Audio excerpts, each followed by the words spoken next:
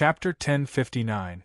As he scrutinized the bronze cross in his hand, Klein was certain that it corresponded to at least a Grade 1 sealed artifact. Apart from purifying effects, this mystical item also possessed demigod-level spells like sun flaring. And if its negative effects were used well, it could resolve many problems. For example, it could help people who had strayed into the beyonder world in hopes of escaping their madness to return to normal. It could also help people who had consumed an extra potion to purge the corresponding beyonder characteristic. This required precise timing. Otherwise, it was easy to cause one's sequence level to drop. Of course, the body and soul that had been transformed by the potion would definitely clash with the essence of an ordinary person. Beyonders who relied on the bronze cross to exit this circle would undoubtedly suffer from repercussions. The exact situation would be different depending on the different pathways, sequences, and individual details. This made Klein sigh. This was the most useful and valuable negative effect he had ever seen. To him, the only problem was that he couldn't carry the bronze cross around for long periods of time, even if it was given to a marionette. It would cause the marionette's beyonder characteristic to purge, causing its level to drop. And after becoming a marionette, there was no way to consume potions to advance because his spirit body was essentially dead. As for marionettes that were ordinary creatures, wearing the cross for long periods of time would cause them to praise the sun and lose control. I can only place it above the gray fog and take it out when I need it. To a bizarro sorcerer, this doesn't affect me too much. After all, I won't perform unprepared. I'll then confirm if it corresponds to an unshadowed. If it does, I'll wait for Little Sun to digest the Priest of Light potion before selling it to him. I believe that the chief of the City of Silver's 6-member council wouldn't be stingy with a sealed artifact of equivalent value in exchange. The Sun pathway is clearly more suitable for the Forsaken Land of the Gods than the other pathways. Klein thought in a good mood as he placed the bronze cross back on the long mottled table. He didn't immediately confirm it. He planned on doing it after returning to 160 Buckland Street. When the time came, he could also use dream divination to figure out the origins of the sealed artifact. Mager Manor was too close to the underground ruins. Perhaps it was within the range of the royal family's angel or even Adam. During the attempt, if he triggered any changes that caused the gray fog's fluctuations, it was possible that his greatest secret would be discovered. Even if this sealed artifact doesn't correspond to an unshadowed, it must belong to the Sun pathway. At most, it would be mixed with other beyonder characteristics. No, it would be rejected. And the symbol of the Church of the Eternal Blazing Sun is a golden sacred emblem. It resembles an abstract sun and has nothing to do with a cross. Yes, after eliminating this possibility, the only ones related to the sun domain are the city silver creator, the ancient sun god, Adam, and Adam. For it to appear in Viscount Stratford's hands, does this mean that the one cooperating with the royal family is the Twilight Hermit Order, and that psychological alchemy is just a cover? Of course, there are too many other possibilities. Perhaps it was gathered by the Augustus family themselves. As a rather famous angel family with a long history in the Fourth Epoch, it's very normal for them to gather certain items of the ancient sun god. If this sealed artifact was really provided by Adam, could it be his arrangements? Against Demonestrisi and her companions who are clearly involved with an evil god, it's very reasonable for Viscount Stratford to choose this cross that's good at purification and give up the other items. When he decided to eliminate Charmaine, he didn't know if she had been corrupted by an evil god. He was afraid that an accident would happen, so he didn't use any direct means of attack. Instead, he wasted time to activate the sealed artifact. It's also very reasonable. Yes, it's indeed very reasonable. I just wonder if there are any signs of it being arranged by someone with this in mind. My 0-08 phobia is acting up again. Right, Miss Magicians and Miss Judgment had discussed Adam in private. It involved the Forsaken Land of the Gods, the Giant King's Court, and the king of angels, this. Even if it was really arranged by Adam, what's the point of him giving this item to mismagicians and misjudgment?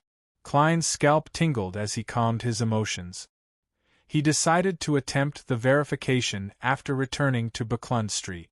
Without any delay, he immediately returned to the real world. As for the items on Kona's Kilgore, he didn't rely on the gray fog's enhancement. Just his divination abilities had allowed him to gain a basic grasp of the exact situation. Apart from the concerto of light and shadow and the emblem that the ascetic leader of the Church of Evernight, Ariana, had taken away, Kona's Kilgore still had two mystical items. One was Rever's Roar of Despair, which Rhodes had mentioned. It stemmed from a failed sacrifice, and it had two uses. One was normal shooting, which was slightly weaker than an air cannon. The other was a machine gun that could fire a large number of bullets in a second or two. These two methods came with a Roar of Despair. It had a certain impact on a demigod at the saint level, but it wasn't too much. Of course, not all demigods could withstand such an attack. For example, Klein himself didn't have a freakish body or defense to withstand it head-on. The other item was called Lucky Grass. It looked very simple, but it was a four-leaf clover that had been made into a protective charm. Its ability allowed the wearer to accumulate a certain chance of success after every failure. The negative effect was to magnify the flaws in the wearer's character. Klein's evaluation of it was that he might as well change it to Mother of Success. These two mystical items didn't have much practical value to Klein, so he continued placing them on his marionette, Kona's Kilgore. And this demigod-level marionette was his greatest gain. A lawyer's keen grasp and use of loopholes in the rules, as well as his guidance and persuasion of his targets.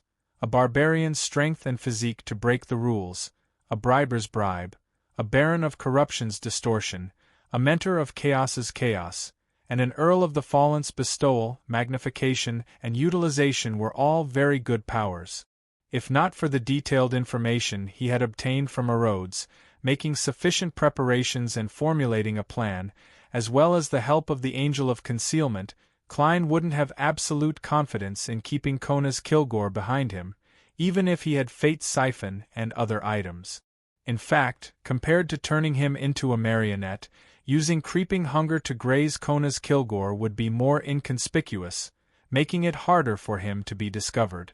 But that way, I'll only be able to use 3 Earl of the Fallen Beyonder powers. As Klein thought, he walked out of the washroom and returned to the lawn where the bonfire banquet was held. On the lawn, Mocht stood in front of the roasting rack, his forehead covered in sweat as he performed East Balham-style roasted meat. Hazel stood a little further away as she watched with sparkling eyes. She no longer had the arrogance she had in the past. Her face even had some black marks from the soot. As for Portland Moment, he held a glass of wine and watched with a smile as the young man, to him, busied himself. From time to time, he would pick up a skewer and take a bite out of it. Upon seeing this scene, Klein suddenly felt calm. On Sunday afternoon, the group of people who had gone to the outskirts of Bakeland returned to Buckland Street. Before dinner, Klein had once again entered the world above the gray fog and picked up the bronze cross. He first confirmed that the cross corresponded to the Sun Pathways sequence for Unshadowed. Furthermore, he had uncreatively named it Unshadowed Crucifix. Following that, he picked up a fountain pen and wrote a new divination statement, the origins of this cross. Klein didn't directly divine if the Unshadowed Crucifix's acquisition had any traces of an arrangement, afraid that it would point to Adam and alert him. He planned on starting with the origins of the sealed artifact to investigate the exact situation. If the previous owner of the Unshadowed Crucifix was Adam, the truth of the matter would undoubtedly lean towards deliberate arrangements. Putting down the fountain pen, Klein looked down at the bronze cross in his hand and exhaled with a heavy expression. "I'm courting death again." He suspected that the Unshadowed Crucifix originated from the City of Silver's creator, the ancient god of the sun. This was a deity more powerful than the ancient gods, like the dragon of imagination. The damage suffered from spying on him was definitely worse than when Klein had divined Roselle's travels. However, things were different now.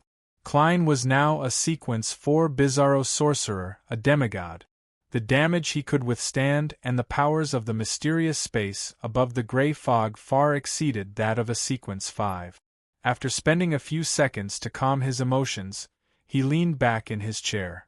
With the unshadowed crucifix in one hand and a piece of paper in the other, he softly repeated the divination statement. Over and over again, Klein used cogitation as a springboard to enter a deep dream. In the blurry world, a grayish-white building appeared. Its original shape couldn't be seen clearly. It was located in a pitch-black environment, as though there were monsters lurking around it. A crack appeared on the grayish-white building's surface, and a pale-skinned palm extended out. A figure walked out. It was a man wearing a black clergyman's robe with a silver cross hanging in front of his chest. The man's hair wasn't long, and it was mainly black. However, the roots had a pale yellow to gold luster. His eyes were pure gold, and his skin was rather fair. His facial features were deep, and his eye sockets were sunken. He looked rather similar to the people of the northern continent. He took 2 steps forward and reached out to grab the ordinary-looking cross. His eyes gradually recovered from their dazed state as the corners of his mouth curled up. He then said in a deep voice, "Let there be light." In an instant, the pitch black surrounding the grayish-white building was pierced through by the bright light, revealing its true appearance. This was a deep valley where one couldn't see the top, and endless light filled every corner. Hence, there was light in the world. The scene flashed and jumped to the next scene. A drop of golden blood that emitted light and heat dripped down and landed on the silver cross. Following the blood upwards, there seemed to be a figure formed from pure light. His face, which couldn't be seen clearly, was facing upwards. There was a corporeal pain and warped expression. His gaze was cast above the gray fog at Klein, who was sitting on the fool's high-backed chair. The deep voice sounded again. Mysteries. Suddenly, Klein's thoughts exploded without any warning. P.S. Klein's various expressions are very obvious, and it's easy to read his thoughts. Wasn't the reason stated clearly earlier? Put down the thick mask and don't disguise yourself unless necessary. Chapter 1060. The boundless gray fog began to boil as the ancient and majestic palace burned everywhere. The blazing flames condensed into a ball, as though a bright white sun had risen in this mysterious space. The howling hurricane overturned the long mottled table and snapped the thick stone pillars, causing half of the palace to collapse. Sitting in the fool's seat, Klein's head was first boiling before many holes appeared. Charred maggots crawled out from the fractured surface. He didn't die. He even calmly extended his right palm and tapped the armrest of the high-backed chair. The mysterious space above the gray fog began to tremble. Layers of power surged out, calming the hurricane and extinguishing the flames, causing the blazing white sun to rapidly dissipate inch by inch. The thick stone pillars stood erect once again, and the long mottled table returned to its original state. The magnificent and holy palace seemed to have never collapsed or been damaged. Klein's head instantly recovered, and the maggots that had drilled out lost their charred black color and returned to being transparent before crawling back. It's indeed stronger than the dragon of imagination, Anquelt. As Klein muttered to himself, his expression couldn't help but warp. He couldn't help but raise his hand to rub his forehead. It hurts. The pain is clearly stronger, as he muttered. He tapped the edge of the long mottled table, causing the mysterious space above the gray fog to tremble again. Amidst the tremors, a pitch-black shadow suddenly appeared on the ground of the palace. The shadow twisted and struggled, but it was eventually swept clean by the gray fog's power, leaving nothing behind. After nearly a minute, Klein finally calmed down and recalled the scene he had just seen. That should be the ancient sun god, the city of silver's creator, Amon and Adam's father from the cross accessory. he wore and the words, "Let there be light." He is most likely the first transmigrator. Perhaps he's a European or American, and he might even have a church background. He uses a language that can stir the powers of nature. It's similar to Jotun, but also different. Furthermore, it's not Elvish, Dragonese, or ancient Hermes. Yes, it's similar to the ancient Faesak of the northern continent and the Deutonese of the southern continent. Even though I haven't grasped this language, I can barely understand what he is saying. This is the language he grasped in that strange grayish-white building? He transmigrated there and inherited a rich inheritance? The second scene is the scene of him being betrayed and being eaten by the three archangel kings of white, wisdom, and wind? For a god who claims to be the creator, the physical pain and distortion would probably only appear in such a state. Yes, the divine blood that she dripped before her death fused with the silver cross, changing the latter's form, making it a sealed artifact of a rather high level. From the looks of it, this unshadowed crucifix has either been obtained by one of the three archangel kings of white, wisdom, and wind, or it has fallen into the hands of Ammon or Adam. To them, this is an important relic of their father. The former possibility isn't too high. The positive and negative effects of this crucifix are very useful. Furthermore, its origins are a secret that has to be concealed. No one would give it to the Augustus family. From the looks of it, it was really arranged by Adam? Why did he naturally and reasonably give the unshadowed crucifix to mismagicians or misjudgment? Through certain observations, he has discovered that the two ladies believe in the fool? This crucifix is for the fool who doesn't belong to this era? He wants to know where his father, who similarly doesn't belong to that era, came from. But the problem is, how does he plan on raising the question, and how does he obtain the answer? That City of Silver creator's level is really very high. He actually sensed my prying across a long period of history. He cast his gaze above the gray fog onto this mysterious space. Furthermore, apart from the destruction on the surface, there's also the corrosion in the dark, producing a strange shadow. He nearly lurked here. Does this mean that after grasping the authority of multiple domains, a deity's level will also undergo a qualitative change? What does this whisper mean by mysterious? Is it referring to me, or the original owner of this mysterious space? Questions flashed through Klein's mind, making him have many guesses, but he was unable to obtain a final answer. Due to his fear of Adam, he felt that it was better for the unshadowed crucifix to be shattered by the City of Silver's god-level sealed artifact and reassembled into a pure beyonder characteristic.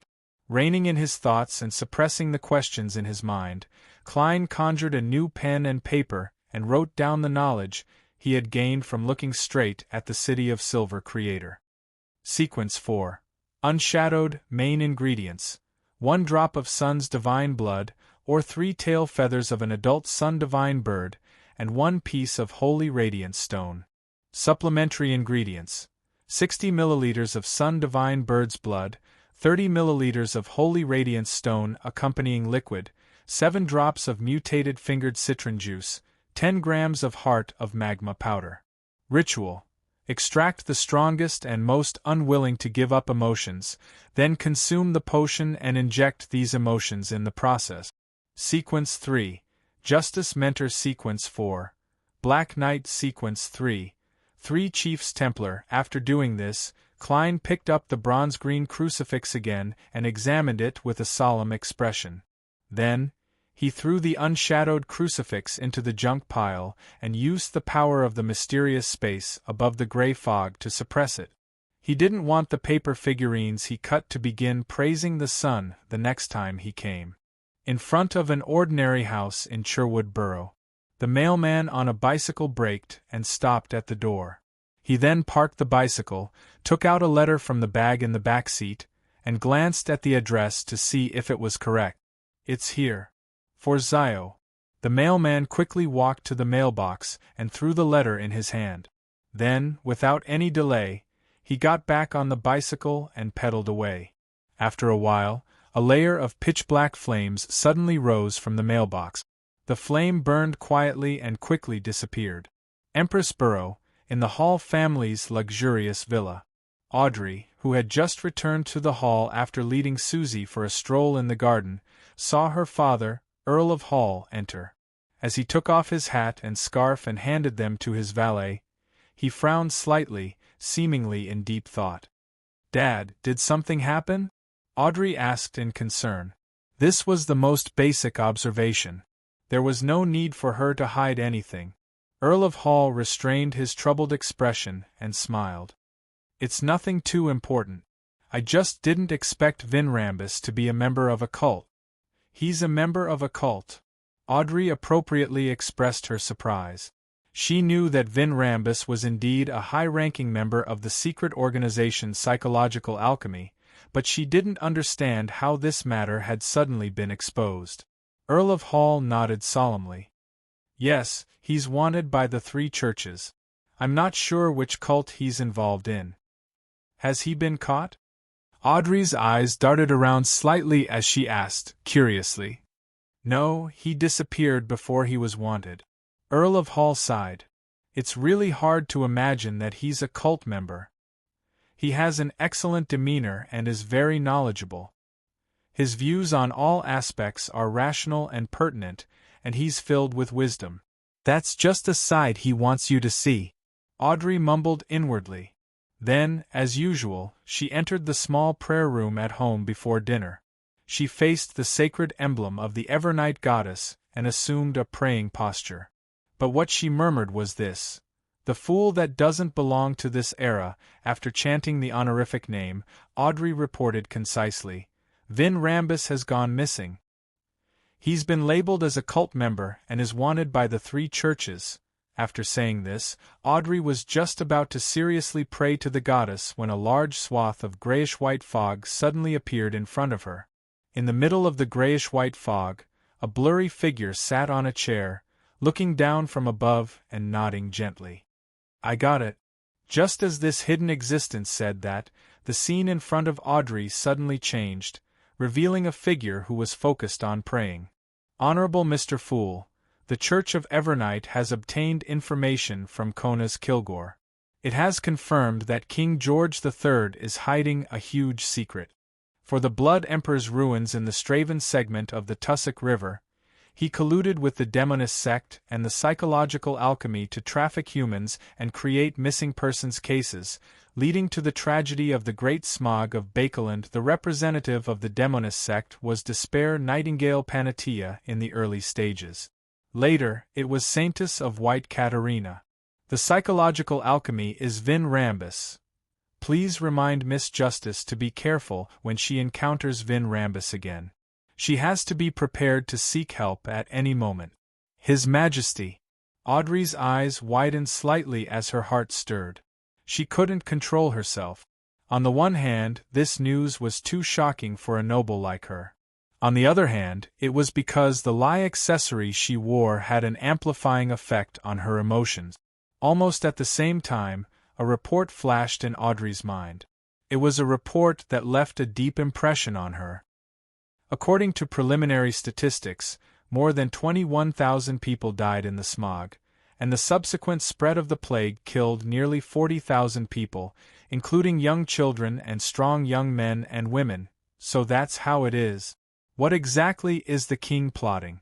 The 3 churches likely haven't obtained any actual evidence. Otherwise, Father wouldn't only be vexed to that extent. Audrey felt an inexplicable sense of anger and sadness. It was as though a certain principle she had adhered to in the past had been mercilessly trampled. It was as though a certain set of values that had been established for a long time had silently collapsed.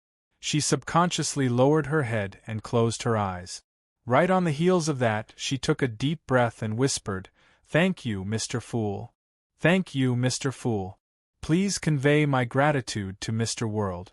After the prayer, Audrey sat in the silent darkness without moving for a long while. Chapter 1061. In a 2-bedroom apartment in Bakeland's East Borough, Furs was holding a fountain pen, and writing on an open piece of paper. This was a letter to her teacher, Dorian Gray Abraham. She told him that due to a certain danger, she had no choice but to move out of her original residence. She also told him not to send her previous letter there again. If she did, she had to change her address as soon as possible. It was best if she even changed her identity. After writing a bunch of words, Furs put down the fountain pen, folded the letter, stuffed it into an envelope, and stuck a stamp on it. Then, she changed into her clothes for going out, took the letter, and left the room. She didn't really want to go out, but this was her new residence. Ignoring all kinds of alcoholic beverages, there wasn't even coffee beans, instant coffee, black tea leaves, the newspapers of the day, the latest magazines, or books. For these, she had no choice but to personally send the letter and go out of Eastborough to do some shopping. As for Zio, she had long gone out. She wanted to send the matter of Viscount Stratford's true loyalty is to the king back to her rented apartment. She wanted to see if she could force Shermaine's overseer to take action. Seriously, the fear after the matter was so intense that I nearly forgot to write to teacher. If I had done it earlier, I could have gotten Zio to send it together. Furs wore a bonnet with a veil draped over it, walked down the slightly dark stairs, and walked all the way to the bottom before walking out of the apartment.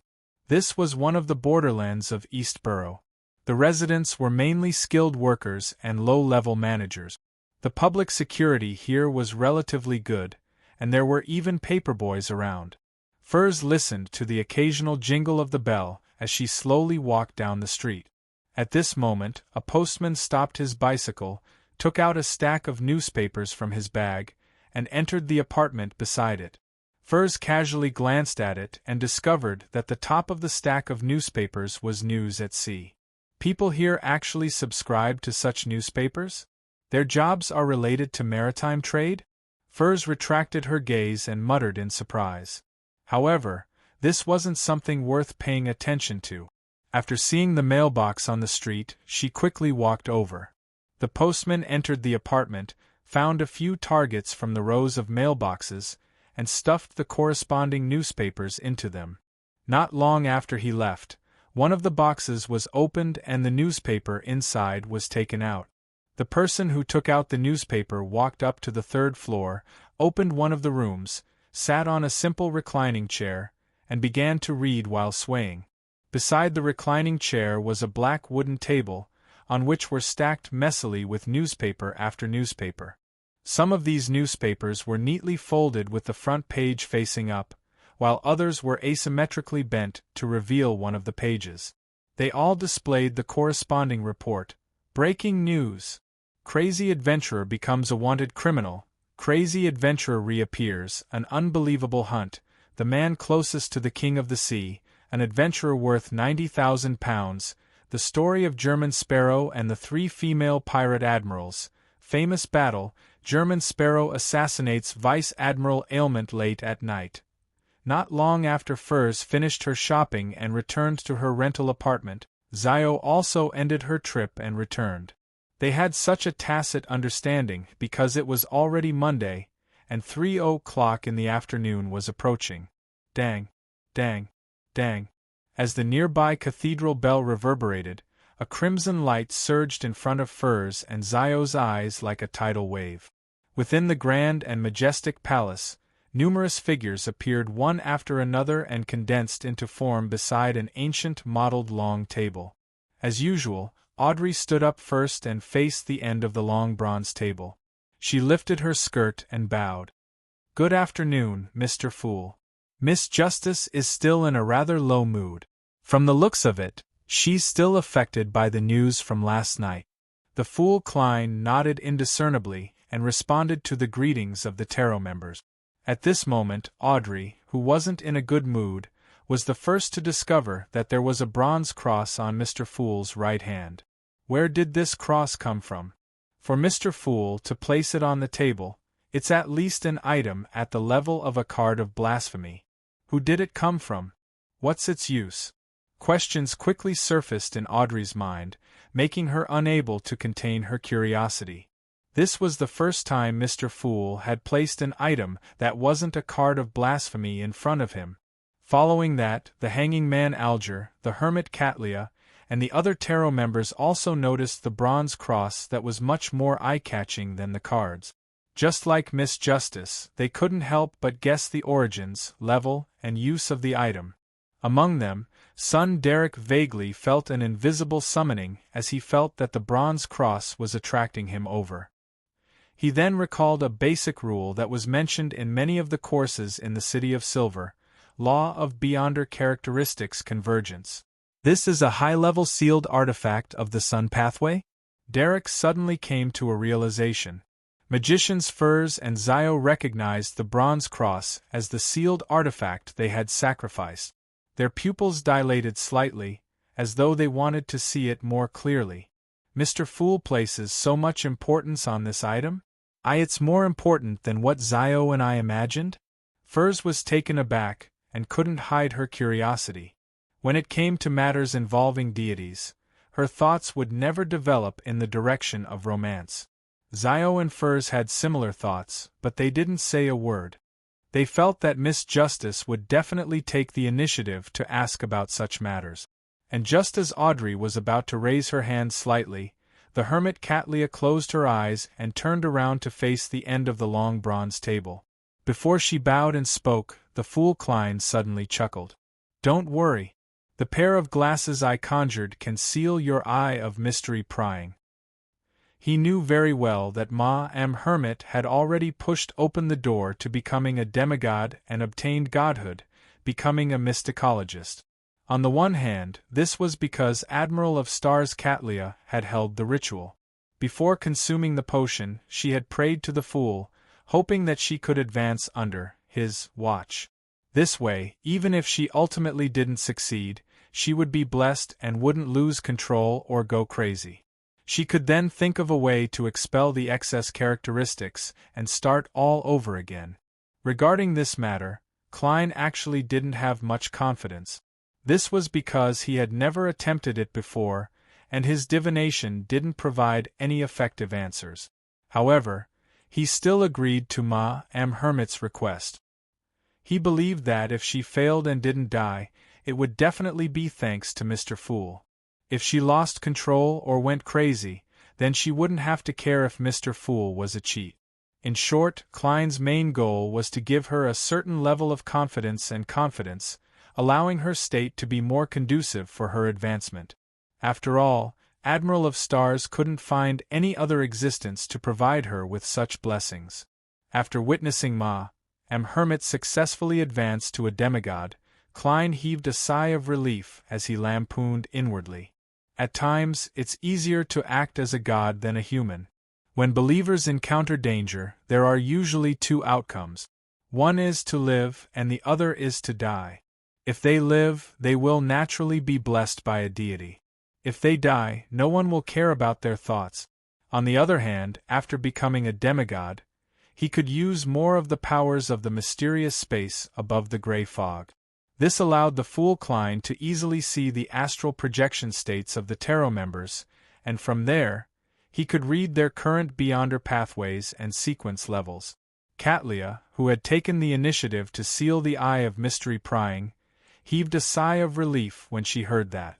She respectfully said, "Honorable Mr. Fool, there's a page of Roselle the Great's diary this time." "There's a page of Roselle the Great's diary? She's done with Queen Mystic? But there aren't any abnormal changes in Bakeland." No one noticed Amon's invasion of Buckland Street or the demigod battle at Mager Manor. The Fool Klein nodded without batting an eyelid. "All right, you can think of a question or request." As he spoke, the hanging man, Alger, Audrey, and company acutely understood a piece of information from the conversation. Hermit had been worried that the glasses she conjured wouldn't be able to seal her eye of mystery prying, and she had never had such a worry in the many gatherings she had before. This means that Hermit's eye of mystery prying has been greatly enhanced. Why would there suddenly be such a huge improvement? As she has advanced to a demigod? Our tarot has a second demigod member? Audrey made the connection to Catlia's purchase of a mythical creature's blood and immediately had a guess. She swept her gaze across the male members opposite her and discovered that Mr. the Hanging Man's sitting posture had subconsciously changed. He was a little defensive, as though he knew that Hermit had become a demigod. Little Son's gaze was still fixed on the bronze cross without any reaction. Mr. Emlyn was a few seconds late as he looked up at Hermit. Mr. Starr was similar to Little Son, but his eyes were a little empty, as though he was waiting for the diary session to end.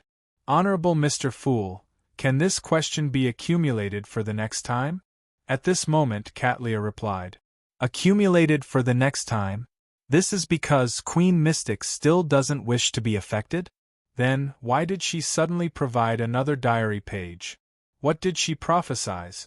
In order to maintain his image as the fool, Klein didn't ask why as he nodded gently. Sure. Catlia didn't say anything else as she conjured the diary page and watched it flash into Mr. Fool's hand. Klein casually scanned it and saw most of the content. July 19th, the night of the blood moon. Mr. Dorr's answer has allowed me to confirm one thing. In that ancient secret organization, the second blasphemy slate I saw wasn't complete. Chapter 1062. According to Mr. Dorr, the main difference between the second blasphemy slate and the first blasphemy slate isn't that the latter has many unique sequence names, but that the former has many more things. It's a secret that the ancient sun god saw in his later years. Alright, as a true god, he doesn't have any so-called later years. It's just that from his birth to his death, that period of time is indeed considered his later years. In other words, the creator of the second blasphemy slate was the ancient sun god? Regarding this question, Mr. Dorr gave an almost affirmative answer. He told me that after the ancient sun god perished, the blasphemy slate was born. Does this mean that this is considered a key relic of the ancient sun god? Then, who was the creator of the first blasphemy slate? The original creator who truly created everything? And what additional knowledge was there on the second slate? Mr. Dorr didn't answer. He only said that this involved too many secrets. It wasn't something that could be explained with just a few words. If he could return to the real world, he would be able to explain it in detail. Would I fall for it? Because of the mention of the blasphemy slate, I recalled two questions that had been troubling me for a long time. What does it mean to conform to the trend of the times? Who sets the trend of the times? Mr. Dorr's reaction was very strange. He laughed for more than 10 seconds before telling me to be careful of the spectator. What's the connection between this and my question? With his reminder, I seriously recalled the contents of the second blasphemy slate and discovered an unusual problem. As a beyonder with a savant background, my memory is something I can be proud of. I won't forget anything I've seen. However, I only remember that the spectator pathways sequence 0 is visionary. I have no impression of its apotheosis ritual at all. I remember the other 21 pathways apotheosis rituals very clearly. Only this one, not only do I not have any impression of it, I even subconsciously neglected it. I probed Mr. Dorr. What's the apotheosis ritual of the spectator pathway? Mr. Dorr laughed again and said in a teasing and leisurely tone, Didn't you just say it? This. The apotheosis ritual of a spectator is to make the development of the times match one's expectations. Then, at the critical juncture, one consumes a potion to advance in the stipulated trend of the times? I think this is the truth. Compared to the era is a part of the original creator, and only when the era develops according to expectations can he draw power from it and be resurrected. This explanation is more direct and intuitive. I knew that among the founders of that ancient secret organization, apart from fanatics, there must be existences who have their own plans. Thinking about it carefully, this is really a terrifying thing.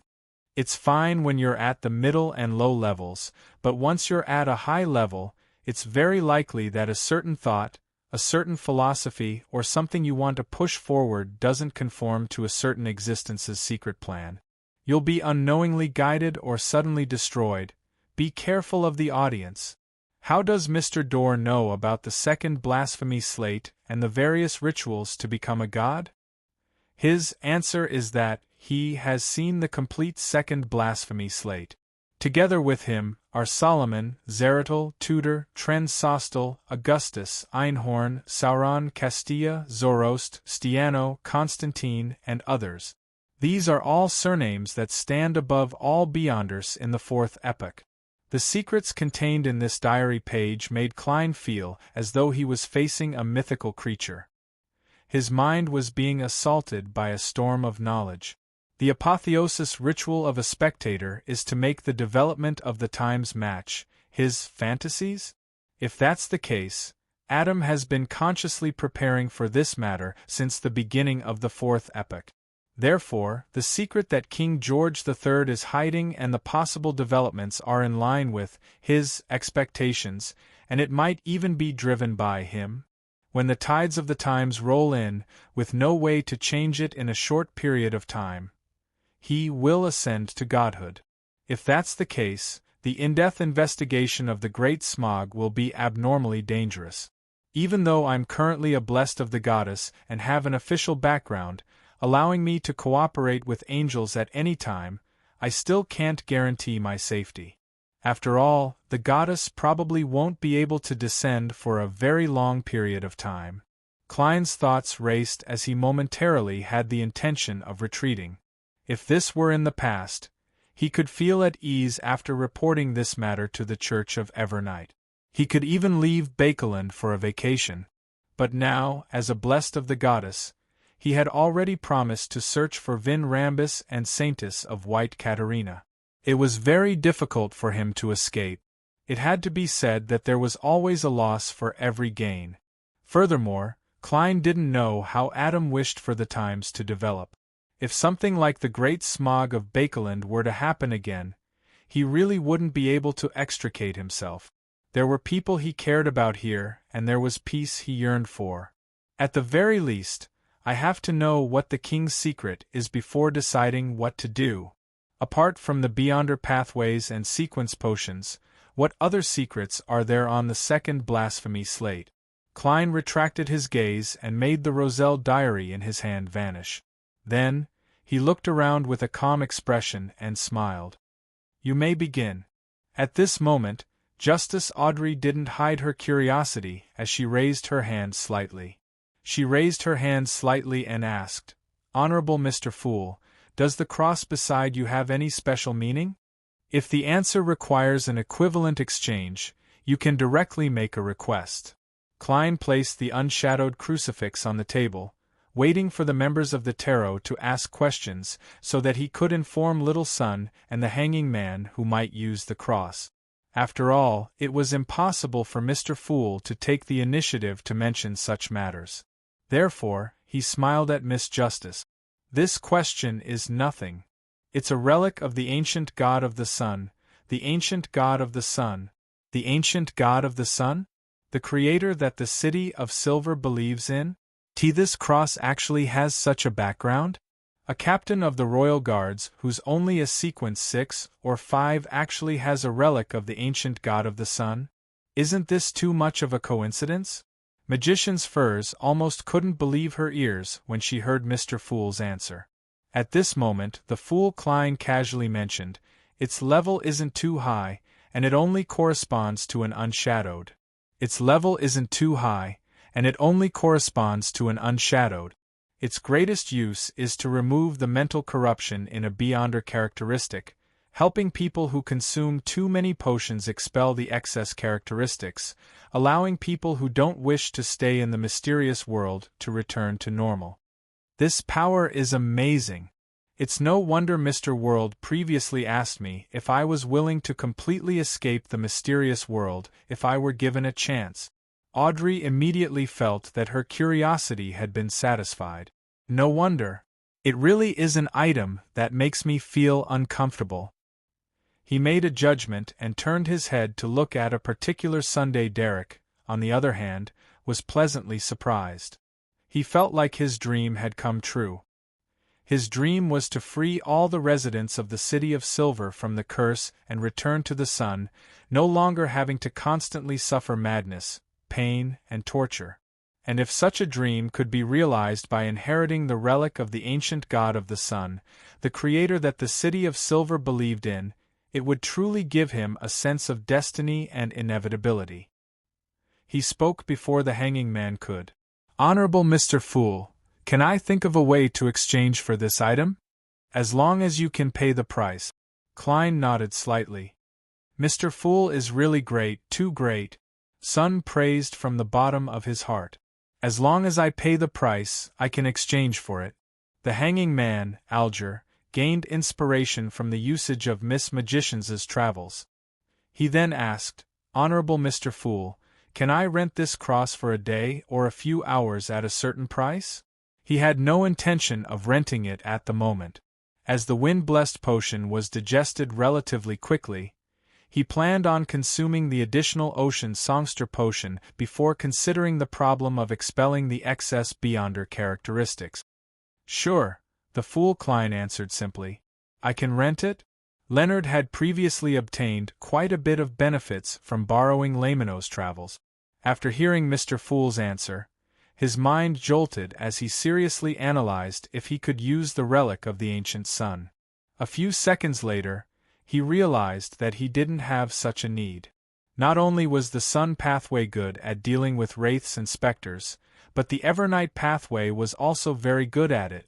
Furthermore, when he returned to Bakelin from Tingen, Leonard had an additional 4 flaring sun charms. He planned on giving half to Klein, who had provided him with information, and the other half for his own use. As for expelling the excess beyonder characteristics and withdrawing from the mysterious world, he had no need for it. He was about to hold a ritual to become a spirit warlock. At this moment, Magician's Furs glanced at Zio, feeling a little regretful. She didn't regret sacrificing the cross to Mr. Fool, but she regretted that she didn't attempt to rely on herself or use Lamino's travels to record the corresponding powers before sacrificing it. Of course, this was mainly because she was rather timid. Without being able to use an astrologer's means to figure out the effects of the cross, she didn't dare to rashly attempt it. "After all, I can still rent it from Mr. Fool in the future." She tried her best to be optimistic. Seeing that no one made any requests, the fool Klein retracted his gaze and gestured for the members of Tarot to begin the transactions and exchanges. In fact, the unshadowed crucifix currently had a potential user, and that was the Fog Sea's strongest hunter, Anderson. After this fellow boarded the Golden Dream, he had undergone all sorts of experiments under Vice Admiral Iceberg's arrangements in an attempt to digest the foreign substance in his body. He had already achieved some results, but he hadn't completely eliminated any latent problems. "I'll get Donna's to ask later." With this in mind, Klein muttered silently. At this moment, Audrey made a request for a transaction. "Ladies and gentlemen, do any of you have the heart of a dream catcher, the crystal of a mind phantom, or the complete brain of an adult mind dragon?" Divine Emperor of the Nine Heavens. Chapter 1063. After hearing Miss Justice's words, son Derek replied rather enthusiastically, "Our City of Silver's warehouse should have the complete brain of an adult mind dragon. Our City of Silver's warehouse should have the complete brain of an adult mind dragon. I'll let you know after I confirm it."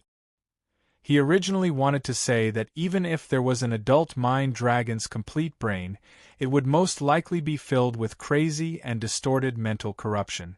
However, after looking at the bronze cross, he felt that it wasn't a problem. "It's that simple?" Audrey's eyes lit up when she heard that. Her depressed mood from last night had turned a lot better. Indeed, compared to the outside world where there are fewer and fewer dragons, the City of Silver, which has been passed down from the second epoch, is more likely to have the corresponding ingredients. It's mainly because they don't have the high-sequence formulas of the spectator pathway. Even if they had the ingredients, they wouldn't be able to use them. Furthermore, they lack an artisan, so there's no way for them to turn beyonder ingredients into the mystical items they need. Sometimes they'd rather just store them like that. Audrey instantly thought of many things as she asked with a faint smile. If there is, what do you need to exchange it for? I haven't thought about it yet. Son Derek immediately felt a little embarrassed as he nearly raised his hand to scratch the back of his head. His biggest goal and main motivation was to exchange for the Creator's relic from Mr. Fool, but he didn't have anything of equal value. If it were in the past, he would definitely be worried, but now, amidst his vexation, he quickly had an idea. I'll try asking the chief. He's definitely very interested in the Creator's relic. Due to this thought, he really didn't know what to get Miss Justice to pay. He planned on figuring out other matters first. Okay, then confirm it first. It's best if you see if there's any adult mind dragon blood. Audrey didn't press further as she nodded slightly. That was the most difficult supplementary ingredient to obtain in the Dreamwalker potion formula. Audrey then looked around, indicating that she had completed the transaction. You don't need to look at me. Although I do have quite a bit of savings, there's nothing I want to buy. It's mainly because teacher hasn't given me the Traveler Potion formula. Among the first 5 sequences of Apprentice, my favorite is Traveler. I've always yearned for the beautiful scenery and delicacies of different places, but I've always been stopped by the long journey, the crowded or simple means of transportation, the inns I don't know if they're clean, or the bulky luggage. When I become a traveler, none of this will be a problem. Magician's Furza's thoughts gradually wandered as she fantasized about her future life. Zio pondered for a moment. Everyone, help me keep an eye out for the Arbiter Pathways Sequence 6 Judge and Sequence 5 Disciplinary Paladin Potion formulas. She had a chance of obtaining the Judge formula from MI9's liaison, but she believed that Viscount Stratford's death would definitely cause a storm in Bakeland. When that happened, many things might change. Therefore, she planned on making additional preparations on the tarot. After all, she was only asking everyone to keep an eye out for it and not gather it. Furthermore, Sequence 6 and Sequence 5 were definitely considered mid-level in MI9.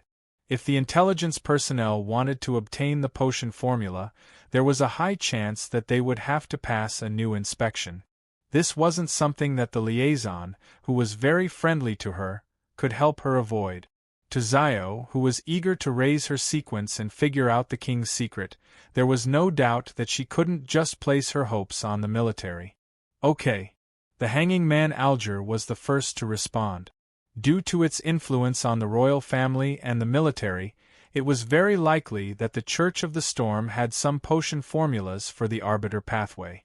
Of course, this wasn't something a Sequence 6 captain in charge of acting as a pirate would know. Only when the hanging man became a Sequence 5 and was summoned back to the church or assigned to more important matters would he have a chance to come into contact with it. Immediately following that, the hermit Catlia said, "That's right. As the Arbiter Pathways potion formula is strictly controlled by the royal families and military of Rouen and Fainapotter, it rarely appears in the outside world. However, I can try to help you obtain it, but I can't guarantee success. Also, if you need it, I can provide a mystical item of the Judge pathway. It will be the corresponding main ingredient after it is shattered and reassembled." When the words, shattered and reassembled, were mentioned, Catlia subconsciously wanted to turn her body, indicating to misjudgment that she could seek Mr. Fool's help, but she ultimately controlled herself. As for the method to obtain the potion formula, it was actually very simple. It was to take the initiative to listen to the hidden sage's ravings and accept the knowledge him imbued into her. After reaching Sequence 4 and becoming a demigod, her tolerance had undergone a qualitative change. However, the hidden sage wasn't an existence without intelligence. He might very well add some negative influences to his ravings and knowledge. He might even descend through space and corrupt the listener. Therefore, such matters were still dangerous.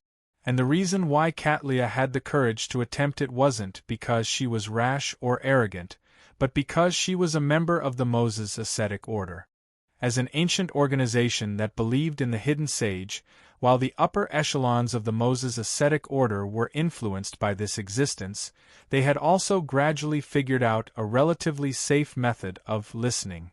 Similarly, the hidden sage's malice towards the members of the Moses Ascetic Order wasn't exaggerated. He rarely took the initiative to harm them. Most of the time, he simply imbued them with knowledge and made them pursue believers. To Cattleya, as long as she controlled the frequency and number of times, she could obtain knowledge from the hidden sage in a relatively safe manner. She suspected that the influence and corruption that came with it could be easily and naturally removed every time she participated in a tarot gathering and entered the world above the gray fog. The only problem was that she couldn't control what knowledge she obtained each time. It all depended on the hidden sage's mood and thoughts at the time. In a sense, this was a passive and irresistible secret deed ritual. And the mystical item of the judge pathway that Cattleya was willing to provide came from the Fog Sea's strongest hunter, Anderson. It was a button. After becoming a demigod, some of the items she had were of little use. One of them was this button. After hearing her words, Zio didn't hesitate to agree. "All right, I'll consider buying the judge potion formula when I obtain it. I hope that by then, I'll have advanced to another sequence. The power above the gray fog that I can wield will no longer be close to the level of an angel, but at the level of an angel. Only then will I be able to shatter items and reassemble the characteristic. Otherwise, I'll have to trouble Ma, Amariana or Will Osepton. Yes, if Mr. Azik wakes up, things will be much simpler. I wonder if the unshadowed crucifix can make an item's beyonder characteristic seep out. It doesn't seem possible. It will repel those items and prevent them from approaching. Removing this limitation, in theory, it should be possible. I'll then try to use the gray fog's powers to force the unshadowed crucifix to be placed next to other mystical items." Klein, who was listening to the tarot members' conversation, thought in thought. After discussing Misjudgment's matter, the other members didn't seem to have any need for a transaction. Leonard had already made up for his shortcomings in mystical items. The hanging man Alger was working hard to legalize his strength. Son Derek was only thinking about the Creator's relic. As for Emlyn and Cattleya, they had just advanced not long ago, so they didn't have anything they wanted for the time being. Among them, Cattleya had the intention of renting the crucifix to see if it could remove the remnant corruption in Artisan Charv's body. However, the Roselle diary she had gathered came from Queen Mystic. She needed to exchange for answers, so she wasn't able to produce anything that Mr. Fool would be interested in, she believed. After that, I'll try to gather the diary of other emperors at sea. As Cattleya secretly made a decision, Emlyn thought for a moment and looked at the magicians. I might need to rent that travel notebook in the next 2 weeks. No problem. Magician's Furs had originally planned on spending money to get Mr. Moon to add abyss shackles and other beyonder powers to the spellbook. Now, she was naturally very willing. This meant that not only did she not need to spend money, but she could also receive a sum of money. With this in mind, she couldn't help but add, "Try not to record a full moon." If Lamino's travels was mostly filled with the effects of a full moon, she would be very troubled. When Emlyn nodded in agreement, the hanging man Alger interjected as though he was in thought. "The Sanguine's hunt of the important members of Rose School is about to begin?" "Yes." Emlyn didn't hide anything. "Once the plan is finalized, I'll get everyone's help in providing suggestions." "No problem." The first person to answer him wasn't the hanging man, but the silent German sparrow of the world, who was sitting at the bottom of the long bronze table. "He has a certain level of interest in this?" It wasn't only Emlyn. No matter how slow-witted the other members were, they had such a realization. With the hanging man, the hermit, and Justice agreeing to help Mr. Moon with the Sanguine's plans, the tarot transaction came to an end, and it was time for the exchange. The World German Sparrow sat up slightly and looked at Leonard. "Help me ask if that person has seen the second blasphemy slate." Blasphemy slate? Audrey and the other members instantly grasped this unusual term. Following that, shocked thoughts flashed through their minds. The second blasphemy slate? Mr. Starr isn't as simple as he seems. Someone he knows has actually seen one of the most important items in myths and legends. Apart from being a member of the church and an official Beyonder, he has other secrets. It's no wonder he can join the tarot. Leonard was also shocked. He never expected Klein to make such a request. After a few seconds of silence, he exhaled. "All right." Chapter 1064. After answering, Leonard came to a realization and grasped the hidden message in Klein's request. Does he mean that old man has once seen something like the blasphemy slate? Without giving Leonard a chance to think further, World German Sparrow surveyed the area and mentioned something else. The Church of Evernight obtained information from MI9's deputy director, Conas Kilgore, confirming that King George III of Rouen is hiding a particular secret. He secretly sent people to excavate the Blood Emperor's ruins and colluded with the Demonist sect and the psychological alchemy. Klein controlled the dummy and described in more detail what he had previously told Miss Justice. At the end, he even added two sentences. The three churches don't seem to have found enough evidence. With Vin Rambise's disappearance, the matter seems to have calmed down on the surface. There's some reason to suspect that there might be traitors among the upper echelons of the three churches.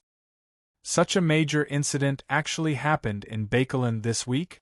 Klein seems to have obtained information from the church. Why don't I know anything about it? As he listened, Leonard looked at World German Sparrow with an odd expression. He was momentarily in a daze, unsure who was the red glove of the Church of Evernight, the person who was about to be groomed by the upper echelons. Looking back, he had vaguely grasped something, but he was unable to truly grasp the inspiration to form an idea.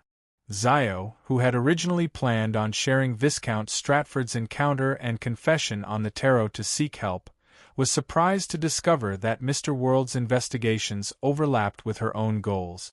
"If I had known this would happen, I would have sought Mr. World's help when I followed Viscount Stratford to the warehouse in the dock area. That way, I might have been able to bypass the restrictions and obtain more clues." Zio looked around and deliberated over her words, preparing to speak. At this moment, the hanging man Alger was shocked. He recalled the few tarot incidents 3 to 4 months ago, before the Star and Judgment had joined. Back then, World German Sparrow had sought the help of the tarot members to pay attention to Conas Kilgore's information and testify that Vin Rambis was the mastermind behind Quarren's suicide. Indeed, a simple case like Quarren's suicide wouldn't make the world put so much effort into it. The people he's investigating might very well involve secrets that affect the world situation. Also, there might be traitors in the upper echelons of the three churches? Which cardinal or high-ranking deacon would this point to? Alger sensed the turbulence of the undercurrents and smelled an opportunity. Normally speaking, as a member of the Church of the Storm who wasn't highly regarded, a Beyonder who acted as a pirate for a long period of time, the best outcome for him was to become a Sequence 5 ocean songster and return to the church to be a deputy to the upper echelons of the mandated punishers. It was almost impossible for him to wield a holy artifact and become a demigod. Only when the situation changed and things happened frequently would he be able to rely on the tarot to show sufficient talent and make great contributions, allowing him to be treated as a target for nurturing. Similarly, Catlia seemed to be able to see the dark clouds gathering in Bakeland as the winds gathered momentum. She vaguely understood why the Queen had stayed there for the past half a year. Emlyn frowned, once again feeling that Bakeland was no longer a suitable place for the Sanguine. "I can only hope that this doesn't spoil the hunt for the important members of Rose School. Also, it's best if Father and I aren't as busy as last year's Great Smog." Emlyn thought back to the past as his frown deepened. From the corner of his eye, he glanced at Sun beside him and discovered that the youth was sitting upright, but his eyes were rather blank. He couldn't help but scoff inwardly. "I'll take note of Vin Rambise's whereabouts." Audrey broke the brief silence and took the initiative to speak. Zio also looked at the world, German Sparrow, and said, "I'm investigating something that also involves the king's secret. I'm investigating a matter that involves the king's secret. If you need my cooperation, please don't hesitate to do so." Having said that, she briefly mentioned the problem regarding Shermane's monitor. "All right." Klein knew that it was Demonis Trissi. He made the fake world nod and chuckle hoarsely. Be it taking note of Vin Rambise's whereabouts or investigating the king's secret, you have to take note of the many coincidences around you. If there are, please inform me immediately. He didn't directly mention the Twilight Hermit Order and Adam, worried that Miss Justice and the others wouldn't be able to help themselves from overthinking things in private. It was inevitable that they would be overly nervous, thus exposing a problem and attracting attention. Too many coincidences. Magician's Furs and the other tarot members repeated this phrase inwardly, each having their own guesses. After about 10 seconds of silence, Sun said, "After a period of adjustment and preparation, I'll follow the exploration team to the afternoon town camp. After a period of adjustment and preparation, I will follow the exploration team to the afternoon town camp. This time, we might try to enter the giant king's court." To Audrey and company, this wasn't something too unexpected. They had long known that after Sun advanced to Sequence 5, there was a high chance that the City of Silver would carry out such an operation. Therefore, at this moment, they weren't surprised or stunned. Instead, they had the feeling that they had been waiting for a long time. It was as though the curtains to an ancient myth were slowly being lifted in front of them, presenting the truth. The hanging man Alger thought for a moment and vaguely reminded him, "When the time comes, listen to your chief's arrangements and try your best to pray to Mr. Fool. If you encounter any problems, you can request for a small-scale discussion like the moon." All right, Mr. the Hanging Man, Sun didn't find it difficult. This was something he usually did or wanted to do. After discussing this matter, the hanging man Alger turned to the end of the long bronze table and bowed piously. After discussing this matter, Alger turned to face the end of the long bronze table and bowed piously. After discussing this matter, the hanging man Alger turned to the end of the long bronze table and bowed piously. "Honorable Mr. Fool, I have an answer to the matter you previously asked me to investigate." Under the puzzled and curious gazes of the members, he continued, "There were a total of 5 colonels from the Fasak Empire who participated in the Konatop Sea battle in 1338. 2 of them died in that battle, and one of them was discharged due to old age. He died 2 years ago due to excessive drinking. One of them was promoted to Brigadier General and transferred to the Royal Naval Academy, becoming the Deputy Dean. The other has already become a Rear Admiral, and he's currently the commander of the 2nd Squadron of the Fasak Conquest Fleet." Just as he said that, Alger applied for the authority and conjured a piece of paper filled with detailed information. The fool Klein made it flash into his palm and quickly scanned through it. He got the hanging man to investigate the Fasak colonels who participated in the Konatop Sea battle in 1338, mainly to find the original owner of Creeping Hunger. That naval officer had captured the second mate of the Enmat, Andy Hayden, and grazed him. He was one of the absolute victors, so it was impossible for him to have died on the spot. And the subsequent discovery and encounter with the hanging man on the primitive island made Klein suspect that the person who gave Zillings the glove was the Twilight Hermit Order. Be it an official member or a peripheral member, it's unlikely for them to die so easily. Furthermore, they died from excessive drinking. Of course, I can't eliminate the possibility of them being silenced.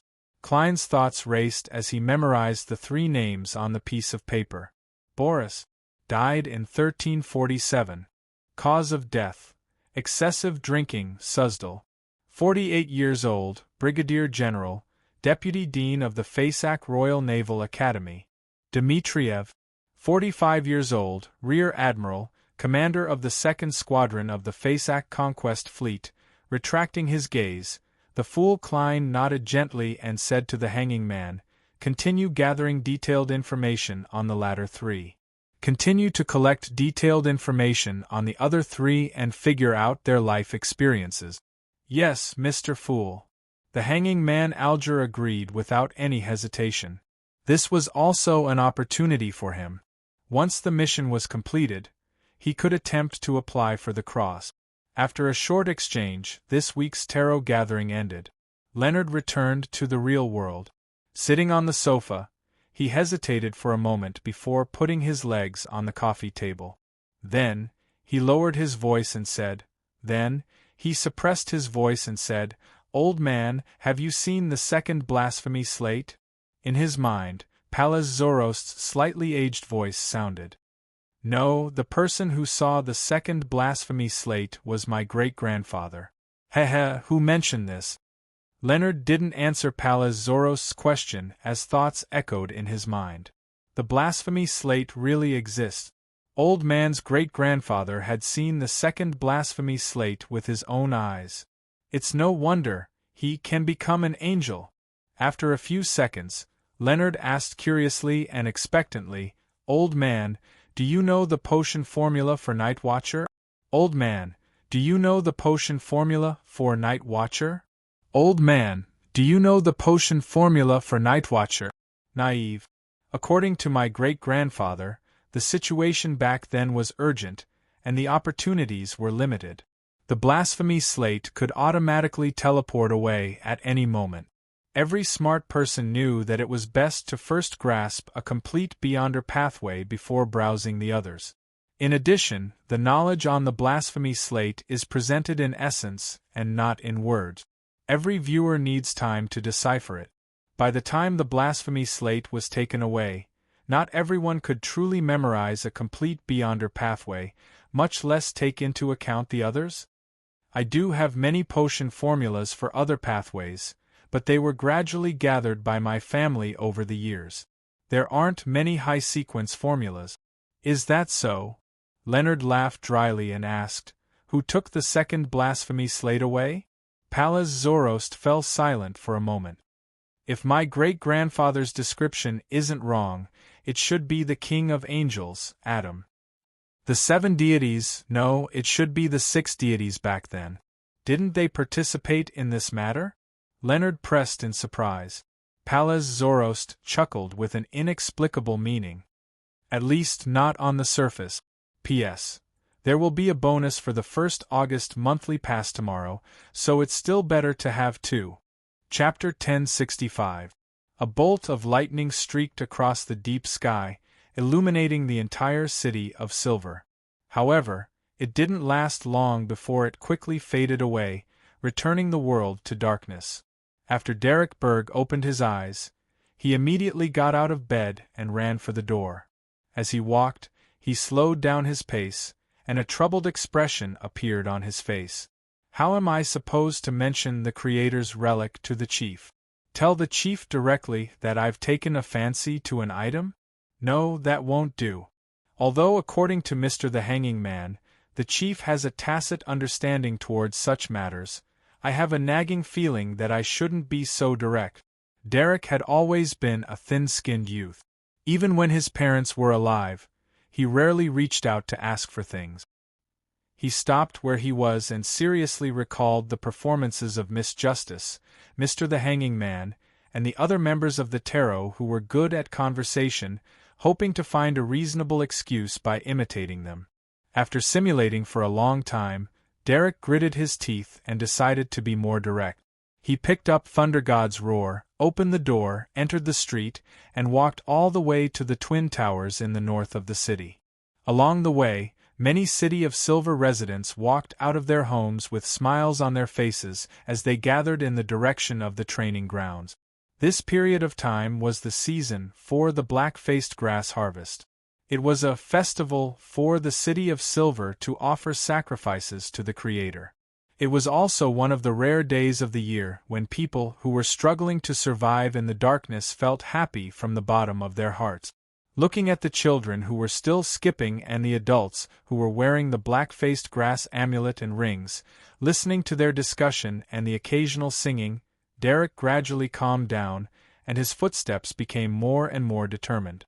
After arriving at the spire in the middle of the Twin Towers, he was notified and met Colin Iliad, the chief of the 6-member council, in a room at the top of the spire.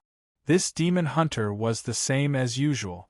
His white hair was rather messy and unkempt. The wrinkles on his face were rather heavy, and there were old scars that were either deep or twisted. His light blue eyes were deep and experienced, as though they could see through one's heart. When Derek was done bowing, he nodded. "How's your mastery of the Priest of Light potion?"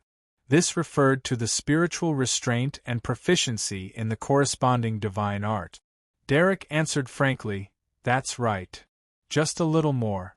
"Well, there's no need to rush. The other members of the exploration team are not ready yet. They still need some time, just like Lovia.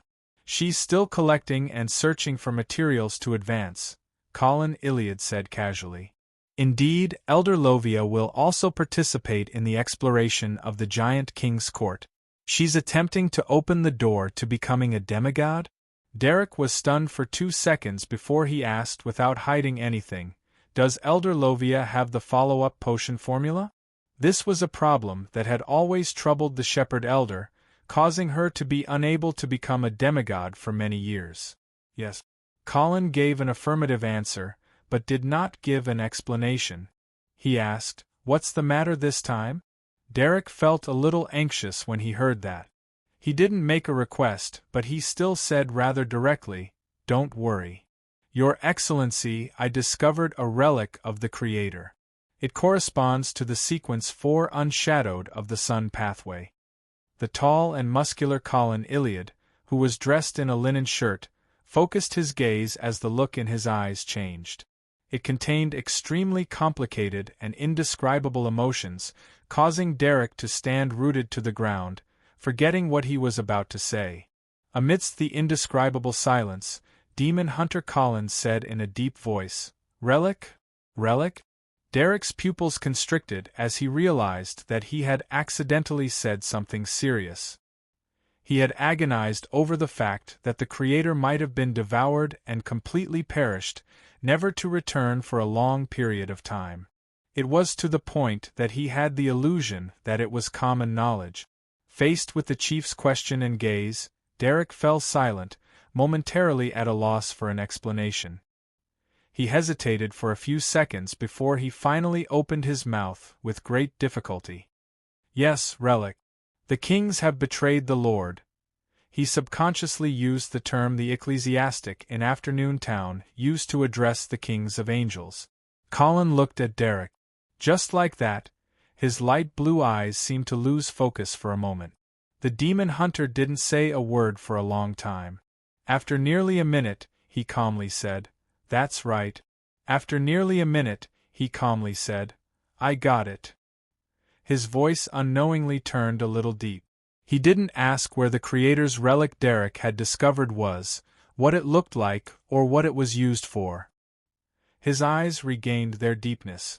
He didn't continue the topic just now, but changed the topic. Instead, he said, "You've already become a Sequence 5. You have the right to know what kind of saint-level sealed artifacts the City of Silver has. Once you can reign in your spirituality, and completely grasp the theurgical spells, I'll give you the corresponding information and lead you to the place where they are sealed. If you can be compatible with a particular saint-level sealed artifact and reduce its negative effects, then you can wield it." The compatibility here referred to Derek's psyche being sufficiently similar to the remnant psyche mark of a high-sequence beyonder in the sealed artifact, allowing him to reduce the terrifying negative effects through a certain degree of deception. In the City of Silver, there was no lack of commonly used beyonder characteristics and ingredient. Furthermore, everyone had grasped the acting method. The main thing that prevented them from advancing was the difficulty of fulfilling the ritual's conditions. Sometimes, not having a potion formula didn't stop them from advancing from sequence 8 to sequence 7, or from sequence 7 to sequence 6. As long as they advanced through the correct method of consuming a potion and had completely digested it, they could attempt to directly consume a Beyonder characteristic to advance if they were willing to take the risk. The chances of success weren't too low. And from sequence 6 to sequence 5, without the aid of a ritual, the chances of success were extremely low. Therefore, in the City of Silver, there were many sequence SIXS, and sequence 5s became rare. They were a class that was highly valued. Why did the chief suddenly mention this? Does he mean that I can use a saint-level sealed artifact to exchange for the Creator's relic? I haven't expressed my intentions in this regard. Yes, I'll first sacrifice the information to Mr. Fool and see which one can please him. Derek was stunned for a few seconds before he came to a realization and nodded solemnly. Yes, Your Excellency. He didn't say anything else as he bade farewell and prepared to participate in the harvest festival. Demon Hunter Colin watched his back disappear through the door before he slowly walked to the window and cast his gaze at the altar near the training ground. There were already many people gathered there. They were surrounding the Creator's altar, either using ancient dances to please the deities, or opening their throats to sing praises of the great existence. They had obvious smiles on their faces, and their eyes were filled with longing and anticipation. It was as though the Creator would return in a few more years, and all their suffering would end. Such expectations had been shattered time and time again in the past 2,000 to 3,000 years, but they would rise again and again, supporting people's hearts to resist the despair and repression. Colin Iliad stood by the window, watching intently and seriously. Bakeland, Buckland Street. After returning to the real world from above the grey fog, Klein felt a little heavy. The diary page from Roselle the Great had allowed him to pry into the secret of a spectator. He understood how dangerous it was to continue investigating the king. Even with the Church of Evernight backing him and the goddess's blessings, it wasn't that safe. It's mainly because the goddess is digesting the uniqueness of the death pathway. She won't be able to descend for a very long period of time. I hope that the Lord of Storms and the God of Steam and Machinery can respond in time. No matter what, with Ma and Mariana, Will Septon, and Pallas Zorost, even if I face a king of angels, it's not certain death. Even if I die, they still have a chance to snatch my corpse back. The longer I hold on, the higher the chances of me surviving. Klein used a self-deprecating method to relieve his stress. Previously, above the grey fog, he had already decided on the focus of his investigations.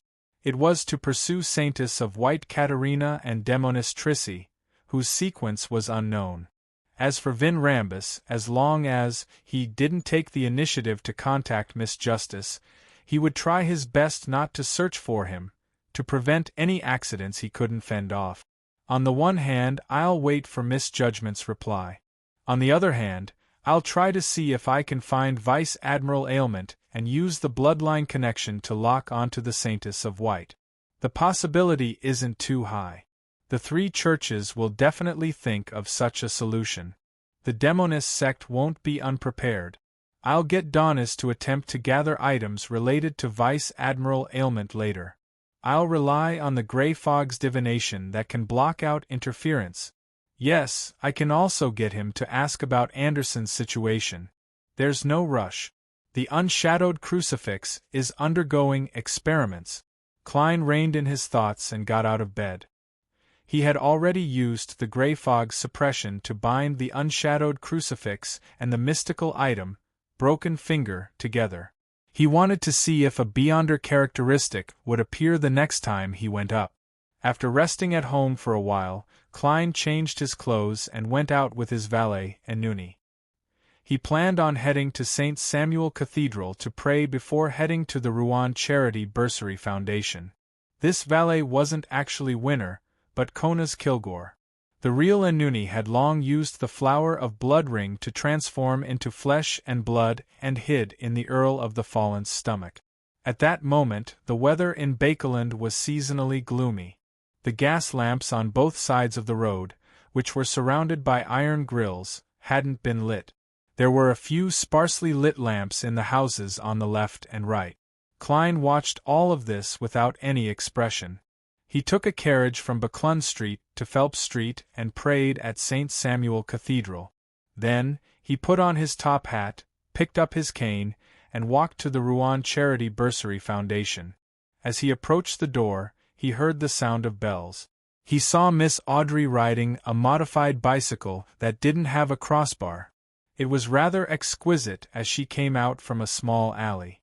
She was wearing a plain white dress and a pair of black leather shoes. Her blonde hair was tied up in a simple bun, and her blue eyes were focused on the road.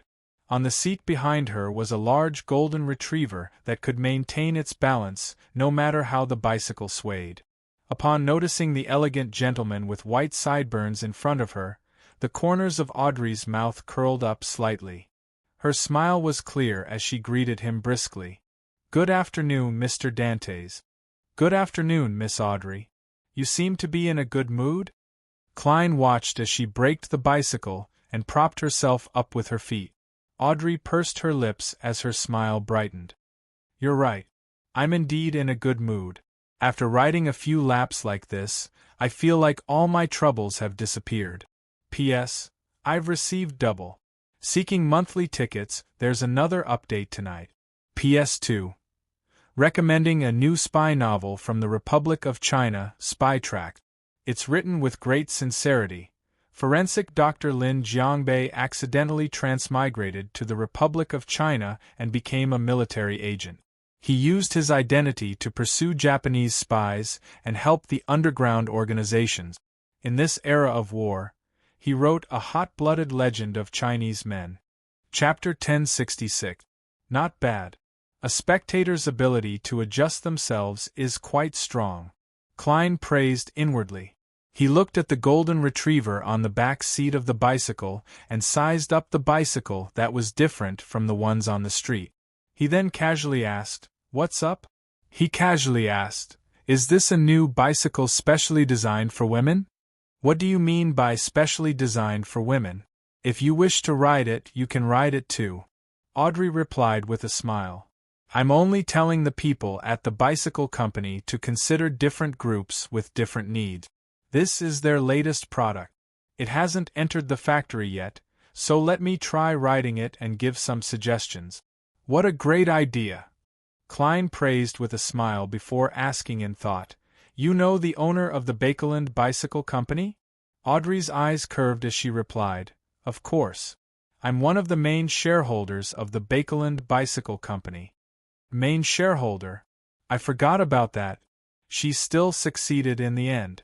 Klein seemed to understand something as the corners of his mouth curled up slightly. He shook his head in a self-deprecating manner. "So that's how it is. My imagination is still lacking. How was it? How did it feel after the test ride?" Audrey held the bicycle's head as her eyes darted around. As she recalled, she said, "It's great. It's very suitable for women." "Honorable lady, that's not what you said just now."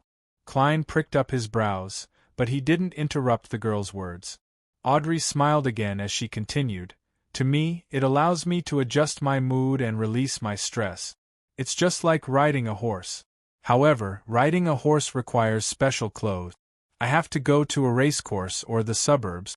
It's impossible to let a horse gallop at home or on the street. It lacks the necessary feeling. However, a bicycle doesn't have such a problem. I can even go to alleys that aren't accessible by horse carriages. It allows me to see different scenery.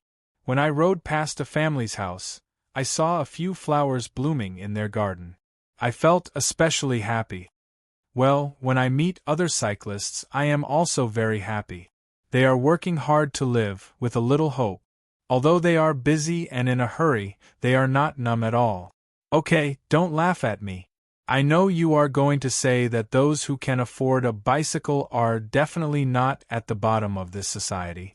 I am just happy for them. I hope that one day, I can ride my bike through every street in Bakeland. Klein listened quietly, his mood improving bit by bit. With Miss Justice's description, the scene seemed to appear before his eyes, and this was a negligible change he had brought to this world. He laughed and said, "No, I have no intention of refuting. This sounds interesting. This is what I hope to see in Bakeland. The more the merrier. I used to have some doubts about certain things, but now it seems to have lessened a lot." Having said that, he pointed at 22, Phelps Street, the door of the Rouen Charity Bursary Foundation. "Let's go in. It looks like it's going to rain soon." "All right, I'll park the bike." Audrey got off the bicycle and pushed it and the golden retriever towards the back door. There was a specially designated parking spot for bicycles. It was located inside the house, and it wasn't afraid of the rain. In organizations like the Rouen Charity Bursary Foundation, more and more staff members who needed to head out often rode bicycles. Of course, no one dared to rely on such a means of transportation to enter Eastborough. There, everything could be stolen. Just as they were approaching the back door, the golden retriever, Susie, jumped off the bicycle and looked back at the spot from before. She said in puzzlement, "Audrey, that Mr. Dantes's tone is a little complicated when he heard that you are one of the major shareholders of the bicycle company, but I can't decipher what he really means." Audrey pursed her lips and chuckled. "I previously heard that Mr. Dantes was one of the people who competed with Hibbert for the bicycle company's shares." "I understand." Susie revealed a bright smile, happy that her observation was accurate. Inside the Rouen Charity Bursary Foundation, Klein waited for Miss Audrey to return with her Beyonder dog companion before heading to the second floor with them. At this moment, a staff member came forward and said to Audrey, "Miss Director, Principal Portland Moment of Bakeland University is waiting for you in the reception room." "Miss Director, Chancellor Portland Moment of Bakeland University of Technology is waiting for you in the reception room." The staff member first greeted Director Don Dantes before answering, "Why is Principal Moment here?" The staff member first greeted Director Don Dantes before answering, "He didn't say." "He didn't say." Before the staff member could finish his sentence, the tall, rosy-cheeked Portland Moment walked out of the reception room as he combed his white hair. He pressed his hand to his chest and bowed. "Honorable Miss Audrey, please forgive my abrupt visit." In Rouen, after getting to know each other, one would address a noble lady by her surname and address a lady by her first name. "It's my honor," Audrey replied politely. Portland Moment was a principal who was more focused on academic. Without any flattery or small talk, he directly said with a smile, "It's like this. I wish to add a mechanical laboratory to the technical university. The goal is to invent and promote all kinds of machinery that are beneficial to industry and life. I wonder if you're interested in donating or investing." "Heh, Dawn, how about it? Do you have any thoughts of cooperation?" "Don't worry, I'll definitely get a grant from the Higher Education Commission. It's a good idea, but Bakeland and the entire kingdom might fall into a maelstrom." After hearing Principal Moment's words, Klein was momentarily dazed. Audrey nodded slightly and said with a smile, "It sounds interesting, but I need to see more information." "It sounds interesting, but I need to see more information. This is my responsibility to myself and to all of you." "I have the same thoughts," Klein said. Portland Moment laughed heartily and said, "No problem. I'll organize some things for you when I get back." Fog C. on the Golden Dream.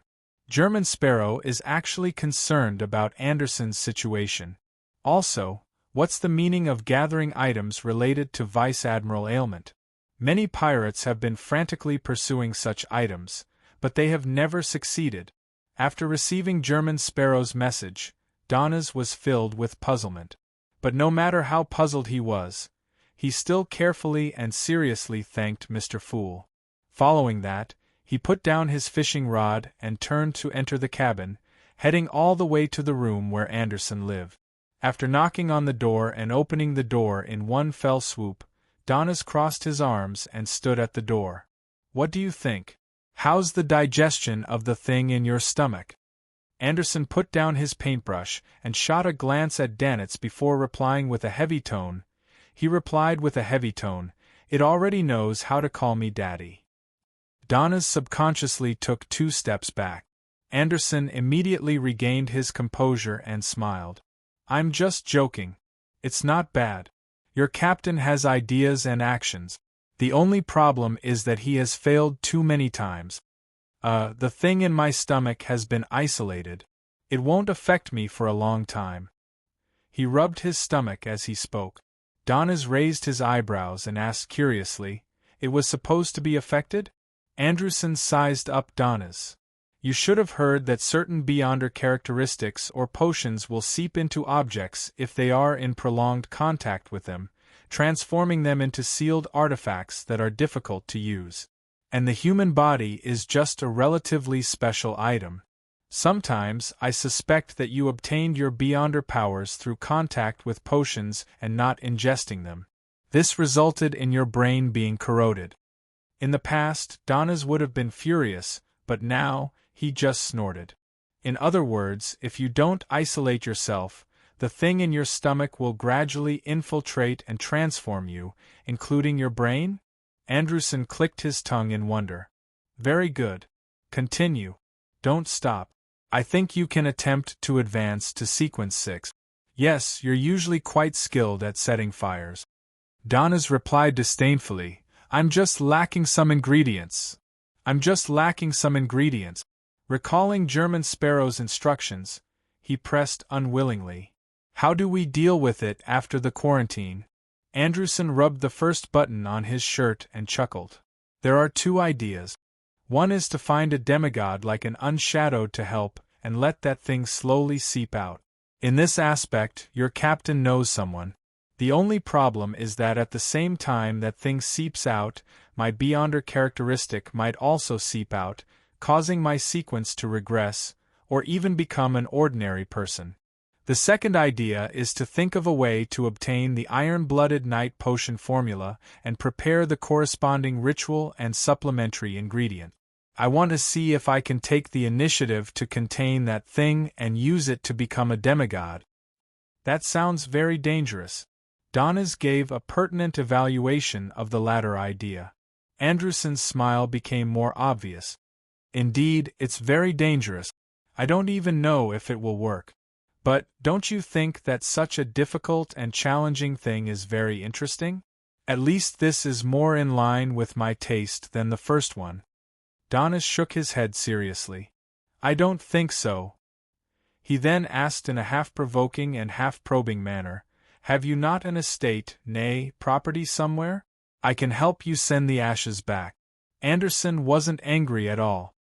He nodded solemnly. "When the time comes, you can consider eating my ashes directly." Why isn't this fellow provoked at all? The corners of Donna's mouth twitched as he decided to give up. He would find the captain and ask how he could obtain items related to Vice Admiral Ailment. Late at night, at 160 Buckland Street, Klein was just about to sleep when he saw Miss Messenger walk out of the void with 4 blonde, red-eyed heads in her hands. One of them was biting a thin letter that had been stuffed into an envelope. "Who sent it?" Klein asked out of habit and reached out to take it. Rionette Tinker's 4 heads opened their mouths one after another. "I don't like nicknames of Sharon. P.S. The first monthly ticket in August will be updated. Seeking monthly tickets during the double period." Chapter 1067. Sharon, who doesn't like nicknames. How did she know? She's communicated with Miss Sharon before? Upon hearing Rionette Tinker's answer, Klein was first taken aback before questions surfaced in his mind.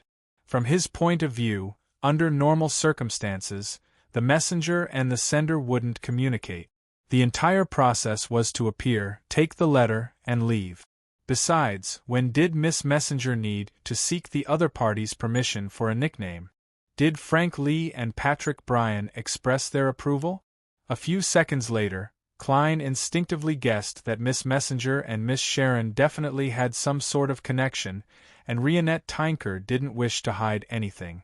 Reining in his thoughts, Klein tore open the envelope, unfolded the letter, and quickly scanned the contents. "There's something I wish to receive your help with. I'll discuss the details with the brave. Compared to before, Miss Sharon isn't as stingy with her words. She's slightly better. Is this a change from advancing to a demigod?" Klein thought for a moment before walking to his desk. He picked up a fountain pen and wrote on the letter, "When do you wish to meet?"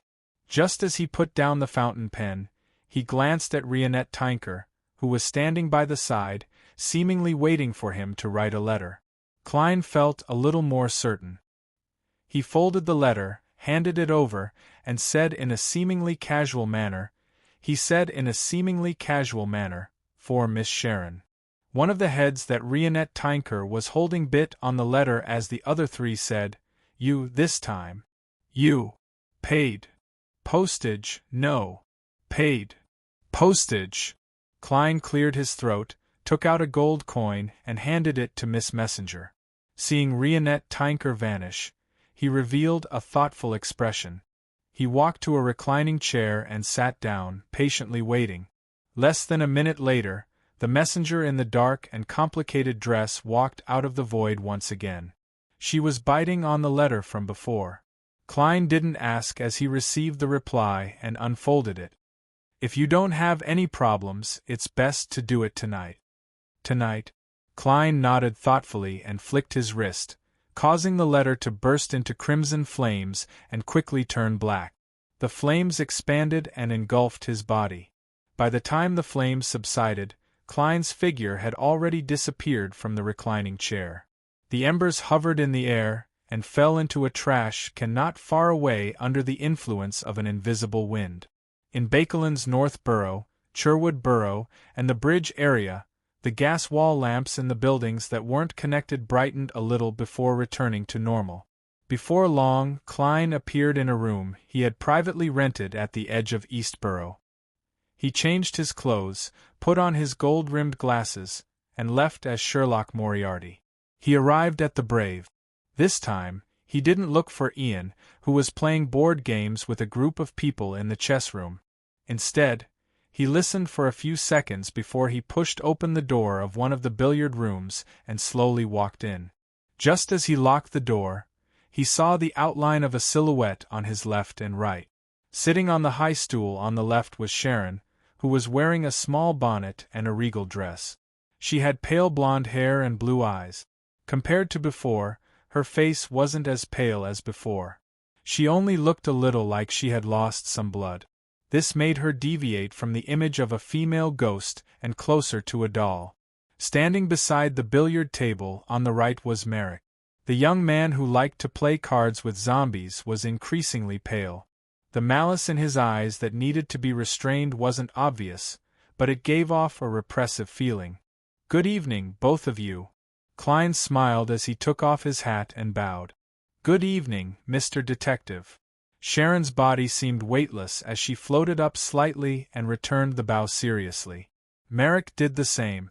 At that moment, the billiard room felt like it was haunted.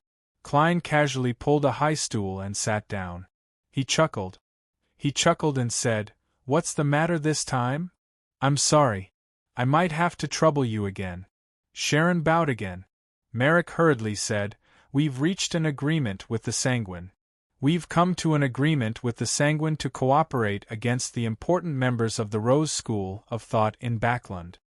We'll definitely leave the details to us, including how to lure them out, how to ambush them, and how to take action. I just hope that you can watch the entire process and lead us away when an accident happens. Feel free to mention whatever you want. We can discuss it. That also means that I'm a contingency plan to prevent any accidents. What if Emlyn gets the world's help in secret? When the time comes, their plan is to have 2 demigods as backup. That seems doable. I'll be Sherlock Moriarty and get Kona's Kilgore to be German Sparrow."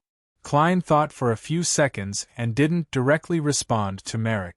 Instead, he said, "Let me ask a few questions." Merrick glanced at Sharon and nodded slightly. "All right." Klein looked at Sharon, who was sitting on the high stool like a doll. The Tutmosis II mummy you previously obtained was prepared for you to advance to Sequence 4 puppet. And are you sure that you've become a demigod? This was something he had learned from their conversation and letters. His main goal was to confirm it and start the conversation. Sharon looked back at him quietly. Her voice was a little ethereal and inhuman as she said, "You're right." Yes. Klein nodded slightly and asked directly, "What's your relationship with Rionette Tinker?" "What's your relationship with Rionette Tinker?" Sharon's blue eyes moved imperceptibly. "She is my teacher." "Teacher?" She. Although Klein had some guesses, he nearly drew a gasp as he felt his teeth sting. In the blink of an eye, although his expression didn't change, countless thoughts surfaced in his mind. Miss Messenger was originally an angel? I actually used an angel as a messenger? Isn't this a little too exaggerated? She is even Miss Sharon's teacher. Back when she applied to be my messenger, it probably wasn't that simple. From the looks of it, she is definitely at odds with the mother tree of desire. Did she sign a contract with me because she covets me? No, she's definitely my enemy? It's no wonder Miss Sharon was able to easily obtain the puppet potion formula and the corresponding ingredients. So it's because of my teacher's help. As his thoughts raced, Klein decided to ask a question and use the process of Miss Sharon or Marik's answer to calm himself down. He deliberated for a moment. What's the exact situation? This time, it was still Sharon who answered. She was even more inanimate than Horemic's robot. In the early 5th epoch, death perished. The southern continent's Star Plateau, Paz Valley, and other places experienced a wave of resistance against the Balam Empire's rule. During this process, the Chained God appeared, and the Rose School was born. My teacher was originally the daughter of the ruler of the Highlands back then. Later, she became a blessed of the Chained God and helped her father establish the Highlands Kingdom. After that, she became a Sequence 2 angel, one of the leaders of the Rose School. She advocated temperance and used a life of poverty and low desires to resist madness. 922 years ago, the Son of God, Sua, was born. Everything began to change. Indulgence in desires and bloody sacrifices gradually became mainstream. Originally, Teacher was able to barely maintain it, preventing the temperance faction from being affected. But as time passed, the influence of the mother tree of desire grew. Sua also successfully advanced a few years ago, becoming a true abomination. An internal war erupted.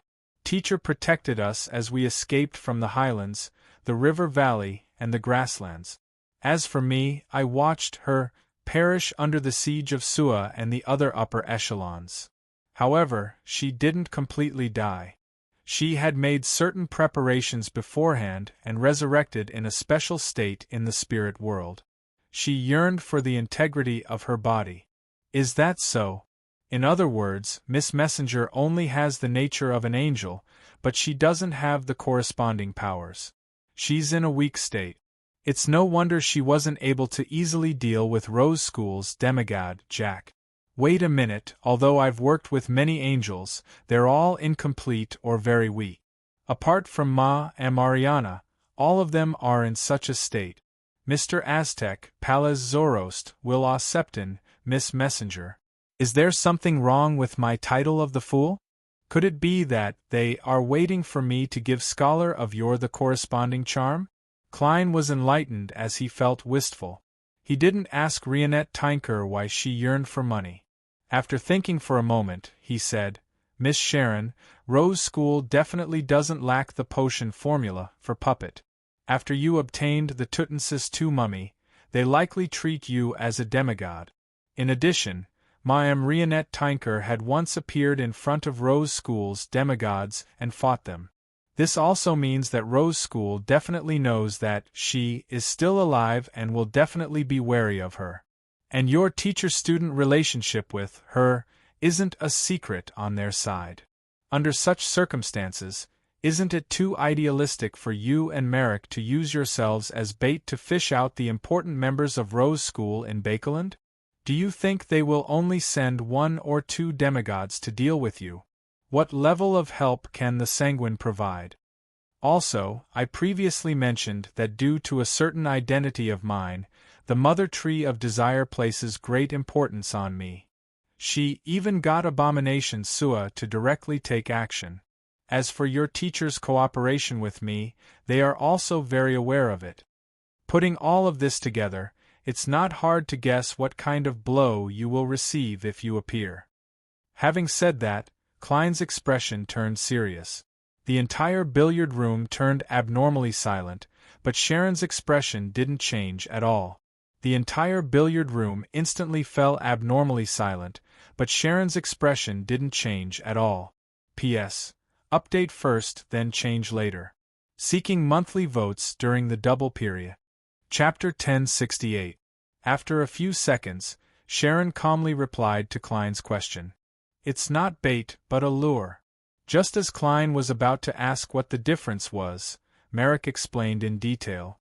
In the past, when we were pursued by Rose School, we discovered quite a number of their members in Bakeland. However, due to our lack of strength and fear of traps, we didn't take action against them because we didn't want to attract the attention of the churches. This time, we plan on choosing one of the more important ones to take action. We will also deliberately miss out on some, allowing the hidden ones to escape secretly and pass the news to Rose School's person in charge in Bakeland. And in secret, the sanguine demigods will keep an eye on them. Through the information chain, they will find the person in charge. This person will definitely be an important member of Rose School. Once they're killed or captured, we'll take the next step based on the key information obtained through interrogation. That's rather reasonable. It's mainly using my understanding of Rose School to formulate a plan and not using myself as bait. This will allow me to effectively control the situation and not destroy Bakeland. Klein nodded slightly. If that's the case, I can participate in it. He didn't mention that he needed to consider it first and return to determine the level of danger. This was because this matter wasn't something that Sharon and the Sanguine needed to do in the near future. When he divined that something went wrong, he could stop it as a participant. What kind of payment do you need? Merrick's standing posture relaxed a little as he asked. Klein smiled. If there aren't any accidents throughout the process, I wish to receive Marionette Tinker's help once. If I have to take action, I'll add the right to choose the spoils of war first. You can discuss it with Marionette Tinker first before writing to me. In fact, he was still a little puzzled. He believed that since this was the plan, there was no need to seek him out.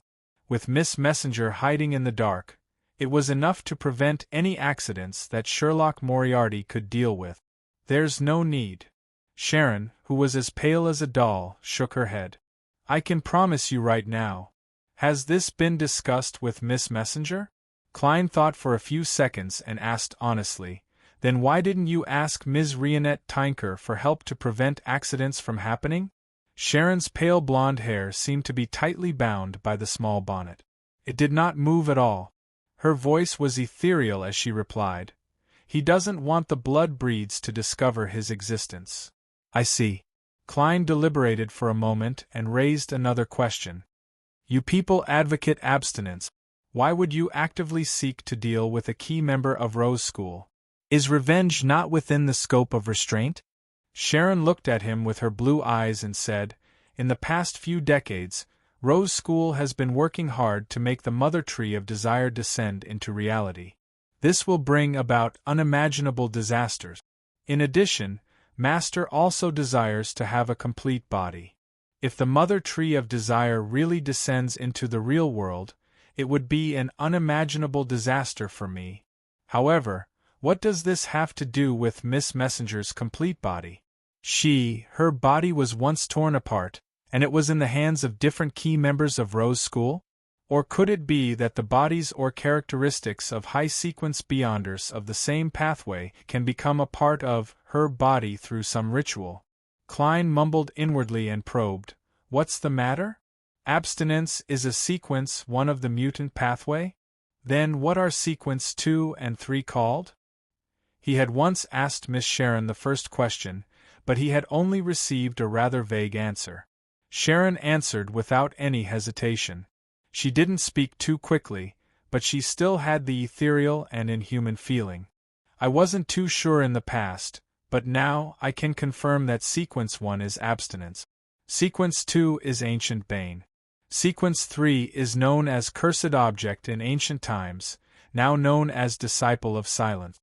Does this mean that you weren't sure the last time I asked? That is to say, only after you summon Miss Messenger will you acknowledge her and learn more secrets? Klein nodded in enlightenment. Then I have no more questions. Write to me after you've decided on the time for the operation. Thank you. Sharon floated up once again as though she was weightless and bowed. Merrick pressed his hand to his chest and bent his back slightly. There's no need. Klein stood up from the high stool and wore his top hat with a smile. This time, there wasn't a smacking sound as the scarlet flames soared up and engulfed him. Under the night sky in Backlund, countless lights were silently lit, as though the starry sky had descended to the ground after being covered by layers of clouds. As the few stars twinkled, Klein returned to the rental apartment at the periphery of East Borough. Just as he changed his clothes and prepared to return to North Borough's Backlund Street, he heard stacked illusory prayers. It came from a man. Nodding in thought, Klein immediately took 4 steps counterclockwise and arrived above the gray fog. He extended his spirituality towards the constantly expanding and contracting crimson star. As he expected, this corresponded to Emlyn. This vampire, who was already a viscount, prayed piously, "Honorable Mr. Fool, I wish to request for a small-scale gathering. Honorable Mr. Fool, I wish to request for a small-scale gathering. The participants will be me, Mr. Hanged Man, Ma am Hermit, Miss Justice, Mr. World." To Emlyn, these are the representatives of Tarot's intelligence, experience, knowledge, and observation skills. Poor Leonard. Klein chuckled inwardly as he leaned back in his chair and responded to Emlyn's request.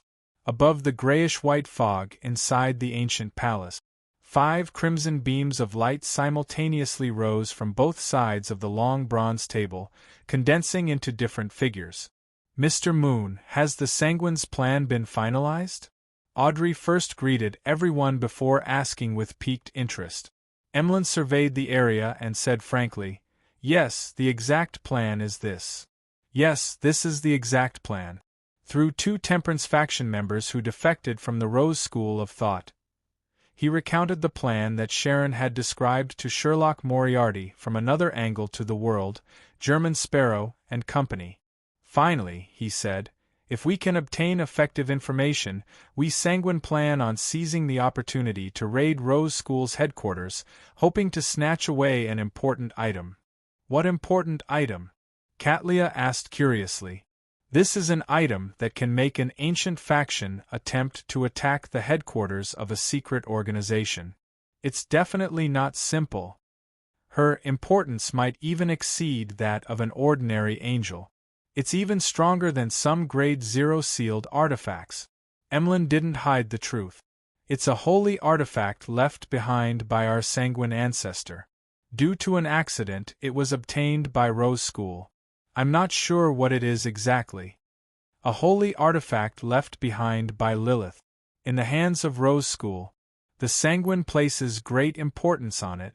This time, key points flashed through Klein's mind as he acted as the World, German Sparrow. Combined with the many secrets he had learned, he quickly came up with an uncertain guess that might be the key to the mother tree of Desire's corruption and control of a portion of the Moon Domain's authority. This is something that Miss Sharon and company didn't mention. The Sanguine are also holding back, and they're quite ambitious. Yes, it can't be described as ambitious. That ancestor Lilith, whose identity is unknown, seems to have foreseen the chaos of the situation and the arrival of the apocalypse.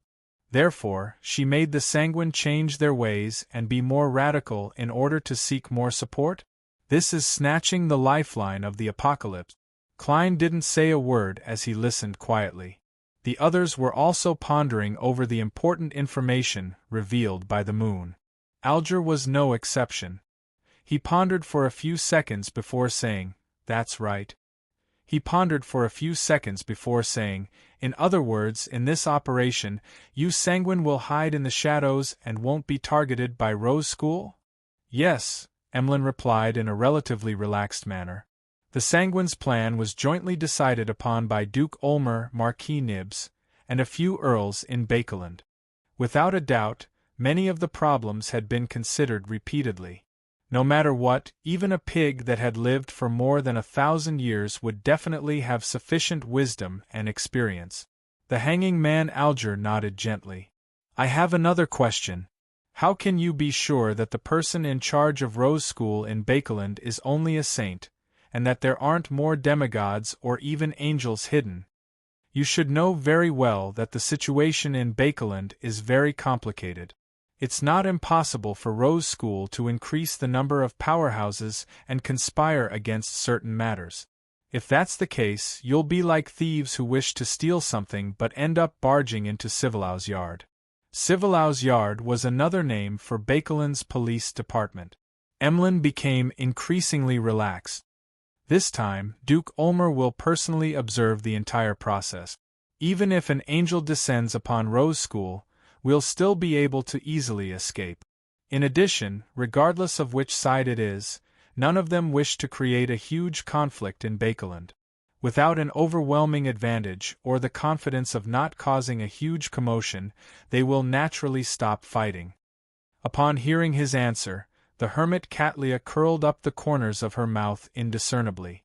She reminded him, to beyonders who aren't demigods, even a slight collision between angels will produce a shockwave that's enough to destroy them. Emlyn snapped out of his pride from witnessing the Sanguine's powerful strength and was momentarily at a loss for a response. At this moment, Audrey's eyes darted around slightly as though she was thinking about something. "Mr. Moon, what do you need to do in this plan?" "What do I need to do?" "The one in charge of monitoring the secret members of Rose School and locking onto the true target through the transmission of information is Earl Mistral. The ones who take action are Marquis Nibs, Earl Mistral, and the demigod from Rose School's Temperance faction. The one watching everything in secret to prevent any accidents is Duke Ulmer. I seem to only need to contact that wraith named Merrick and maintain communication between the two sides." The more Emlyn thought about it, the odder his expression became. "It doesn't seem like there's anything I need to do. At least, there's nothing particularly important. P.S.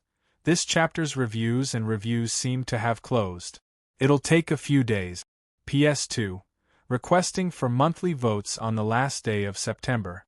It would be a waste if you don't vote, by the way. Requesting for recommendation votes on Monday." Chapter 1069. Emlyn's eyes shimmered as he leaned back in his chair. He spoke in an unhurried manner as he answered Miss Justice's question with a smile. "What I need to do is very simple. I need to ensure that both sides can smoothly push things forward. Then, you probably don't need to directly participate in the battle, right?" Audrey originally wanted to press him further, but after sizing up the moon and rethinking what she had just said, she smiled faintly. "In that case, there's only one thing you need to do. Ensure your own safety." "Makes sense. I can't let this matter affect me. After all, there's nothing I need to do. I'm not in charge of the parts that require me to take risks. After renting Lamino's Travels and spending money to get the world to record a few pages of teleportation, there won't be any problems with my safety." Emlyn thought for a few seconds before nodding slightly. "Very good suggestion. As the other parts of the Sanguine hunting operation didn't involve the Tarot members, it wasn't controlled at all." This private exchange quickly came to an end as the participants returned to the real world. Klein wasn't in a rush to leave.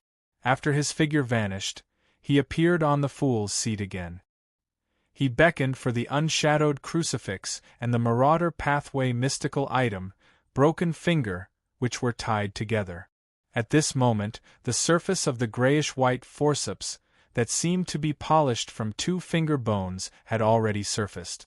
Grains of sand that appeared pitch black and deep because they had absorbed all the surrounding light. They slowly flowed and gathered, as though they were about to reassemble into a new form. As for broken finger itself, the grayish-white color turned translucent as it reflected some light. Tiny cracks appeared on it. The unshadowed crucifix can actually make the beyonder characteristics of mystical items and sealed artifacts slowly precipitate and reform. Of course, the premise is that there's a power similar to the mysterious space above the gray fog that suppresses it, making it willing to come into contact with other items that contain beyonder characteristics. Klein nodded in satisfaction. At this moment, the grayish-white broken finger suddenly buzzed and let out a passionate voice. "Oh my son! Praise you! Praise the sun!" As the tweezer-like item sang, creaking sounds came from inside, as if it would break into pieces at any moment. But this did not affect its praise of the sun. Klein looked at this scene with his mouth slightly agape. For a moment, he didn't know what kind of expression to show. After a few seconds, he sighed and separated the unshadowed crucifix and broken finger. He threw them to the edge of the junk pile in different spots and used the gray fog's power to suppress them. Then, he prepared to leave this place and return to the real world. At this moment, the point of light that represented the fool's only believer and had been marked emitted rings of light as it emitted overlapping prayers. Klein restrained his various thoughts and spread his spirituality over. Immediately, the scene of Donna's praying in his room appeared before his eyes, and the corresponding voice echoed in his ears. "Honorable Mr. Fool, your humble believer requests that you pass the following words to German Sparrow. According to my captain, there are many things at sea that are rumored to be Vice Admiral Ailment's personal items, but all of them are fake without exception. And ever since she was injured in that attack, this pirate admiral has placed great importance on keeping her itinerary a secret. She rarely plunders. The last time her fleet appeared was 2 months ago, on Theros Island west of the Berserk Sea. After that, she sailed into the vast sea, and no one knows where she went. The foreign object in Anderson's stomach has already been under initial control. It has been isolated from his body to a certain extent, and it won't seep into his flesh for a very long period of time. There are 2 ways to completely resolve this latent danger.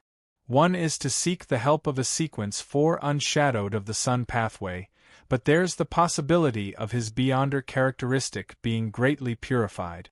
The second is to find the Hunter pathway's sequence 4 iron-blooded night potion formula. Through the help of rituals and ingredients, he can directly absorb the foreign object. Anderson is more inclined to the latter plan. He's willing to take the risk. It's obvious that Donna's is imitating Vice Admiral Iceberg's answer. This doesn't seem like his normal speaking style. However, some of the words aren't accurate enough. Could it be that Donna's secretly changed it and used synonyms that he can understand better? He's worried that German Sparrow won't understand? Klein pricked up his brows and focused his attention back on the content itself. Vice Admiral Ailment has followed the instructions of the Demonist sect and is hiding during this rather critical period? If that's the case, it's basically impossible to capture her in a short period of time. And in another month or 2, the matter might blow up completely, and there's no need to find her. I'll first send Donna's to try and find her to preserve some hope. I'll shift my focus to finding Demonist Trissy. I have her contact details, and I can consider using the excuse of working together to deal with Saintess of White Katarina to get her to meet German Sparrow. I'll see if I can control her and use her to bait out Katarina. I can help Anderson with the 2 methods to eliminate the latent danger. Since he's inclined to take the risk and use his advancement to absorb the foreign object, then I don't need to use Donna's to promote the short-term usage rights to the unshadowed crucifix. That's pretty good.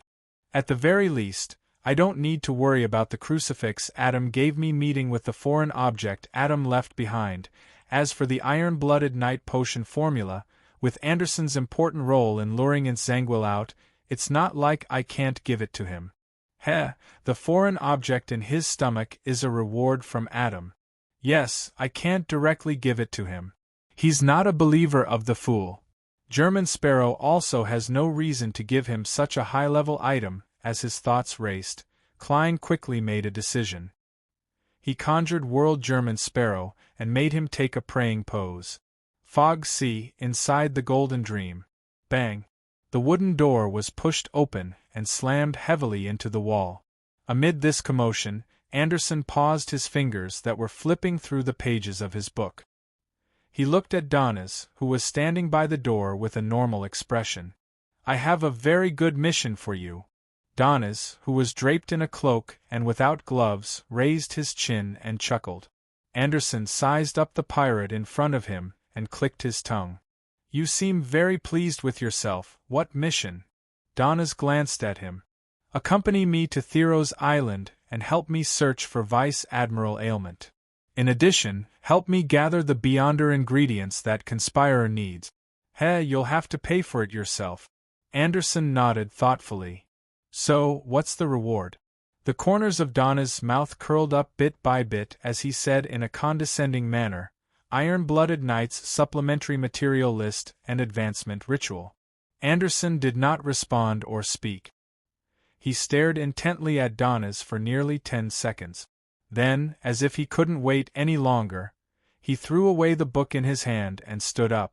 With a bright smile, he said, When are we leaving? Bakeland, East Side, in a 2-bedroom rental with the curtains drawn. Trissy, who was dressed in a black dress, packed her luggage and prepared to head to the next hiding spot. Her slightly round face was a little thinner than before. Apart from her sweetness, there was an indescribable elegance to her. Even though she was in the dirty and chaotic East Side, she didn't seem to be tainted by any dust. Trissy didn't immediately carry the black suitcase. After looking around, she walked to the desk, spread out the letter, and picked up a fountain pen. Mr. German Sparrow, I've already obtained the information I need from the captain of the Royal Guards. He's truly loyal to King George III. You should understand what this means. Next, my goal is to figure out what this king is up to. For this, I plan on making the Demoness Sex Saintess of White, Katerina, my enemy. She definitely knows the corresponding secret. She's a Sequence 3, a Demoness of Agelessness. She's extremely difficult to kill or capture. I have to admit that my strength alone isn't enough to deal with her. If you're interested and confident, we can try cooperating. You know how to contact me. Trissy. Putting down the fountain pen, Trissy folded the letter and began to set up the ritual to summon German Sparrow's messenger. She had only written to this crazy adventurer at this point because she was worried that he would use the messenger to lock onto her hiding spot. Then, he would directly teleport over with helpers to deal her a blow. Therefore, she only made this attempt when she was about to move. Although Trissy wasn't sure what German Sparrow's intentions were, nor was she able to determine if he would suddenly attack her, she was habitually cautious and chose the process that could guarantee her safety. After handing the letter to the messenger, I'll leave and wait for German Sparrow to contact me. I'll try my best not to meet him until the very last moment. I don't know what faction is hiding behind him either. I have to focus on mobilizing and making use of him. I can't trust him too much. This is indeed troublesome, but it's safe enough. As Trissy thought about it, she ended what she was doing. She took 2 steps back and looked at the candle flame. She chanted in ancient Hermes, I summon in my name. A spirit that wanders the unfounded, a friendly creature that can be controlled, a messenger that belongs solely to German Sparrow. Just as she said that, the candle flame swelled up and turned abnormally pale. Right on the heels of that, a figure stepped out of the candle flame. She wore a dark and complicated black dress and held 4 blonde, red-eyed, and bright heads in her hands. The 8 scarlet eyes on the 4 heads turned at the same time as they cast their gazes at Trissy. Trissy's pupils dilated, as if she had seen something extremely terrifying and impressive. P.S. Requesting monthly votes at the end of the month. Requesting recommendation votes on Monday. It will be updated in the wee hours of the morning. PS2. Recommended book, Monsters Will Die If They Are Killed. This was an era of madness. Anomalies and evil creatures walked the land, and the souls of the past returned to the human world. The shadow of the end was constantly approaching. But there seems to be something different? If you want to kill me, kill me. If you want to cut me up, cut me up. Don't come over. Brother Joe, stop fighting. If you keep fighting, this evil demon will die. Brother Joe, forget it. Let them go. It's too tragic, Sue Joe. It doesn't count. After all, monsters would die if they were killed. Chapter 1070. Bakeland, St. George Borough, in a room filled with junk in a factory. The mirror with obvious cracks flashed as its surface turned dark and deep, as though it was connected to another world. Suddenly, a white hand reached out from beneath the mirror, as though it had penetrated through layers of water. A figure walked out of the mirror. It was none other than the sweet and beautiful demoness Trissy, who was dressed in a black dress. Her face was unusually pale, as though she had lost all color. Her forehead was covered in sweat. With a thud, the suitcase in Trissy's hand fell to the ground. She could no longer suppress the horror in her eyes. Following that, she muttered to herself with a blank expression, "His messenger is actually an angel. His messenger is actually an angel." At that moment, Trissy felt a chill run down her back as though a cold wind had blown past her. She had never expected that summoning a messenger would be so dangerous. Thankfully, the woman with the 4 heads didn't do anything after watching silently for a while. She just received the letter and left. North Borough, 160 Buckland Street, inside Don Dantes' manor. Who sent it? Klein asked with anticipation as he received the letter from Miss Messenger. Rionette Tinker's 4 blonde, red-eyed heads said one after another, "Veselov. Filthy. Darkness." Darkness, this nickname. Klein was taken aback when he heard that. He was momentarily unable to immediately figure out who Miss Messenger was referring to. His mind quickly flashed to the people who had the method to summon messengers as he filtered them one by one. In just a few seconds, he had a conjecture. Trissy. According to what Klein knew, this demoness who had been renamed Trissy Cheek was very likely one of the mediums for the primordial one's awakening or descent. In such a situation, it wasn't impossible to call her a vessel. And anyone who knew enough about the mysterious world knew that the primordial demoness was an evil goddess. She was known as the Terminator who ended everything. Her goal was to create the apocalypse and destroy everything. Furthermore, she wielded the authority of emotions and emotions related to desires. She was described as filthy and dark. It wasn't too appropriate, but it was understandable. Similarly, filth and darkness could also describe Trissy, who had been corrupted to a certain extent by an evil god. As expected of an angel, to dare speak of the primordial demoness in such a manner. Klein marveled inwardly, and was about to open the letter to read it quickly. At this moment, he suddenly thought of something and hurriedly looked at Miss Messenger. "How did the sender react to you?" "She's very scared." Rionette Tinker's 3 heads spoke one after another. The one that didn't get a turn could only open its mouth. Klein's expression turned slightly solemn as he deliberated and asked, "What's the matter? Did you mark her?" Rionette Tinker's head, which hadn't been able to speak, spoke first. No, the remaining 3 golden-haired, red-eyed heads added. "Because she has the aura of the primordial." Klein was silent for a few seconds before he nodded. "I understand." After watching Miss Messenger step into the void and leave, he unfolded the piece of paper and quickly scanned through Trissy's letter. "She's actually looking for me to deal with Saintess of White Katerina. Isn't that exactly what I wanted to do?" Klein's eyes flickered a few times as he immediately found a black blob that resembled paste.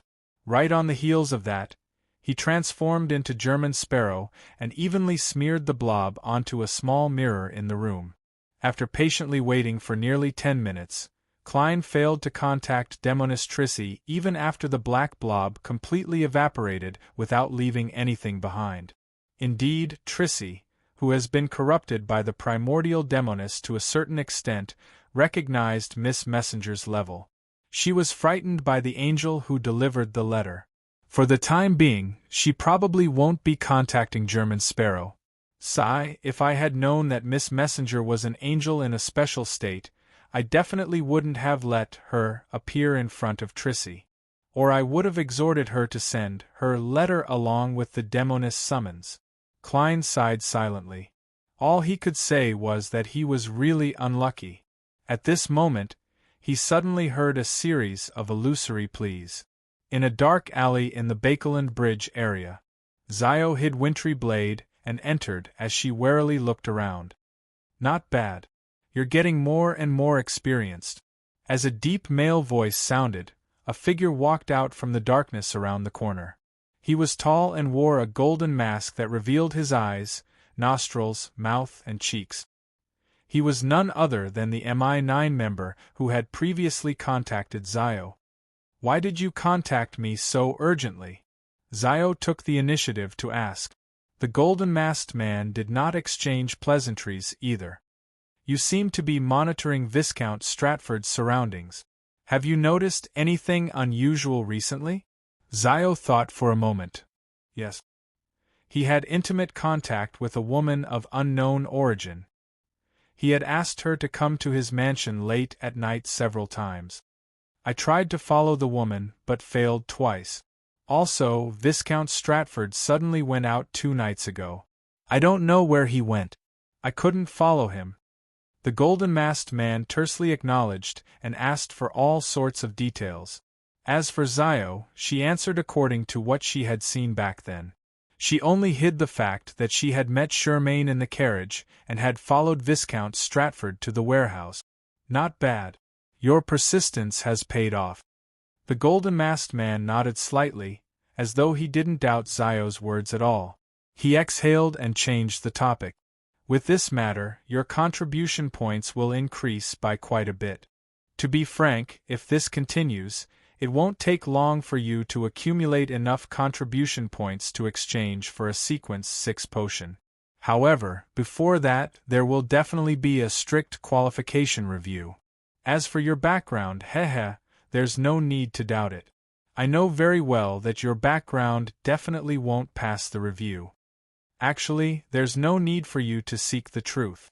I know that this is the motivation for you to persist in the mission related to Viscount Stratford, but my personal advice is to let go of this matter. With your current sequence and abilities, it's enough for your mother and brother to lead a good life. Don't worry, no one will come looking for trouble with you. And if you insist on persisting, I can't guarantee what will happen. Although Zio had already expected such a speech, she still couldn't help the palpitations and surging emotions in her heart when she heard it. She blurted out, "That's right." She blurted out, "Who are you?" "I'm just an ordinary mid-sequence beyonder."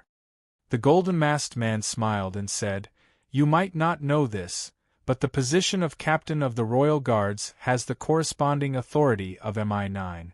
It's equivalent to the Deputy Director in charge of matters related to the royal family.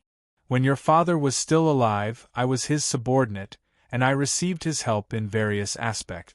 After he passed away, I, who didn't commit any mistakes or know of any secrets, was excluded from the core authority of MI9. You see, I can only be in charge of peripheral intelligence agents like you." Having said that, the golden-masked man sighed. "Your father has helped me a lot, so after I recognized you, I deliberately made you an intelligence agent under me. I'll provide you with some help within the limits of my authority. However, I have my own family and my own life. It's impossible for me to do anything too dangerous or take on too much risk for you. How about this? I'll help you get the Judge Potion formula. After that, you don't need to accumulate contribution points or seek advancement. Instead, you should exchange for something that will make your life better. As for what you plan on doing in private, I don't know, nor do I want to know. Zio fell into a daze as her lips quivered. My father, what kind of person is he? The golden-masked man replied with a sigh. He's a truly heroic, noble, and just noble, but he's not perfect. He's impulsive, impatient, irritable. Zio listened quietly. She wanted to ask something else, but all she said was a phrase. Thank you. Go back. I'll leave a message for you to meet me after I get the formula for judge. The golden-masked man waved his hand. After Zio's figure completely disappeared from the alley's exit, the golden-masked man was about to turn around when he suddenly heard an ethereal voice. She's lying. It is certain that she followed Viscount Stratford near the scene of the crime. The golden-masked man was silent for a moment. She was probably just worried that it would arouse suspicion. With her sequence, how can she defeat Viscount Stratford? Furthermore, wasn't it said that Viscount Stratford had a Grade 1 sealed artifact? I believe it's very likely that she didn't even dare to get close. Otherwise, she wouldn't have survived. The ethereal voice replied, That's right. Regardless, since there are suspicions, we have to conduct further investigations. Don't ask about the subsequent matters. Outside the alley, Zio was calmly walking along the street lamp. She had deliberately not mentioned that she had followed Viscount Stratford. This wasn't to hide it or to clear herself of suspicion or to avoid trouble. Her true goal was the opposite.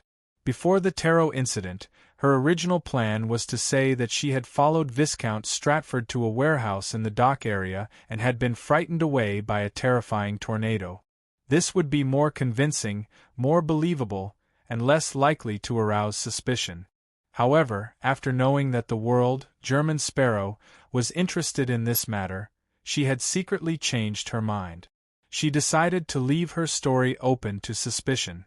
She felt that at her level, it was very likely that she would need another 3 to 5 years, or even longer to investigate the king's secrets. Perhaps there was no hope forever. And with the help of the world's strength, she might succeed this time. For this, she was willing to take the risk and place herself in the middle of a torrent. And today, before meeting the golden-masked man from MI9, Zio had prayed to Mr. Fool, asking him to pass on her thoughts to the world, German Sparrow. P.S. Early update on the first day of October. Seeking a guaranteed monthly ticket. Chapter 1071. Without this chapter, I didn't even feel like writing a summary. I facebombed. I went on 2 trips in September. One was to Chengdu for a meeting, and the other was to Canada to participate in an exchange forum and sightsee. I probably spent half of my time outside, but I didn't stop updating or ask for leave. This was all thanks to my chapters. However, it's been more than a week since I came back, and I'm still jet-lagged. I wake up frequently at night, and when I wake up, it takes a long time before I can fall asleep. It's like taking an afternoon nap. When I lie down in the afternoon, I want to wake up at the scheduled time, but I can't even open my eyes. I just want to sleep again. This has caused my work and rest schedule to be a little abnormal. I feel very tired. Yep, I should be able to adjust soon. The chapters in September were mainly unfolding. I cut in from different angles and characters.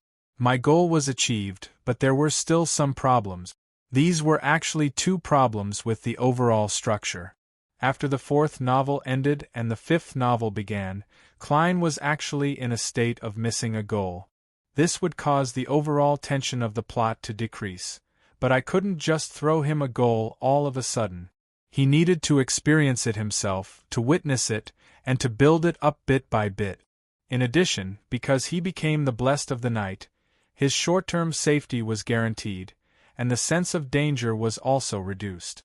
The sense of ups and downs required for the story also decreased a little. This wasn't the first novel, so he could easily write about his daily life. Back then, my goal in designing the 5th novel was that the rhythm of the later parts would be tense and urgent, like a surging flood. Hence, it was better to relax and be safe in the beginning. It wasn't good to always be tense. In October, I won't be going out. Focus on writing. As for holidays, they basically don't exist for web novelists. I'll update as usual on the 11th, but I'll rest for half a day on the weekends. Yep, if my work and rest schedule can return to normal, I'll try to add more chapters to the September monthly votes on the first weekend. Here, I thank everyone once again. A curly-haired baboon seems to have a birthday already. It's next April 1st. Also, I only said that the length of the next 3 novels would be shortened. The 5th novel's length is about the same as the first 4, at least 200 chapters. So don't worry, take your time to read. The chapters have been updated in advance. Please guarantee the monthly vote. It's currently the double period, so don't wait, you can vote now. Chapter 1072. I'm going to watch the military parade today and celebrate the motherland's birthday. I really don't have time to write. The second chapter will be posted at 7 p.m. today. Also, my QQ group and public account are all free. Anyone who joins will have to pay. Those who use all sorts of methods to ask for money and advertise must be fake. Everyone, please be vigilant. Finally, I wish the motherland a happy 70th birthday. I wish everyone a happy National Day. I'm begging for monthly votes. Lord of the Mysteries is obsessed with the military parade. The noon chapter is at night, begging for monthly votes. Please wait a moment. After the content is updated, please refresh the page to get the latest update. Chapter 1073. Above the boundless gray fog, inside the magnificent and ancient palace. Klein held the unshadowed crucifix in one hand and the sea god's scepter in the other. He was looking at the real world through the crimson star that represented judgment. In his spiritual vision, there was another person hiding in the sinister alley other than the short Miss Zio and the golden-masked MI9 personnel. It was a man in his 30s. He didn't have any special features, and he was a typical person from north-central Rouen. Not only did he blend into the shadows, but he also had a trait that made it hard for others to ignore him. If not for him being above the gray fog and having a true vision, Klein suspected that he wouldn't have been able to discover this person immediately even if he was present. It was only when the other party did something abnormal that he could rely on his spiritual intuition to form the corresponding image in his mind. Hiding in the shadows and psychological invisibility? Half relying on items and the other half relying on a sequence. Combined with everything else, this isn't a demigod, that's right. In the eyes of the king's faction, Miss Zio is only a sequence 7. She doesn't have any mystical items. If Viscount Stratford's matter is really related to her, then there must be a supporter behind her, or even a faction. With such turbulent undercurrents, directly getting a demigod who knows too much to investigate might very well lead to them falling into a trap. And if a demigod who doesn't know the whole story were to appear, the news would most likely be leaked to the 3 churches, causing the investigation to be dominated by them. This way, a sequence 5 or 6 with strength and trustworthiness, but one that doesn't know too many secrets due to the restrictions of one's level would be a good candidate. Klein silently muttered to himself as he gave up on the idea of using his identity as German Sparrow to teleport over to capture the person. He temporarily couldn't obtain any useful information. He decided to wait patiently for the situation to change. Of course, it was impossible for Klein to constantly stay above the gray fog to monitor the situation. If that happened, his body in the real world would be in an unprotected state for an extended period of time. He wouldn't be able to withstand any accident. For this, he created a batch of charms and handed them to Judgment, magicians, and the other tarot members. If they discovered that something was amiss, they could immediately activate the charms and receive aid from the world. This would be faster and simpler than directly reciting the fool's honorific name and having him convey it. This was the inspiration that Klein had obtained from the Evernight coat of arms provided by the ascetic leader of the Church of Evernight, Ariana. It was equivalent to a solidified ritual that pointed to oneself. From a mysticism point of view, the principle wasn't complicated. The difficulty in realizing it was that the one being pointed at had to be able to receive information remotely and respond. That was to say, if it was limited to a certain area, a sequence 3 saint could do it. Without any restrictions, it had to be at the level of an angel. As a newly advanced demigod, German Sparrow was able to make the charm effective, because he had used the corresponding honorific name and symbol of sea god Cavituous when he created it. And sea god had used the grey fog to allow himself to respond to the entire world. This sounded complicated, but to put it simply, Klein was taking advantage of his other identities. As for the materials for the talismans, they were mainly made of tin, which was very easy to obtain and cheap. In the Bakeland Bridge area, Zio had her hands in the pockets of her brown jacket as she strolled leisurely on the street. Under the illumination of the street lamps that were separated by a distance, her expression was relatively calm, but her mind was abnormally tense. One of the palms in her pockets was touching the hilt of wintry blade through a tear, while the other was holding a charm made of tin with slight force. It was the summoning talisman provided by German Sparrow, the world. As she walked forward and circled around several streets, Zio didn't receive any attacks. The night was quiet. She was initially worried that the King's faction would directly capture her through MI9 and other official organizations and bring her back for investigation. If that were the case, summoning Mr. World would only put him in an extremely awkward and dangerous situation. It was equivalent to becoming enemies with all the official factions in Bakeland. But later, she realized that this wouldn't happen. This was because it would expose her existence to the 3 churches. When the time came, the one leading the investigation definitely wouldn't be the King's faction in MI9. The investigation will definitely be done in secret. The people involved might not even be from the military. They're still observing. Are they afraid that I'm bait? Mr. World said that I shouldn't trouble him if I can resolve it myself. Zio looked around and didn't dare to relax. She didn't continue loitering outside as she returned to the periphery of East Borough and entered the apartment she rented. To be frank, she wasn't willing to involve Furs in this risky attempt, but the 2 of them were the ones tailing Viscount Stratford. This also meant that Furs had also been included in the investigation.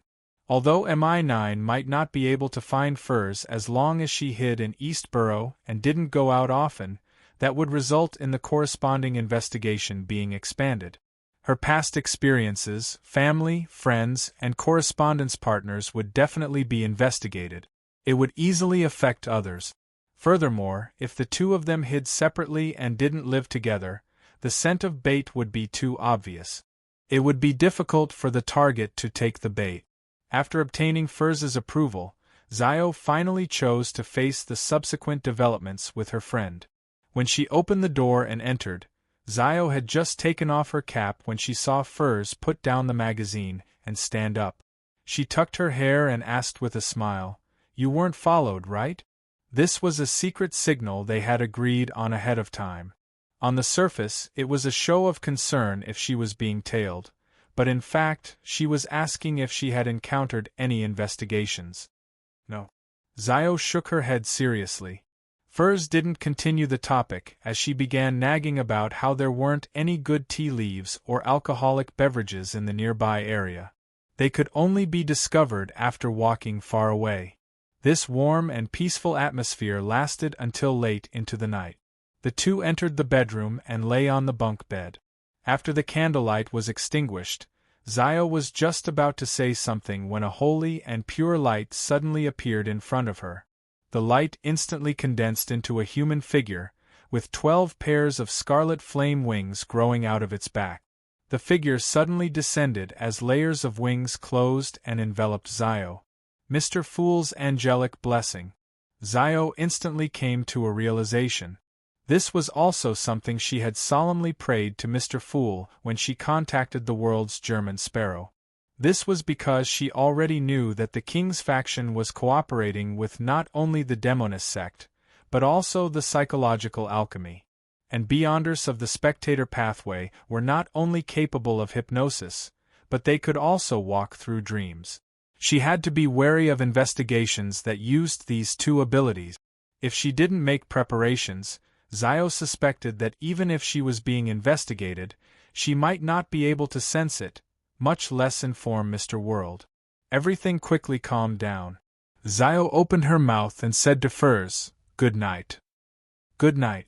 Furs didn't react in time, as though she was about to fall asleep. This made Zio understand that she had also obtained the angel's blessing. As time passed, the two of them fell asleep one after another. After an unknown period of time, the dazed Zio suddenly became clear-headed. She knew that she was dreaming. Right on the heels of that, she felt a shadow-like object wandering in the gray sky. Deep in her heart, all sorts of thoughts surged out, forming a dream. Among these thoughts, the things that had left the deepest impression on her recently were mainly matters, including the night when she broke into the warehouse and the details of Viscount Stratford's attack. Zio was a little frightened at first and wanted to wake up from her dream, but no matter how hard she tried, she couldn't escape from this state. It was as though she was still seeing a dream when she opened her eyes.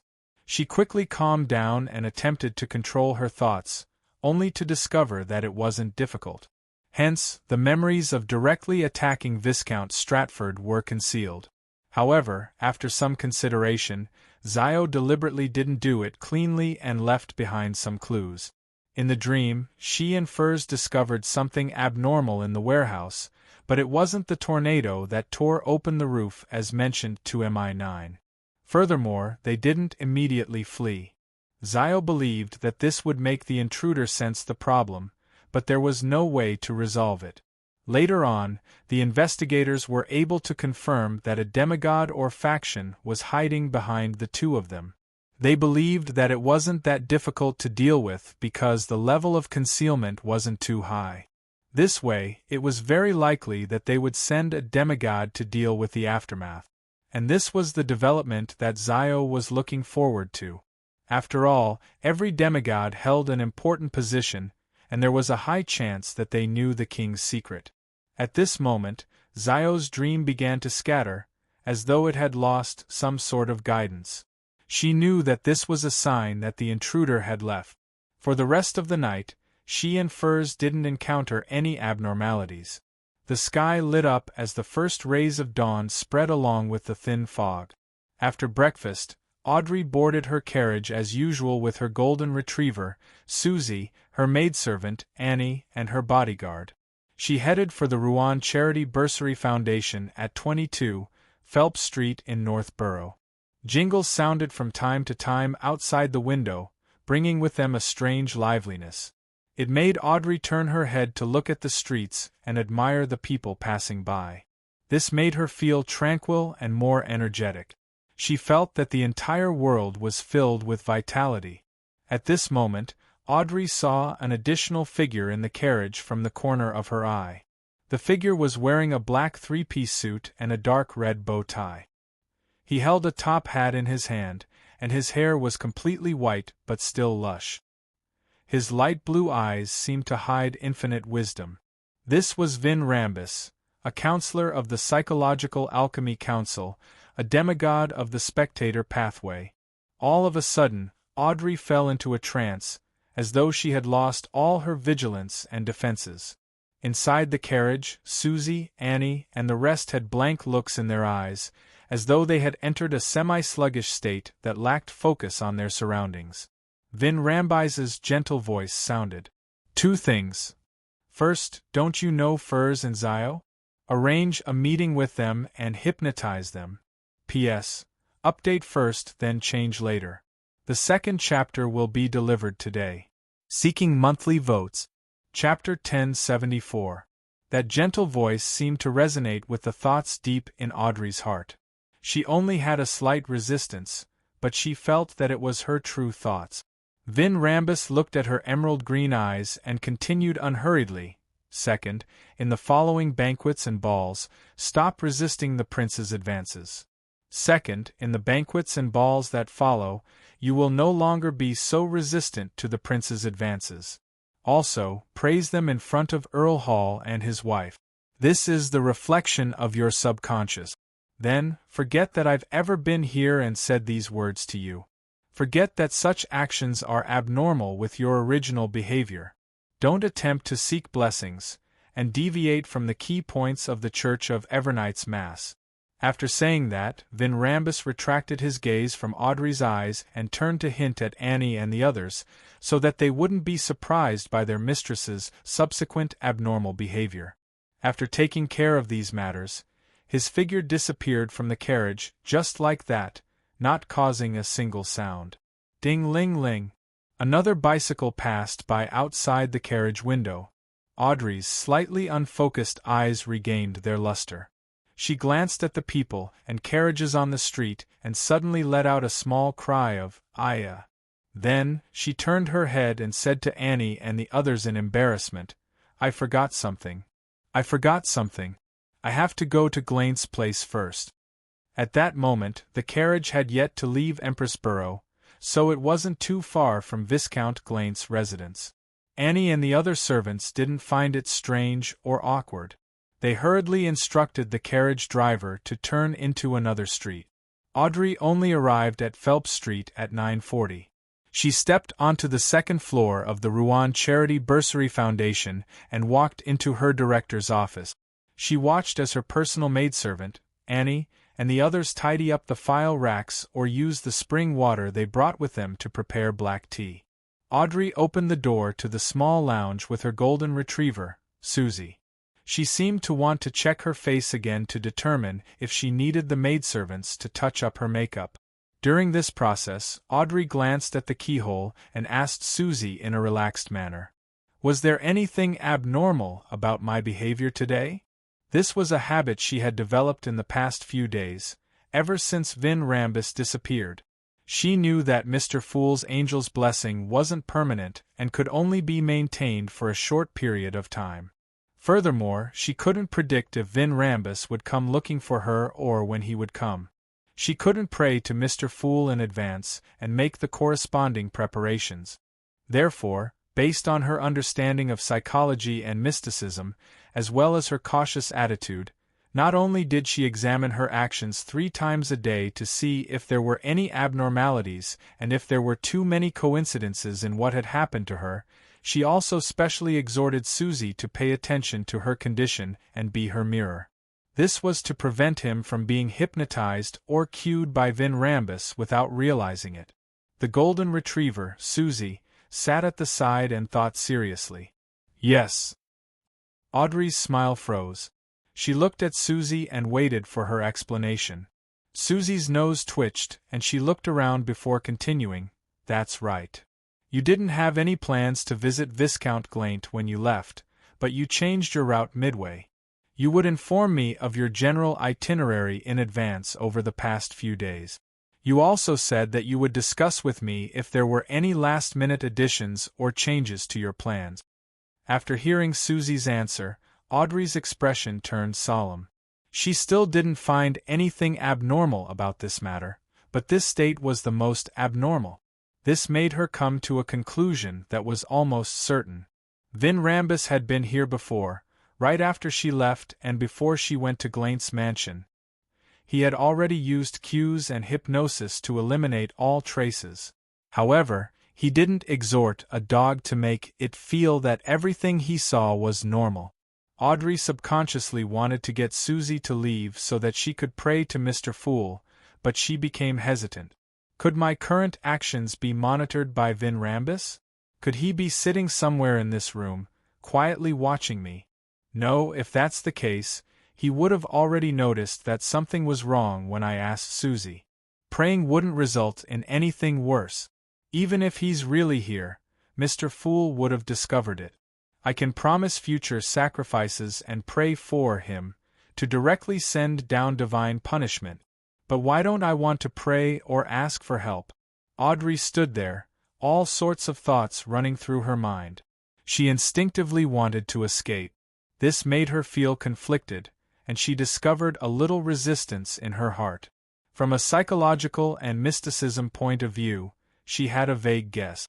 She hurriedly dismissed the thought of asking for help and allowed herself to be in the state of praying to the goddess without any desire for a response. This reduced the conflict in her heart by more than half. Audrey immediately became certain. She gestured for Susie to leave before looking into the mirror and hypnotized herself softly. "You're not asking for help. You're just praying daily. You're not asking for help. You're just praying daily." After repeating this several times, the light green vortex in Audrey's eyes that could attract souls slowly dissipated, and her eyes returned to normal. She then raised her hands, clasped them between her mouth and nose, and chanted softly in ancient Hermes. She softly chanted in ancient Hermes, "The fool that doesn't belong to this era. I might have already met Vin Rambus." In her words, she didn't mention that she wished to receive help. All she did was describe what she had just discovered. After waiting for a while, a crimson light surged in front of Audrey's eyes, drowning her like a tidal wave. Suddenly, her thoughts became clear, and a series of scenes flashed through her mind. It was Vin Rambus, who was sitting in the carriage, sitting opposite her in a black three-piece suit. It was the elder who had exhorted her with a gentle voice. It was the demigod of the spectator pathway whose light blue eyes seemed to hide endless wisdom and vortexes. At the same time, those words rang in Audrey's ears once again, making her recall everything that had happened. When the crimson light vanished, what appeared in front of her was a long, mottled bronze table. Sitting on the high-backed chair at the very top was a mysterious figure shrouded in grayish-white fog. Amidst the lingering fear, horror, and panic, Audrey stood up, lifted her skirt, and bowed at the mighty existence. "Thank you for your blessings, Honorable Mr. Fool." Klein nodded slightly and smiled approvingly. "You handled it well." Upon hearing this, Audrey suddenly felt at ease. She was no longer as terrified as before. She sat down and calmly described what had happened to her. As the fool, Klein couldn't directly discuss it with Miss Justice, analyze it for her, or give her any suggestions. All he could do was smile and say, "This is a test that fate has for you." Test? Only by passing this test will I have the qualifications to become a demigod. Only then will I be able to protect the people I want to protect in the complicated situation of Bakeland? Audrey interpreted Mr. Fool's hint and nodded seriously. "I understand." Klein didn't say anything else as he sighed and smiled. "Go back and welcome it." Audrey was just about to express her gratitude again when a crimson light appeared in front of her. Everything she saw became a blur. In the blink of an eye, she returned to the real world, but she no longer forgot or ignored anything. Test? Does it mean that I have to resolve the danger from Vin Rambus while ensuring that my secret isn't exposed? Even if I cause Vin Rambus's death, I won't be suspected by the psychological alchemy? What should I do? Audrey looked at the abnormally beautiful blonde girl in the mirror, turned her head slightly, and glanced diagonally across her. There was a large lounge in that direction, which belonged to the directors who didn't hold a position in the Foundation. Nearly 10 minutes ago, when she was going up the stairs, Audrey saw Mr. Don Dantes inside. Above the gray fog, Klein tapped the edge of the long, mottled table with his fingers as he analyzed what had happened to Miss Justice and Miss Judgment last night and this morning. "That's not right. Adam has already given me the unshadowed crucifix through Miss Judgment and Miss Magicians. How can he not know who's backing them? Why is there a need to probe?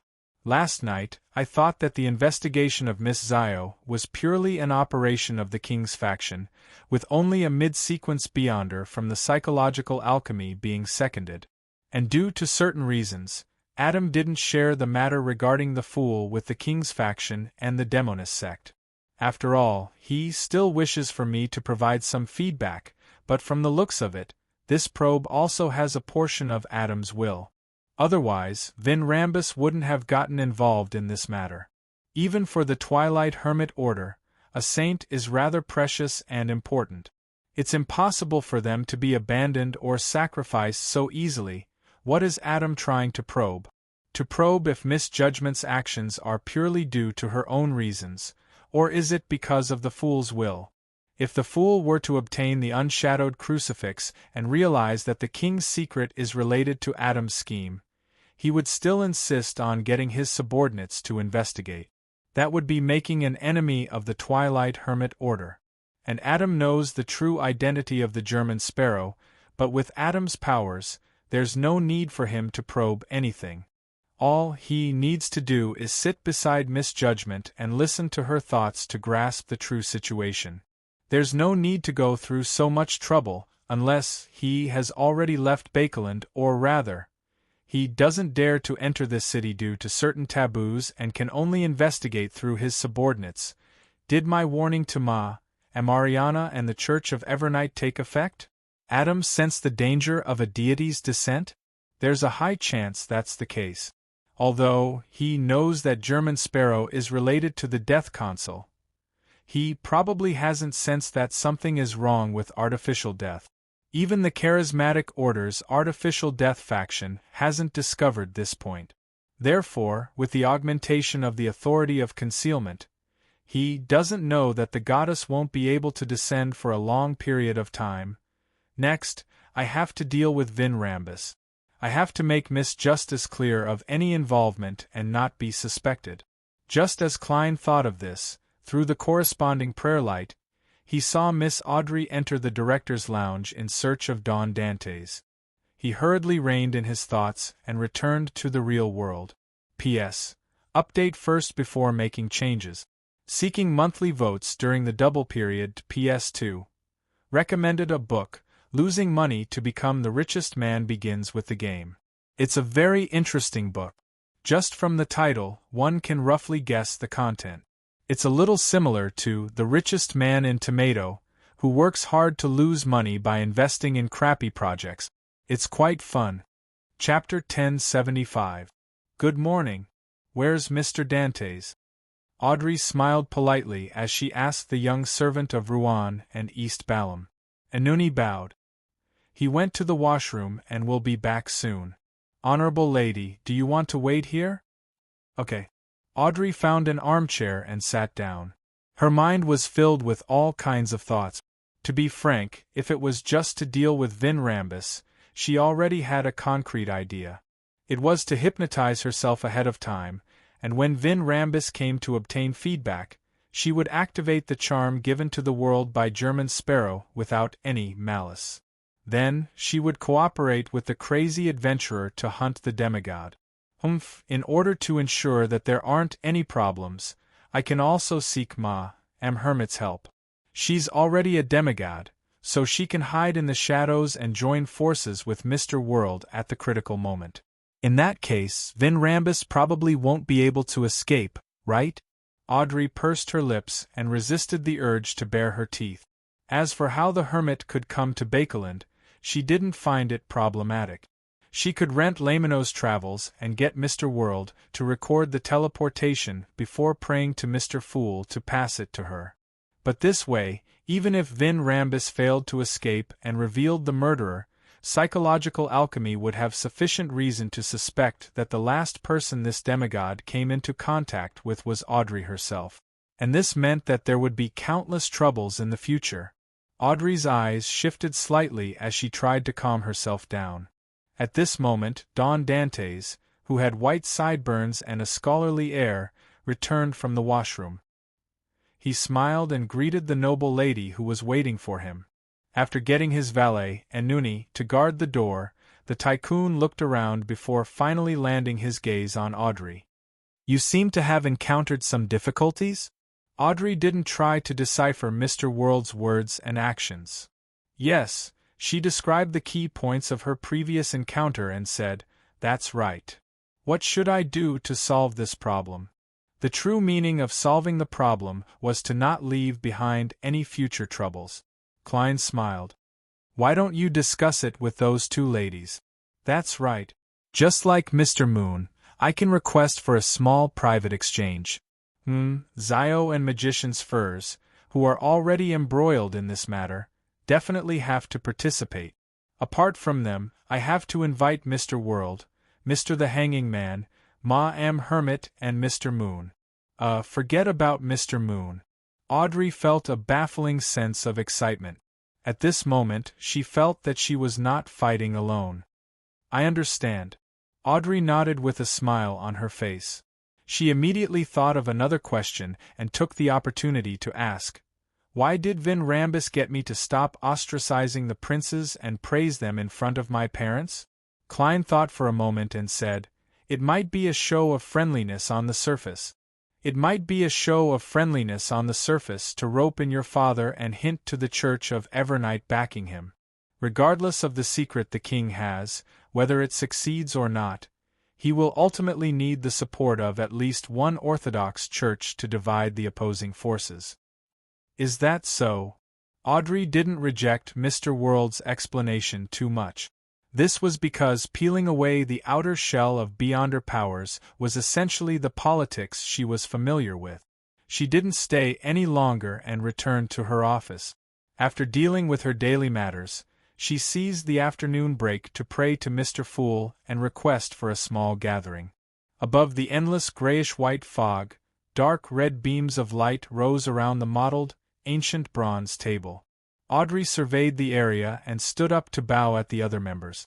"Everyone, I have something I wish to hear from you." "It sounds urgent," the hanging man Alger replied with a nod. Audrey sat down and said, Yes. She then looked at Zio and the magician's furs. "I met Vin Rambus this morning. He hypnotized me to do 2 things for him and forget he came. Fortunately, I was rather cautious and careful. I quickly discovered something amiss, and with Mr. Fool's blessings, I recalled everything.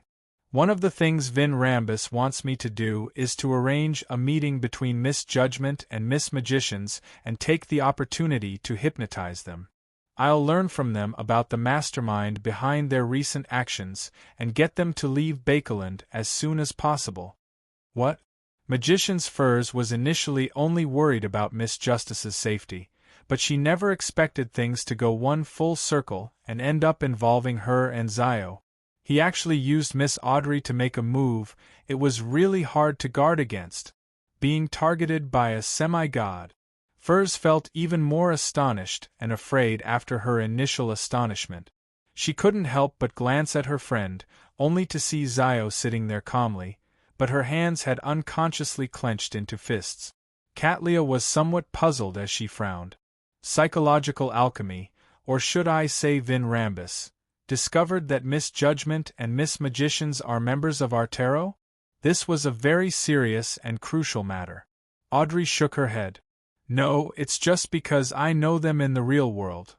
At this point, she no longer attempted to hide her identity from Furs and Zio. In fact, from the moment Zio joined the tarot team and obtained the judgment card, Audrey knew that she would be exposed sooner or later. Through repeated observations, she confirmed that her 2 friends had already guessed it, but they tacitly didn't expose her. "You know them?" Katlia nudged the heavy glasses on her nose bridge and asked in surprise. Audrey nodded.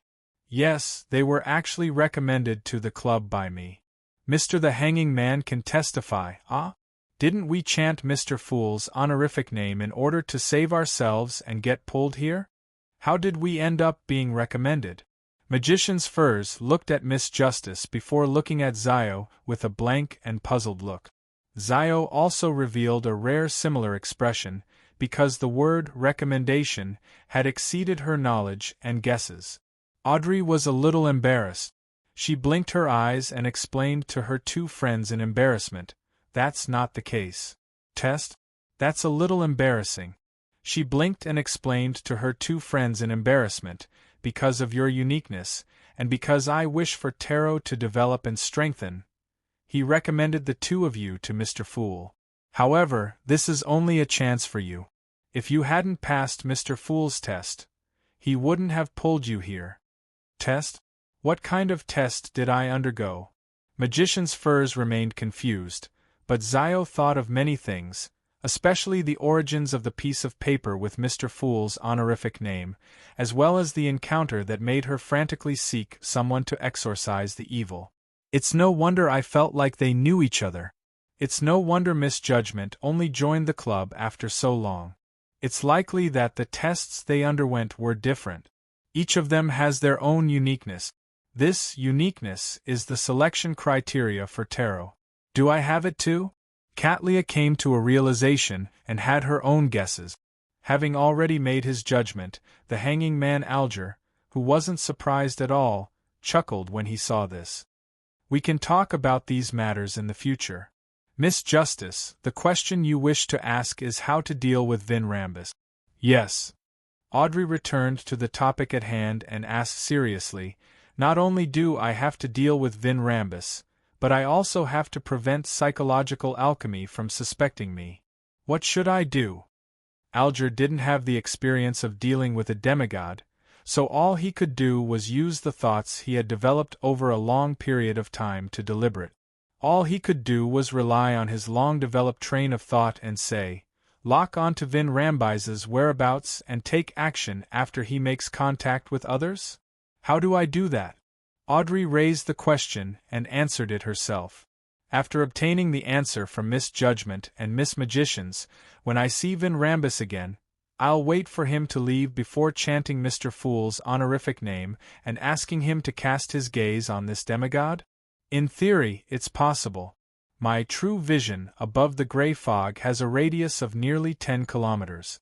As long as Vin Rambus doesn't know how to teleport, I'll be able to determine his whereabouts and trajectory for a short period of time. Then, I'll return to the real world and directly travel over there. This requires the help of divination. But the problem is that the Fool has personally interfered. Klein, who was using the identity of the world's German sparrow, said hoarsely, let me remind you of something. Miss Judgment and Miss Magicians mentioned Adam in the real world. Psychological alchemy originated from the excavation of Hermes's ruins. Hermes was a member of the Twilight Hermit Order, and one of the founders of the Twilight Hermit Order was Adam. And Mr. Fool doesn't wish to directly become enemies with the Twilight Hermit Order over this matter. Even if we want to do something, we should try our best not to let it be known. The amount of information contained in this series of words made the hanging man Alger, the hermit Catlia, and company feel like they were experiencing a brainstorm. Zio and Magician's Furs were even more shocked. So that organization is called the Twilight Hermit Order.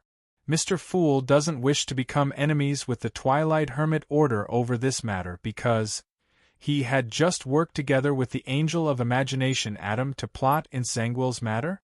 I never expected psychological alchemy to be related to the Twilight Hermit Order. Wait, Hermes?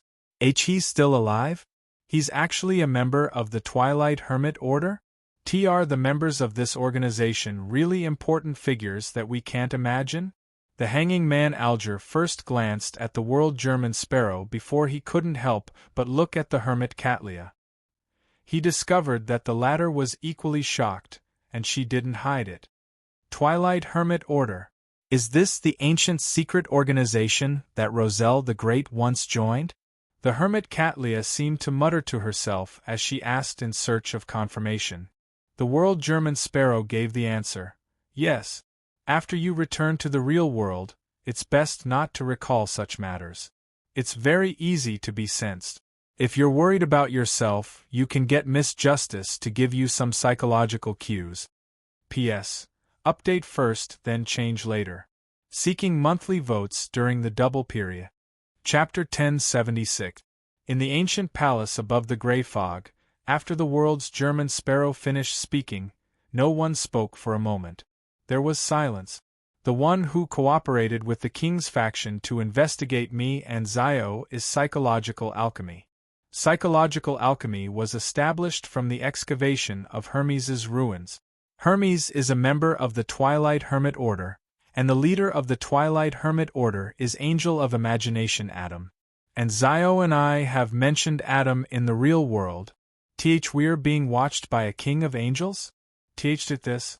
In the world of mysticism, just making a slight mistake will cause one to encounter such danger? Magician's Furz's mind was filled with the world's German sparrow's warning. She was extremely alarmed and flustered. Although she had experienced many things in the past, She had never clearly understood the dangers of the Beyonder path.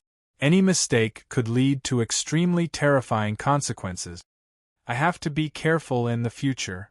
Of course, the premise is that I can survive under the watch of King of Angels Adam in this matter. May Mr. Fool bless me. Furs seriously reflected on herself and silently prayed. Zio similarly didn't expect her situation to be so difficult. She never expected that a king of angels would be implicated in this matter. She couldn't help but be alarmed and fearful. However, she already had the thought of sacrificing herself to seek the truth, so she quickly calmed down. However, she couldn't help but turn her head to glance at the magicians, feeling guilty for dragging her friend into such a predicament. At this point, crying and repentance are no longer able to resolve the problem.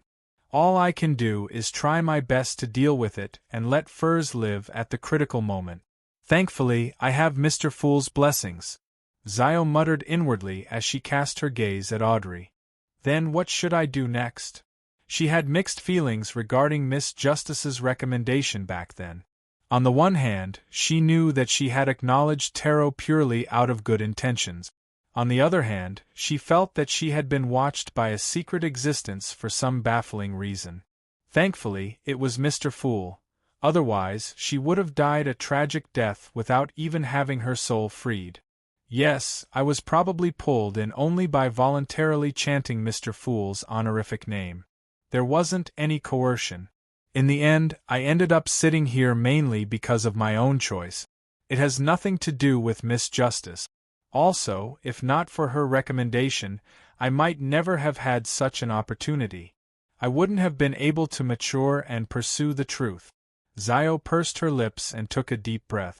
Audrey knew about the Twilight Hermit Order, Hermes, and Adam, so she was the calmest. She just didn't expect that Furs and Zio's casual mention of the Angel of Imagination would cause them to really pay attention to her. This made her truly realize, for the first time, the terror hidden in the phrase, "All who speak of it will be known." After some deliberation, Audrey looked at the World German Sparrow and attempted to interpret it. Mr. Fool is saying that he doesn't wish to directly become enemies with the Twilight Hermit Order at the moment. Does he mean that he can do it indirectly? Klein nodded slightly. That should be it. Does it indirectly include interfering with divination, watching, and prophecy? Audrey asked in thought. At this small gathering, the World German Sparrow represented the Fool's will. Klein laughed and said in a low and hoarse voice, perhaps more indirectly. His answer was rather vague because the Fool hadn't thought of what to do. Their conversation seemed to have given Alger some inspiration. He looked at Justice, the magician, and Judgment in turn before saying, "I'm not sure if I'll be able to find them. Which one of you is a believer of the Evernight goddess?" He was almost certain that at least one of the three ladies believed in the Evernight goddess. After all, people from Rouen, residents of Bakeland, female, and educated could filter out a large number of believers of other deities. I am. Judgment Zio didn't hide anything. Audrey raised her hand slightly. Upon seeing this, the hanging man Alger nodded slightly. We can try to mislead them and make it look like the matter of dealing with Vin Rambus was done by the Church of Evernight, and not Tarot. When he said this, Alger cleverly changed his pronoun. He was clearly only invited to be a consultant and wouldn't actually participate in the matter. He should have said, "whatever you do," but he used "whatever we do," throwing the blame to the Church of Evernight. This idea sounds familiar. Klein, who had transformed into the world's German Sparrow, felt a baffling sense of humor. Then how should I mislead them? Audrey's eyes darted around as she hurriedly pressed. The hanging man Alger looked around and said, "Vin Rambus only hypnotized you not to seek blessings or to be in a critical spot during the Church of Evernight's Mass to receive the baptism. However, he didn't tell you to avoid the Church of Evernight's Archbishop. You can totally create an opportunity to meet the Archbishop. Of course, there's no need to say anything. This way, when Vin Rambus dies or disappears, The psychological alchemy will likely suspect that the Church of Evernight has sensed something wrong with you and set up a trap. Without waiting for Miss Justice's response, he looked at Zio. After you are hypnotized, before you leave Bakeland, find an Evernight goddess cathedral nearby and pray seriously. You will act like a spy sent by the Church of Evernight into the tarot. This will make the psychological alchemy misunderstand that the matter regarding Vin Rambus looks like it was done by us in tarot, but it's actually just a smokescreen. The mastermind is the Church of Evernight, acting like a spy sent by the Church of Evernight into the tarot. Klein felt a baffling sense of guilt when he heard that. He wasn't a fake blessed of the Evernight, and Leonard wasn't a fake Red Glove either. It should be said that the convener and host of the tarot, Mr. Fool, will also draw the crimson moon on his chest. Klein mumbled inwardly in amusement and exasperation. As a result, he gained quite a bit of inspiration. This can only fool ordinary beyonders. Without Mr. Fool's angel's blessings, the upper echelons of the psychological alchemy can easily figure out the truth, Katlia reminded him. The hanging man replied, therefore, the main point is to have Mr. Fool's indirect blessings.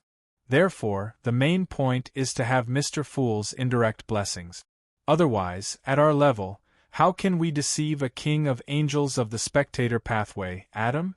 Also, misjudgment, mismagicians, when you go to the Evernight Goddess's Cathedral to pray, it's best you pray to Mr. Fool and ask him to help you escape the hypnosis, so that you won't have to leave Bakeland. Under such circumstances, Bakeland is safer than anywhere else. All right, Zio replied seriously. Seeing that the discussion had reached this point, Audrey and company cast their gazes at the world, German Sparrow, waiting for his reply. Klein's train of thought had already taken shape. After some deliberation, he laughed hoarsely. Actually, there's a simpler way to interfere. What method? Audrey widened her eyes as she asked in concern. Klein looked at Miss Justice and pointed above his head. Once Vin Rambus leaves, burn that hat accessory before activating the charm I gave you. That feather hat accessory? A hat accessory that can receive the response of a so-called death? Mr. World wishes to lure this person in to interfere with divination, observation, and prophecy. Audrey's green eyes rippled as she nodded thoughtfully. I know what to do. When the time comes, the response will be the power of concealment. This way, no matter what happens, Adam will only believe that the goddess has interfered. He will believe that she is protecting the Hall's family and that it has nothing to do with tarot. I wonder if the goddess will send Mariana. If that's the case, it'll be very simple to deal with Vin Rambus. If not, I'll give myself Angel's Embrace ahead of time. With a marionette that's essentially a dead person, my chances of winning are also very high. Klein mumbled inwardly and didn't say anything else. Audrey quickly perfected her plan as she muttered to Zio and Magician's Furs, wait until Wednesday afternoon to find me. That way, I'll have a chance to meet the Archbishop of the Church of Evernight ahead of time. I'll pray for Mr. Fool's angelic blessings in advance. I won't be hypnotized by Vin Rambus when I meet him. I'll take action once he leaves.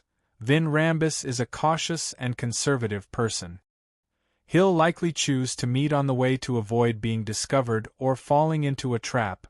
Soon, under the discussion of the tarot members, a plan of action was formed. The world's German Sparrow rejected Katlia's suggestion of providing help. After all, he couldn't be certain that there wouldn't be any powerhouses from the Church of Evernight involved. As for the reward, all the spoils of war would belong to the world. Justice Audrey would also provide help for free according to his request. Wednesday afternoon in Viscount Glaint's manor. After returning from the racecourse, Audrey, who had made a detour to the manor, was wearing a simple white shirt, trousers of the same color that made it easy for her to move about, and bright leather boots that reached her knees. She wore a black jacket that resembled a knight's suit. She stood in the Viscount's study and looked at Zio and Furs. Who got you to investigate Viscount Stratford and pursue the king's secret? Her green eyes were like ancient pools deep in the mountains. They were quiet, deep, and clear, making one unknowingly lose themselves in them. At that moment, Zio and Furs were truly hypnotized. The former replied in a daze, "It was me. I was investigating the cause of my father's death, however. I prayed for the blessings of a particular existence." Audrey raised a few more questions and received satisfactory answers. Then, she said in a gentle and beautiful voice, "Leave Bakeland. Leave Backland. Leave this place. This doesn't belong to you. All right, you will wake up when you hear me clap." Just as she said that, Audrey clapped her hands lightly. Zio and Furz's eyes instantly regained clarity. After exchanging a few more pleasantries, Zio and Furs bade farewell and left.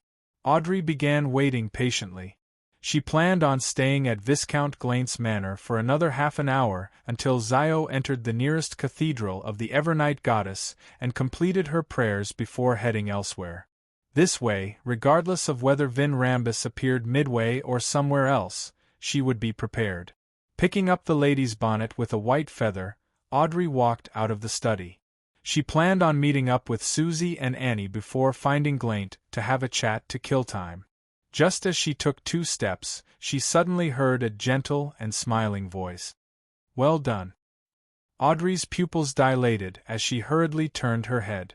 She saw the silver-haired, light blue, and neatly dressed Vin Rambus standing diagonally beside the elegant wall lamp.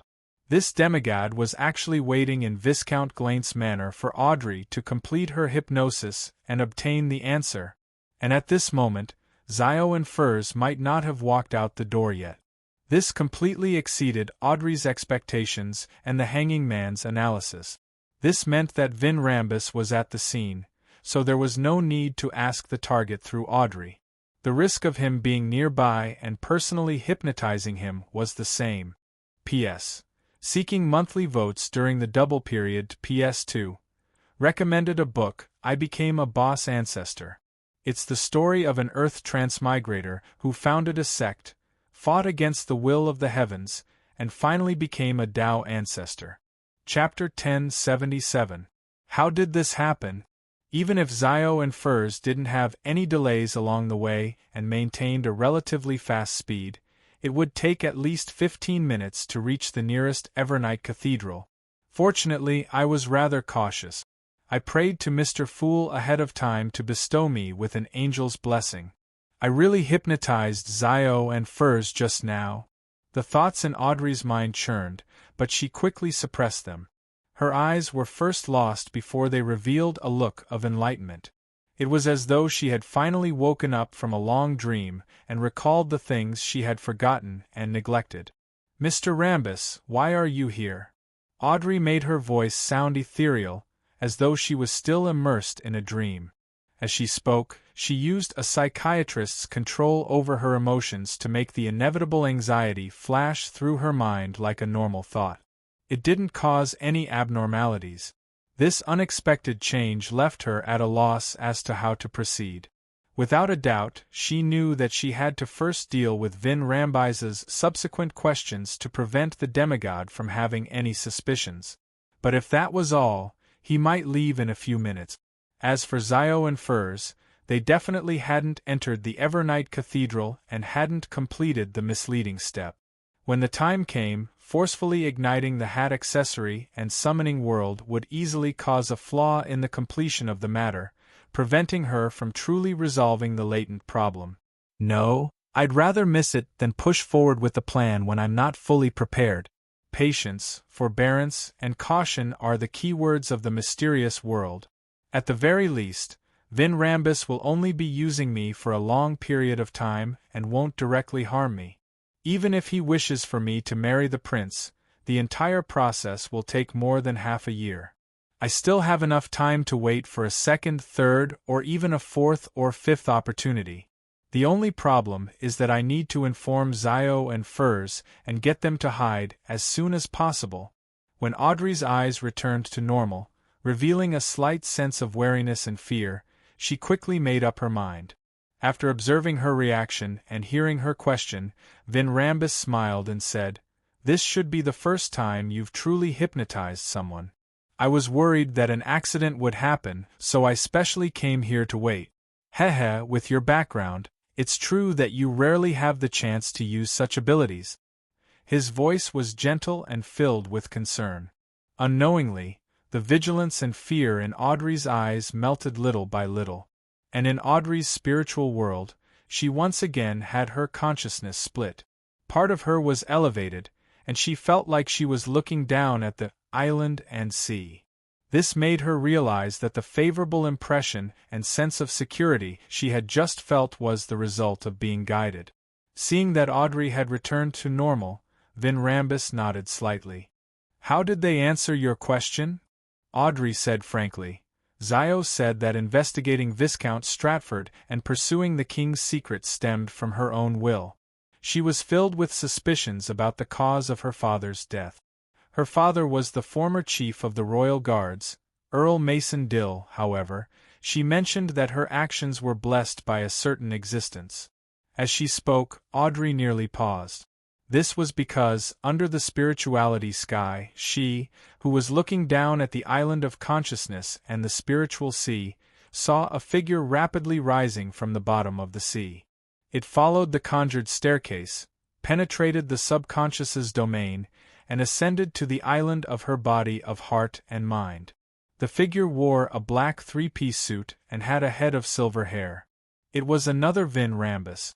Vin Rambus didn't have a smile on his face, and he had an extremely sinister aura. A portion of his skin was covered in grayish-white scales, and not only did his eyes turn from light blue to golden, they were even vertical, as though he was an animal.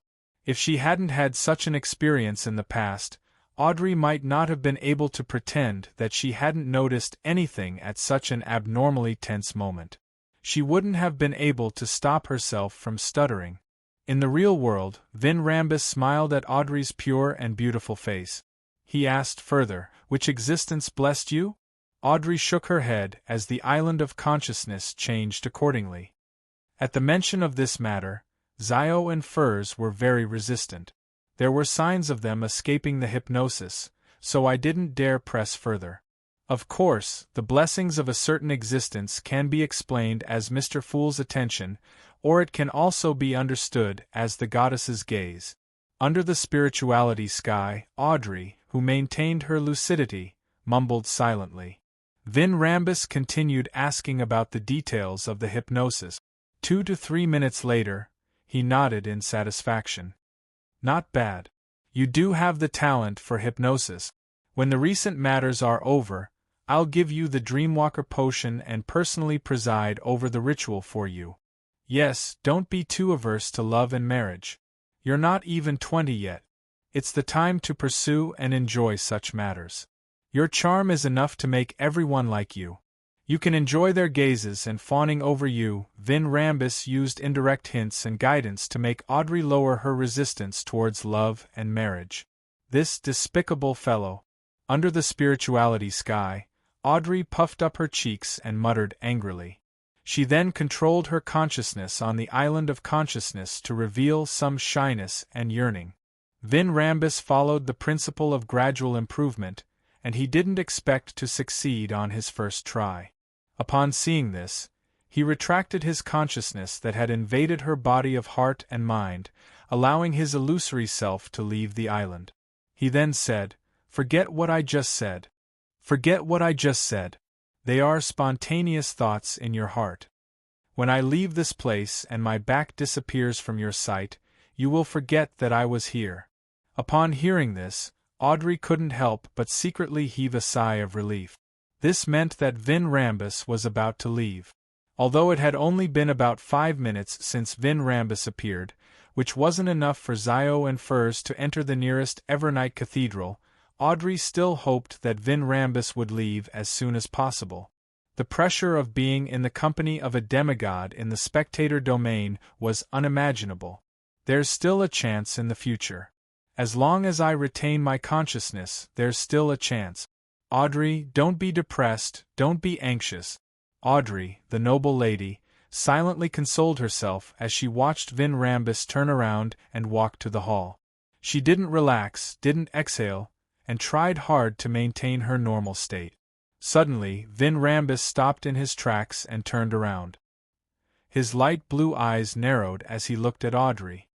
"Why were you so afraid when you first saw me?" I was so surprised that I couldn't hide my emotions well." Audrey felt her scalp tingle under her long blonde hair. Her mind was spinning quickly, and she asked with a puzzled expression, "Is that so? Isn't that normal?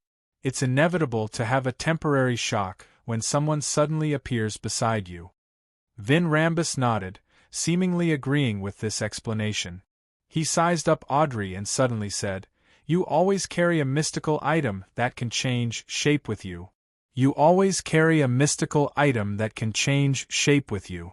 Why aren't you wearing it today?" To a spectator, this was an abnormal detail. Oh no. I clearly hid Lai under my clothes most of the time. How did he discover that I didn't wear it this time? He had secretly read some of my memories that I didn't protect in order to appear normal. Faced with Vin Rambus's question, Audrey felt like her thoughts were about to freeze. The reason why she didn't wear Lai was simple. She was afraid that this accessory would magnify her emotions, making it impossible for her to completely hide her true thoughts when facing a demigod of the spectator pathway. And this meant that she had foreseen that she would encounter Vin Rambus today. This was something that shouldn't have happened under normal circumstances. In an instant, Audrey grasped onto an idea and smiled blankly. "It will magnify my emotions and lower the success rate of hypnosis. To prevent any accidents from happening, I removed it ahead of time." Vin Rambus nodded slightly. "So that's how it is." Just as Audrey was feeling a little relieved, this demigod of the spectator pathway suddenly narrowed his eyes. "If it's just this matter, there's indeed no need to suspect it. However, when you first saw me, the fear that exceeded your limits, it doesn't seem that simple." As he spoke, Vin Rambus's light blue eyes turned vertical as they were quickly dyed with a golden luster. The two golden vertical pupils clearly reflected the image of Audrey, who was wearing a knight's attire. With a hum, Audrey's thoughts turned extremely blurry. Only her under the spirituality sky barely managed to maintain some lucidity. On the surface of the sea of consciousness around the island, waves surged and blanketed it. At the same time, the sinister and illusory Vin Rambus returned to the island. He stopped beneath the seawater, allowing grayish-white dragon scales to fly into the foundation of the island, which was also the massive subconscious domain of humans. Audrey immediately felt her thoughts distort. She wanted to confess everything and confess all her secrets. Relying on the lucidity of her under the spirituality sky, she barely controlled herself and didn't reveal any secrets. She also knew that there would definitely be problems if this continued. She hurriedly gathered a small amount of her thoughts and relied on the angel's blessing and her split consciousness to prevent Vin Rambus from noticing it. This small amount of thoughts included reaching her hand into her left pocket. At this moment, Vin Rambus, who had invaded the mind world, had an increasingly sinister expression. He snorted coldly. "There's indeed a problem.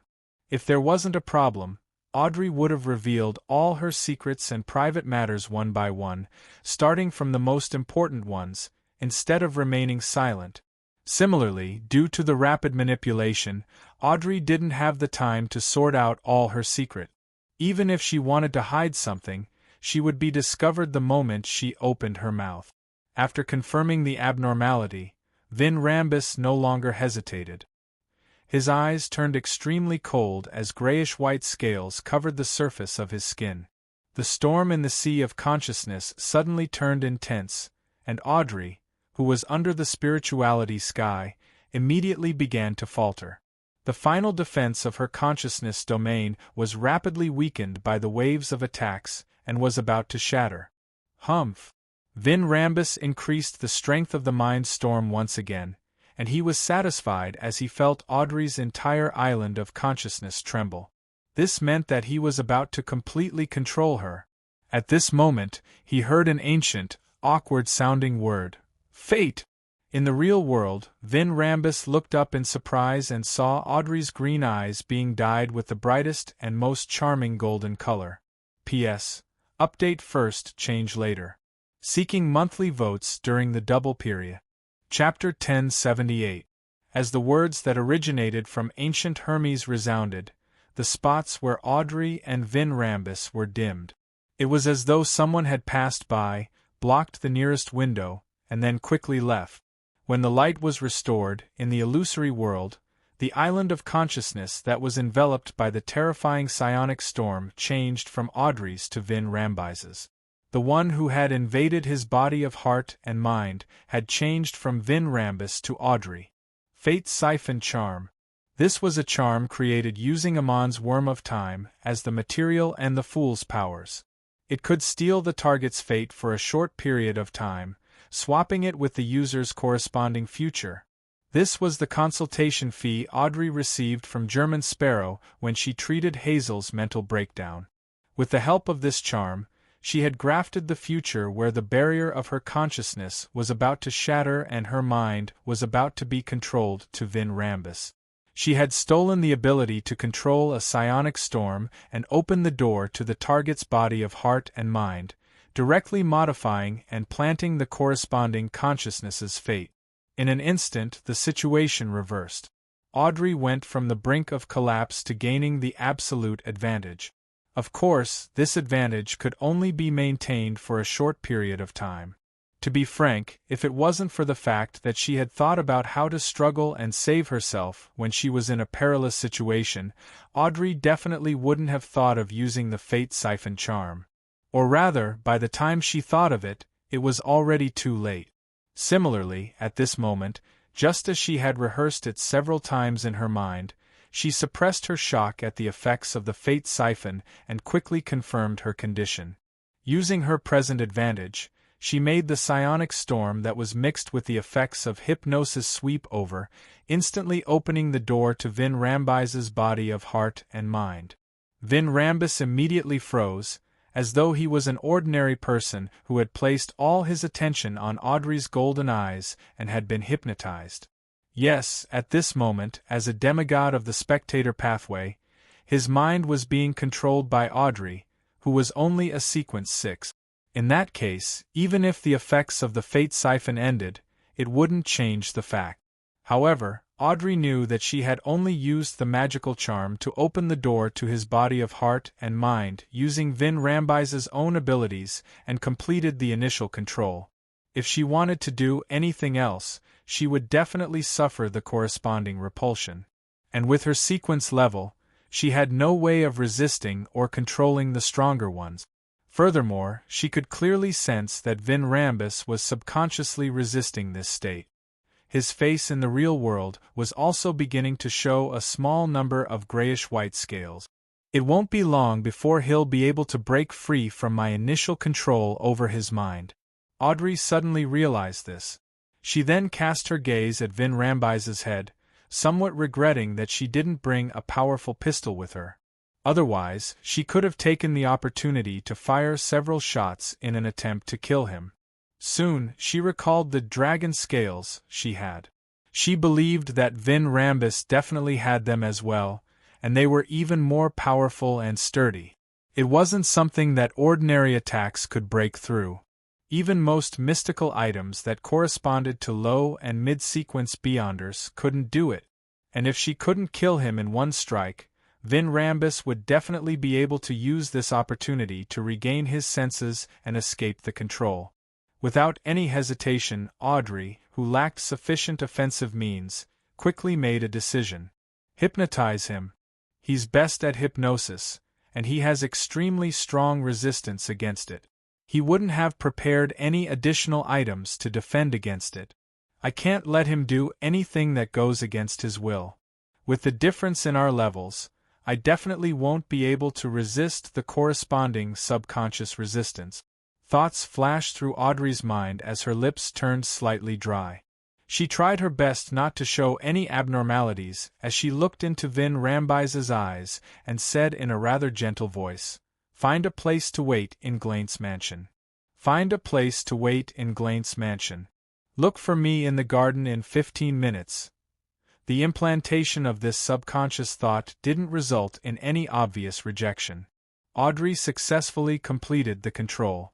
Vin Rambus was indeed there to look for Audrey today, and the meeting location was also Viscount Glaint's mansion.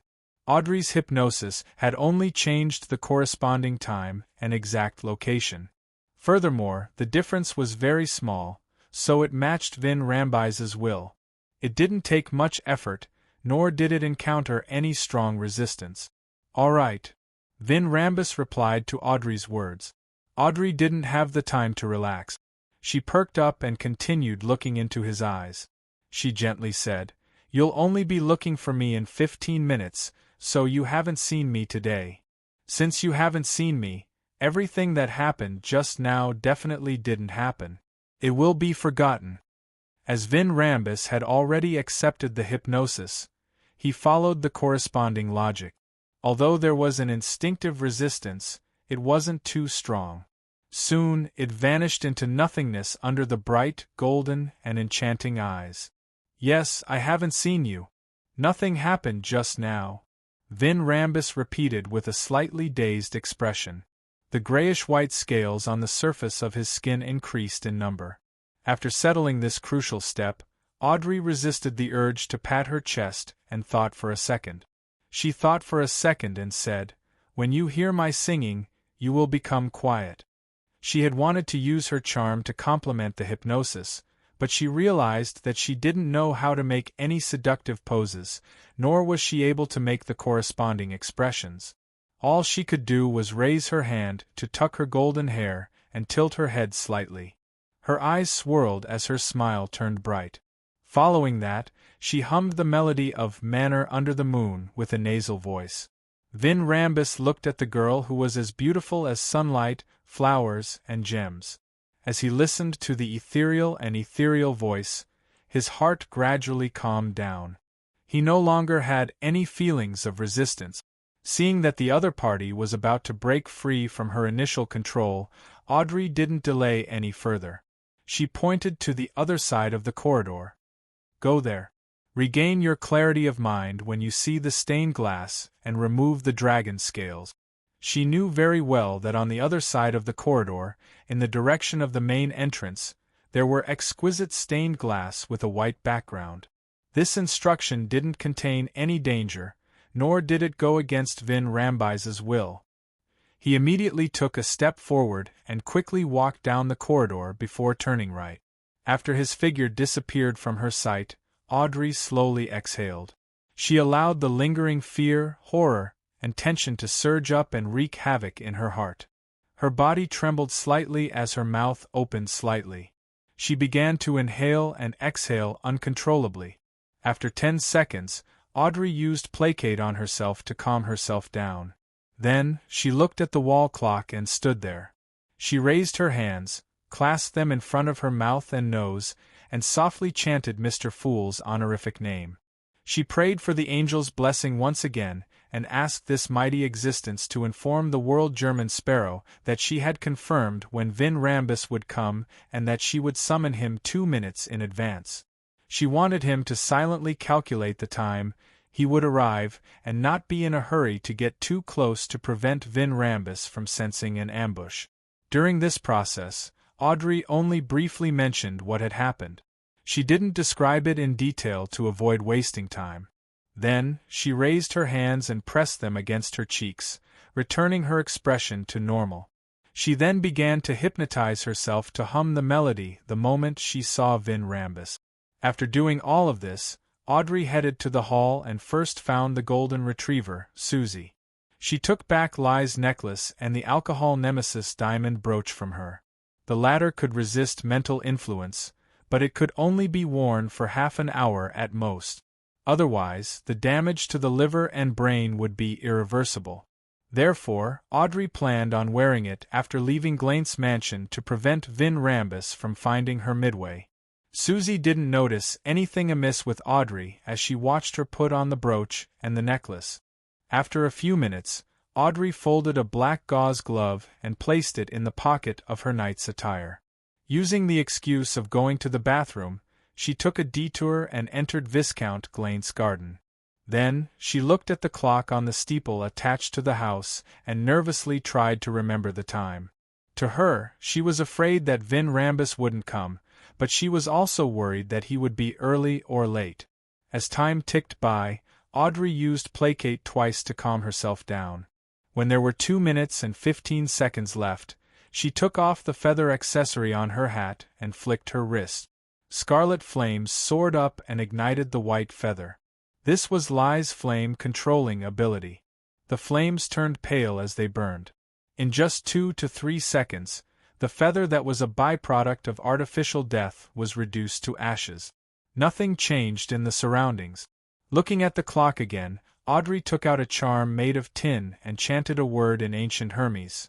Lightning! The charm lit up as though there were many tiny electric snakes entangling it. This was the charm used to summon German Sparrow. After the electric sparks dissipated, the charm completely disintegrated and fused into the void. However, the surroundings remained quiet without any commotion. Zio and Furs should have already found the Evernight Cathedral and begun praying. Audrey calmed herself down and pretended to admire the remaining autumn flowers. She didn't look up at the clock again as she counted down in her heart. 3 seconds, 2 seconds, 1 second. She slowly raised her head and surveyed the area, but she didn't see Vin Rambus. He noticed something amiss and left? Audrey's heart tightened as she couldn't help but recall where she had missed out. At this moment, a gentle voice sounded in her ear. "What are you looking for?" Audrey's pupils dilated. From the corner of her eye, she saw the silver-haired, light blue Vin Rambus appear beside her at some point in time. There seemed to be a hint of doubt in his tone. Having hypnotized herself, she didn't hesitate at that moment. She followed her subconscious's response and hummed the beautiful melody of Manor Under the Moon. Amidst the ethereal voice, Vin Rambus calmed down and listened attentively. Suddenly, he realized that the distance between him and Audrey had widened, and they clearly hadn't moved. Darkness shrouded the garden in the afternoon. A huge crimson moon rose from the roof of the nearest house. A figure stood there, wearing a black trench coat and a half-top hat. His face was blurred by the backlight. Chapter 1079. Upon seeing this scene, Vin Rambus immediately broke free from his calm state, clearly realizing that he had fallen into a trap. Furthermore, he had already been affected to a certain extent. Without any hesitation, he bent his back slightly as his body visibly swelled up. His pupils turned vertical, turning from light blue to golden. His face, the back of his hands, and every inch of his skin that was exposed to the outside world grew ash-gray scales that were like stone. With a ripping sound, the white shirt, black vest, formal coat, and straight pants he wore tore apart, revealing the dragon scales beneath. In the blink of an eye, Vin Rambus had turned into an abnormally massive monster. Apart from his head maintaining his human form, the rest of his body had completely mutated. He was like a grayish-white dragon that hadn't fully evolved and had yet to fully mature. The dragon had 2 grayish-white wings on its back, and its limbs were rather thick. The grayish-white scales on its surface were engraved with complicated and 3-dimensional mysterious symbols. They extended into its flesh and blood, extending into the surrounding void, as though they were interweaving into something that didn't belong to the real world. It left one in a state of confusion just by looking at it.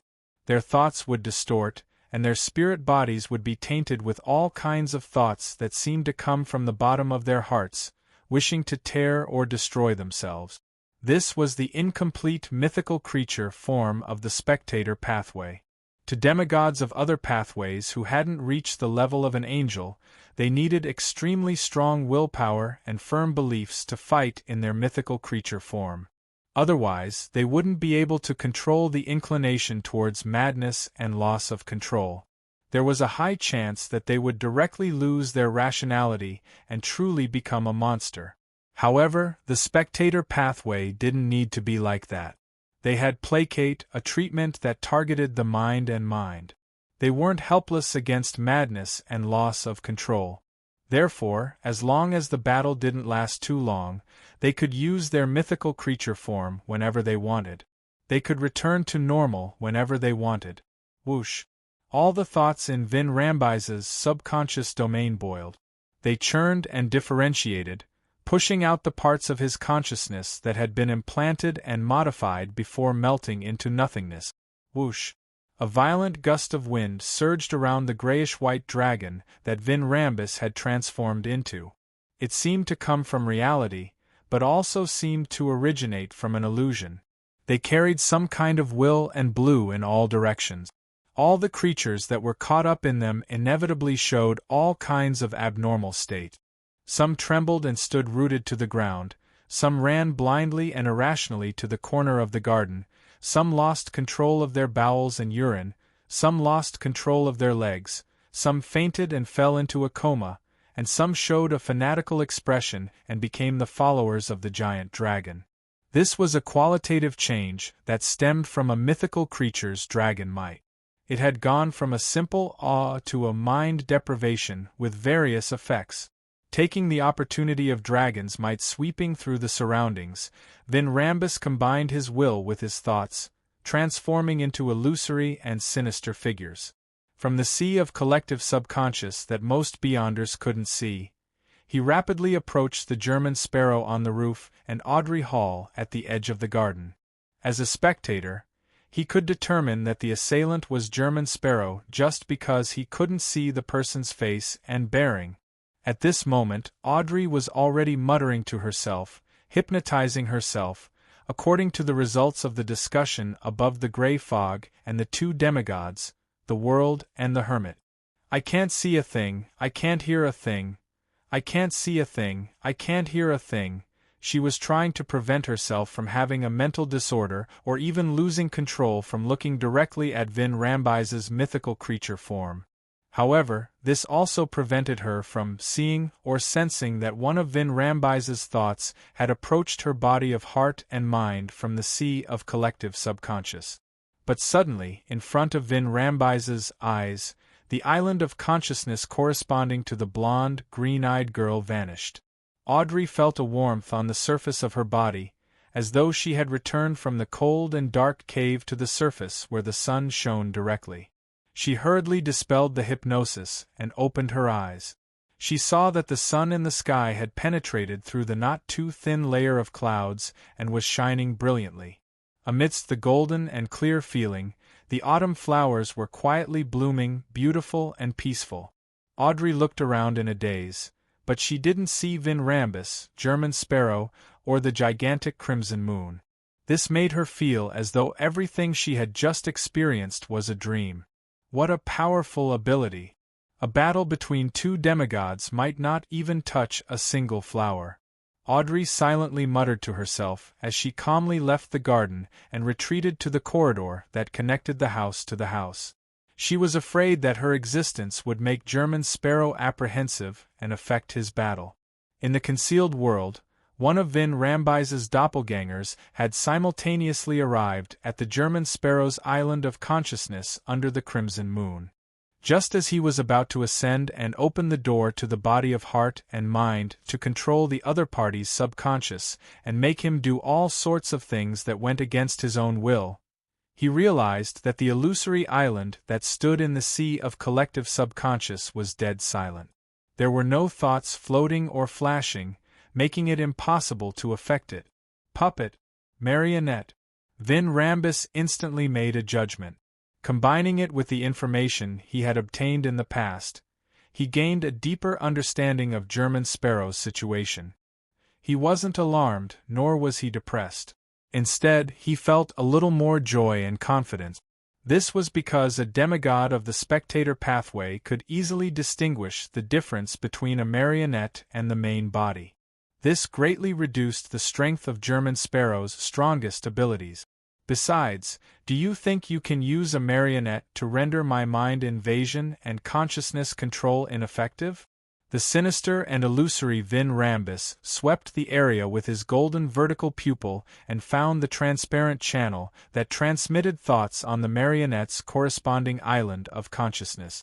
This was the symbol of spirit-body threads in the mind world, in the consciousness domain. Right on the heels of that, Vin Rambus's figure flashed as he followed the transparent channel and found another island of consciousness hidden in the distance. This was the source of the marionette's control through thoughts. In other words, it belonged to the main body. Found you! Vin Rambus snorted coldly, stirring up a terrifying mind storm in the surrounding sea of collective subconscious, making them smack at German Sparrow's island of consciousness again and again. This caused the nearby meteorological phenomena to rapidly change.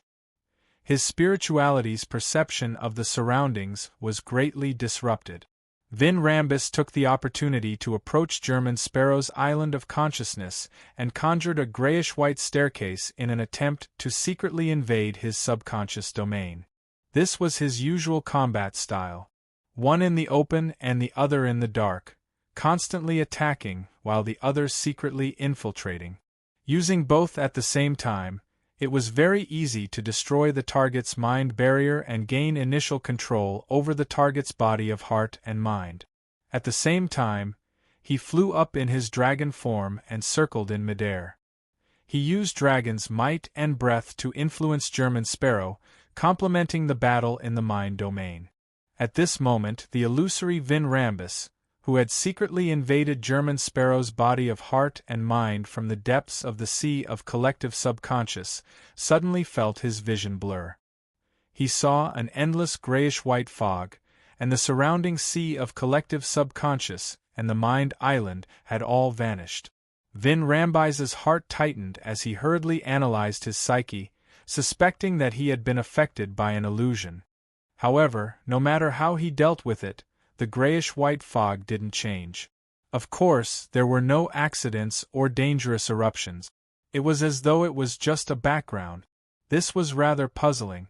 Just as Vin Rambus was about to stir up a psionic storm here, the grayish-white fog finally dissipated, revealing the island of consciousness belonging to German Sparrow.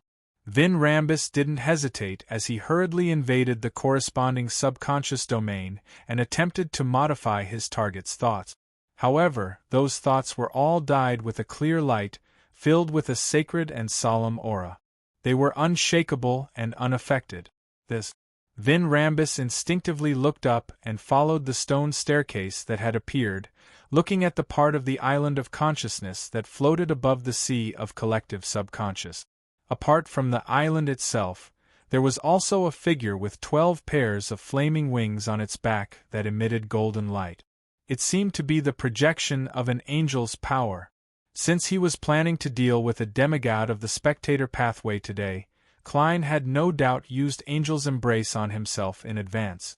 He had used the Red Priest card's level to mobilize the powers of the mysterious space above the gray fog. This was also the reason why he wasn't affected by the incomplete mythical creature form.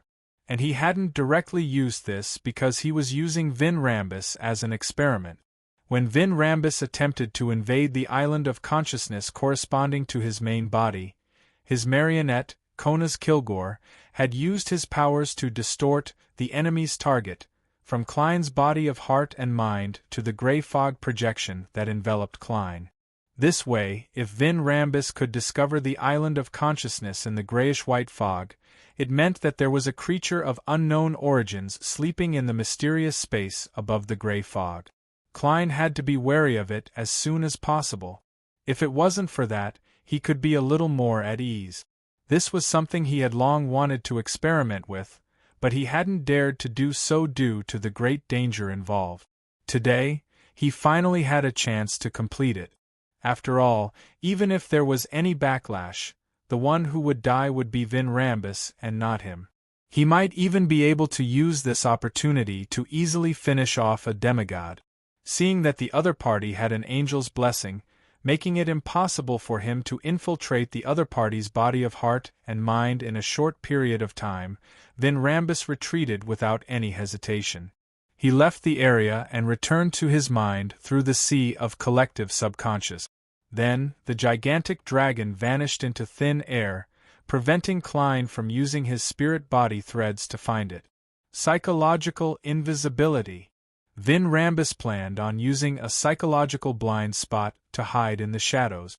As he continued using area of effect beyonder powers like mind deprivation and mind storm to gradually weaken German Sparrow's angel-enhanced mental barrier, he used his sealed artifact to attempt an attack. As a demigod of the spectator pathway, although the dragon was very strong in melee combat, it still lacked the necessary beyonder powers with powerful offensive capabilities. It needed to be made up for through certain sealed artifacts. At this moment, an illusory book appeared in front of German Sparrow, who was unknown if it was his marionette or his main body. An ethereal voice sounded around him. I came, I saw, I recorded. What Klein wanted to use was the lightning storm recorded by the scribe in Creeping Hunger. For something like psychological invisibility, a full area of effect attack was enough to resolve it. It had to be said that against beyonders with similar styles, the storm pathway was a pretty good choice. Chapter 1080. Boom. Bolts of lightning struck down from the sky, covering the area illuminated by the gigantic crimson moon with a silvery white forest. Lightning flashed as a destructive aura swept through, not leaving a single corner unscathed. The grayish-white dragon that still maintained its human shape protruded once again. Tiny bolts of lightning darted across its stone-like scales, causing some inconspicuous cracks to appear. Vin Rambus's psychological invisibility couldn't be maintained under such an all-encompassing attack. After all, he would still interact with his surroundings, but he had eliminated his sense of existence. He was in a blind spot, and once the interaction intensified, he would inevitably be exposed. The moment he appeared, the lightning storm calmed down significantly.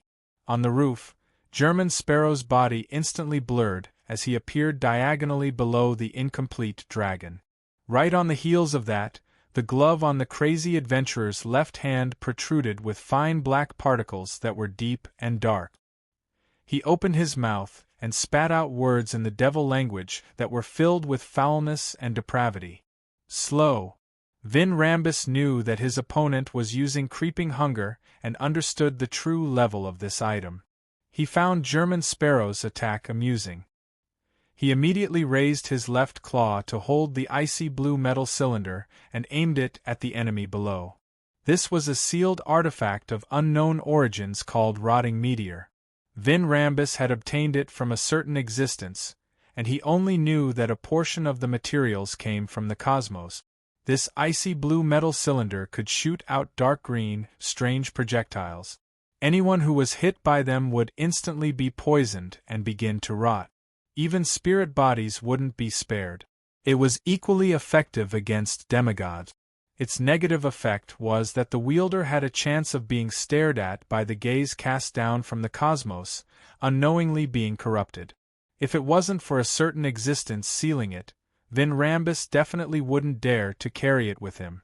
But even so, he tried his best to limit the number of times he used it to prevent himself from dying strangely or experiencing a mutation. This was the common outcome of many wielder of Rotting Meteor. At that moment, Vin Rambus didn't believe that the language of foulness, which was at most a sequence 5, could affect him in his incomplete mythical creature form. He planned on using Rotting Meteor to directly finish off an enemy with a sealed artifact that posed a threat. But at this time, his movements really slowed down and his whole body gave off a stiff feeling. On the pitch-black roof under the gigantic crimson moon, another German Sparrow in a black trench coat and silk top hat had appeared at some point in time. He held a strange revolver with 6 barrels in his right hand and aimed his left palm at the German Sparrow below Vin Rambus. He clenched his fist and gently twisted his wrist. Earl of the Fallen, magnify.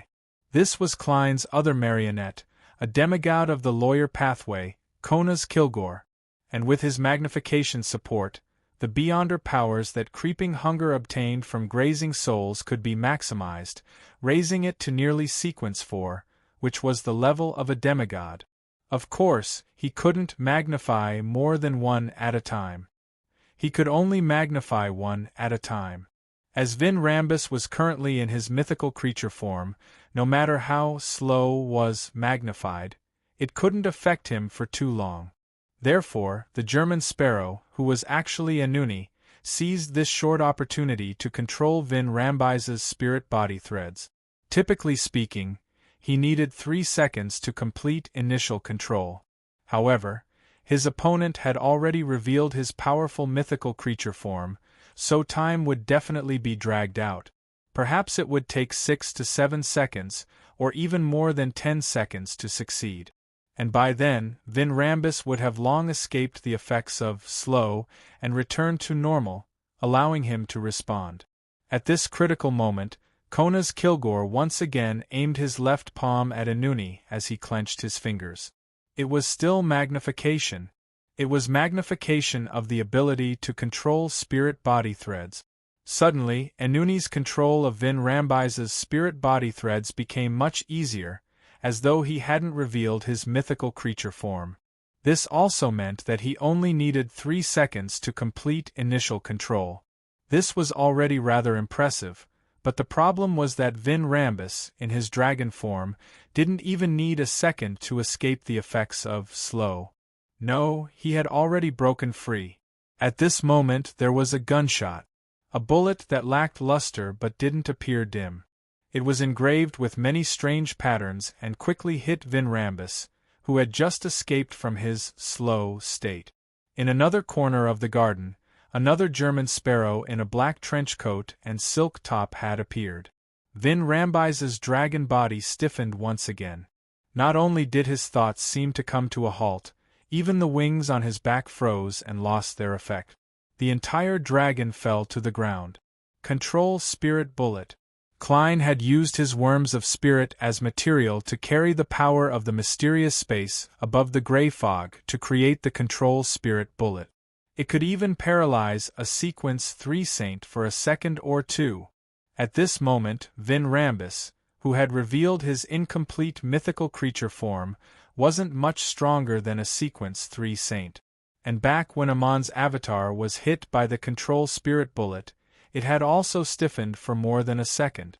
In addition, Klein could also get Kona's Kilgore to magnify the might of the bullet, but he didn't have the time to do so in order to seize the opportunity.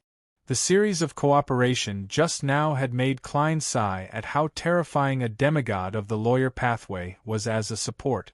It was very, very, very useful. Of course, under normal circumstances, the Earl of the Fallen's magnification could only enhance the effects and influence of certain actions, and it couldn't help others. But the problem was that as a marionette with a worm of spirit in his body, he was undoubtedly one with Klein and other similar marionettes. He wasn't strengthening others, but himself. Seizing the opportunity of Vin Rambus falling into a state of paralysis, Inuni completed his initial control of the spirit body threads. Just as the incomplete dragon recovered from its stiffness, its thoughts turned sluggish, and its actions lagged. It had to be said that after a Bizarro sorcerer obtained a powerful marionette, they could produce extremely terrifying strength through their cooperation. As for Klein, he still had the cheat-like Control Spirit Bullet and other items. This was something that only he could create because only he could use the powers of the mysterious space above the gray fog. Of course, powerhouses like Amon could also create similar charms and bullets, but the exact effects would be different. Seeing that Vin Rambus was under initial control, Klein began preparing to interfere with his resistance, preventing him from escaping his current state until he became a marionette. But at this moment, his head suddenly ached as an irrepressible mania surged in him. Then, he became extremely depressed, as though he couldn't feel what happiness was. He was filled with disdain for himself, wishing that he could give up his life to prevent himself from causing trouble for others. In the blink of an eye, he became excited again. His vision seemed to turn blood-red, and he was filled with hatred for everything. He wanted to destroy everything he saw. Not good. Before Klein's mental state rapidly deteriorated, he knew that he had been influenced by Vin Rambus at some point in time. His body of heart and mind was acting abnormally. He hurriedly tried cogitation to resist the abnormal mental state, but thoughts that seemed to belong to different people flashed through his mind. Let's just end it like this. F***ck. Quickly think of a way to save myself. What the hell is wrong with me? I seem to have a serious mental illness. A mental illness that can be contagious? The strange mental illness that Miss Justice mentioned? This is indeed a high sequence beyonder power of the spectator pathway. What's the point of saying so much? There's a demigod-level psychiatrist on the other side. Turning him into a marionette will easily resolve this problem. Realizing that German Sparrow hadn't shot a second bullet, Vin Rambus's grayish-white scale-covered face revealed a smile. Although he hadn't expected the powerful teamwork between German Sparrow and his two marionettes, causing him to quickly fall into a situation that bordered on despair, it wasn't as though he hadn't done anything previously. Before he retreated from the sea of collective subconscious, he had secretly planted contagious madness in his marionette. The marionette was essentially a dead person, so it couldn't be controlled by any means other than spirit threads. However, it didn't mean that he didn't have a mind island. It was just that it was dead silent. What Vin Rambus had done was to bury a seed in the name of madness. The seed was unable to affect the marionette itself, but it could secretly infect the surrounding sea of collective subconscious, causing the actual body to unknowingly be placed in an environment filled with infectious mental illnesses after switching places. Furthermore, this madness could also be spread through spirit-body thread. In addition, as this infection originated from oneself, it wasn't something that an angel's blessing could isolate. At most, it would weaken the effects and delay the onset. This was a high sequence beyonder power of the spectator pathway, the manipulator's mental plague. In ancient times, there would be people who had been in a repressed state for a long period of time showing abnormalities at the same time. And their abnormalities would affect the people around them, resulting in the so-called mass hysteria.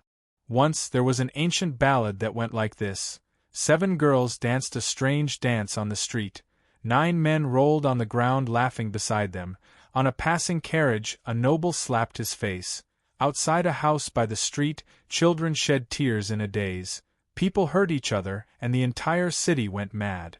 If one thought about this ballad carefully, it would make one involuntarily feel fear.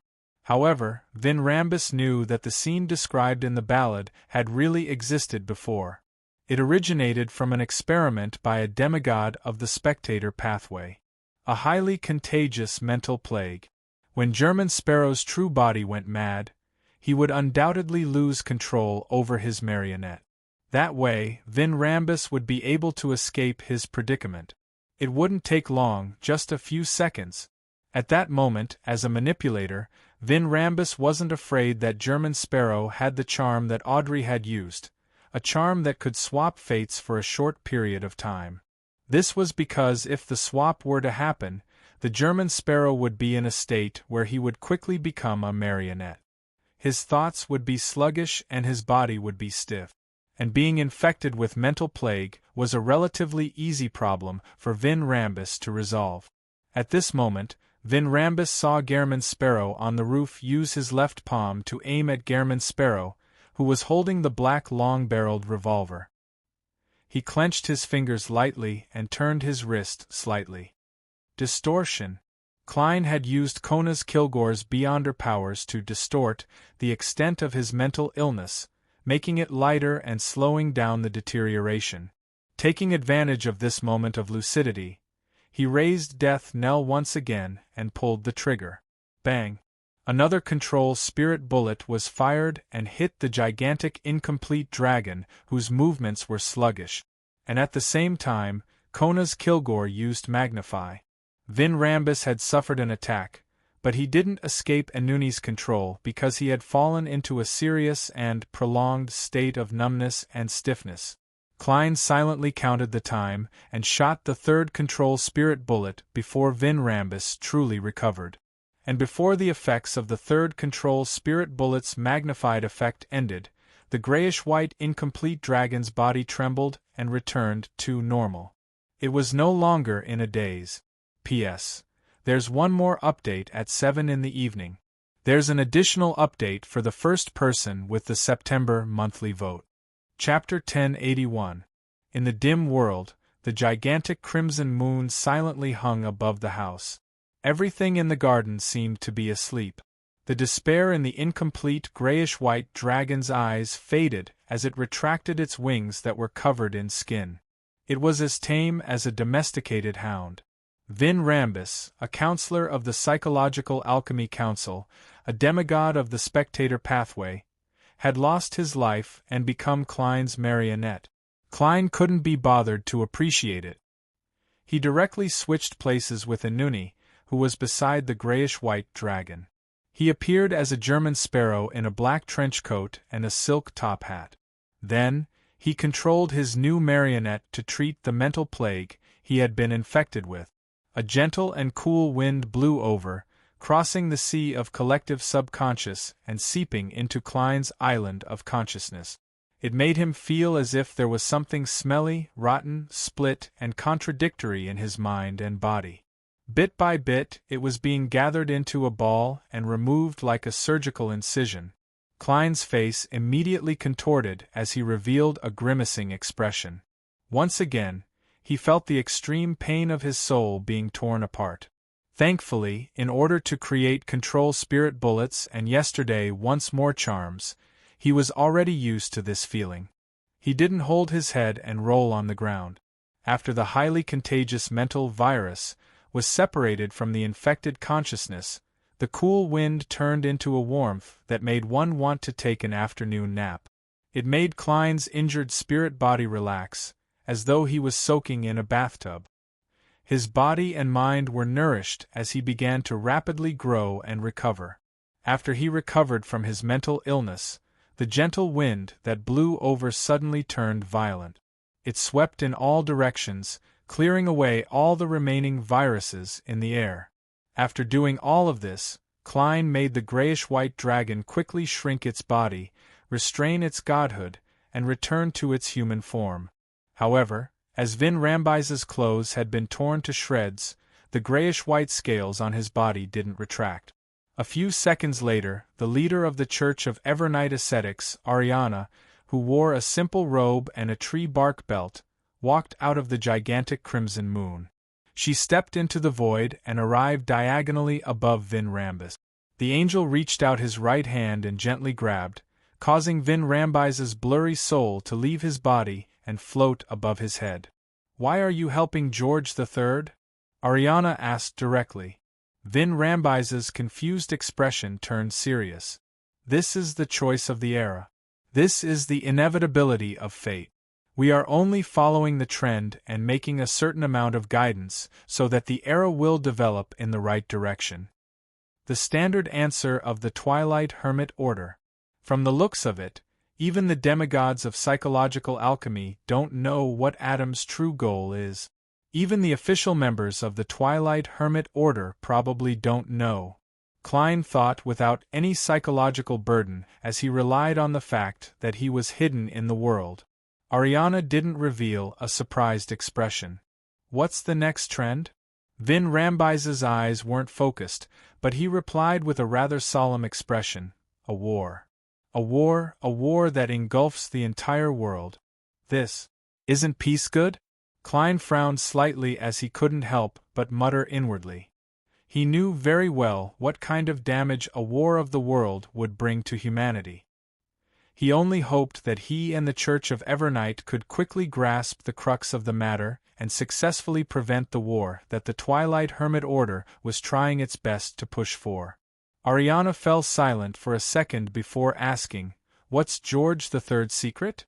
Vin Rambus fell silent for a second before asking, "What's George III's secret?" A smile appeared on Vin Rambus's face. "Every king is bound by the three great contracts. The highest they can reach is Sequence 5. And with our help, he bypassed this obstacle.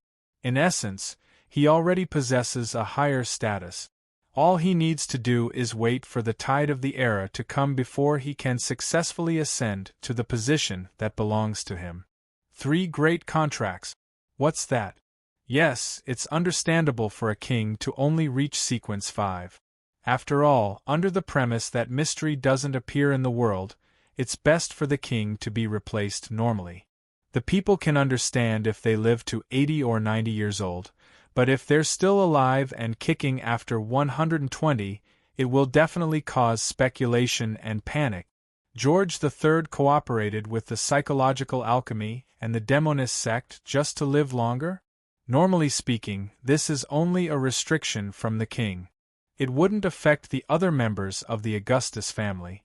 They should have grounded angels among them, so there's no reason for them to support George III. Many questions surfaced in Klein's mind. George III isn't a demigod yet. He's only obtained a higher status through some means and acted ahead of time? Ariana asked unhurriedly. To the Church of Evernight, this was a rather critical problem. If George III was already a demigod, then they could directly contact the Church of Storms and Steam to capture him. This was because the king's existence was evidence. Vin Rambise's soul nodded. Yes. What's the exact method? Ariana continued asking. Vin Rambis slowly shook his head and said, I'm not sure. The person in charge of this matter is our president. I only remember him mentioning once that he wanted to make George III more talented. More talented? Upon hearing this description, Klein immediately acutely associated it with the contents of Roselle's diary. In the eyes of that emperor, the so-called talent was to make one's mind and soul more like that of an ancestor with a higher status. From there, one could obtain the recognition of the corresponding beyonder characteristic or the mental imprint in the sealed artifact, allowing one to easily overcome the negative effects of consuming the potion and wielding the sealed artifact. This wasn't a perfect method, and it could even be said to be extremely dangerous. This was because the mental imprint would change the soul of the consumer or wielder, causing them to experience a certain mutation. If anyone were to use such a method to advance to a demigod, it was very likely that they would become a stitched monster. Has George III been hypnotized by someone to actually accept such a method? No, if it's hypnosis, the Augustus family's angel or sealed artifact will definitely discover the problem. Klein became increasingly puzzled as he waited for the floating ascetic leader to ask another question. Ariana clearly knew what more talented meant. Without any change in expression, she asked. Who's your president? Vin Rambis revealed a look of reminiscence. He has many identities and many names, but as long as I see him, I can confirm that he's the president of our psychological alchemy. His current identities and names are, one of the 4 kings of the sea, King of the Black Throne, Barros Hopkins, the former Chancellor of Bakeland Medical College, the royal family's medical consultant, the dead Polly Durlau, the famous recluse of the Central Sonia Sea, Eric Drake, King of the Black Throne. Only then did Klein realize that he had heard of this title before. However, he always ignored it and didn't take it to heart. He rarely thought about it. So this pirate king is from the spectator pathway. He nodded in enlightenment. Ariana listened quietly and asked, What secret is George III hiding in the Blood Emperor's ruins? What secret is George III hiding in the Blood Emperor's ruin? It's something very important.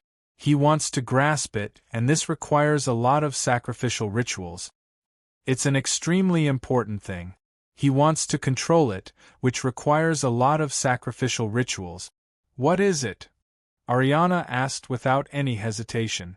Vin Rambis was taken aback. I don't remember. He suddenly raised his hand and covered the head of his soul, appearing to be in great pain. But no matter how hard he tried, he could not remember the answer. Did Adam or an angel of the spectator pathway wipe that memory away? Klein watched with a solemn expression, increasingly feeling that the secret in the ruins might be more important than he had imagined. Ariana was silent for a few seconds before looking down at Klein. "What do you want to ask?" Klein thought for a moment and said to Vin Rambus, "Let's go. What are the names of the high-sequence potions of the spectator pathway?" Vin Rambus's soul's pain was alleviated as she slowly replied, "I'm not sure. Sequence 4 Manipulator, Sequence 3 Dreamweaver, Sequence 2 Clairvoyant, Sequence 1 Author." He didn't mention Sequence 0 Visionary, so it was obvious that he didn't know. What is the manipulator potion formula? Although Klein felt that his question was slightly vulgar compared to Ma and Mariana's, he still spoke. Without any hesitation, Vin Rambus said in a daze, "That's right.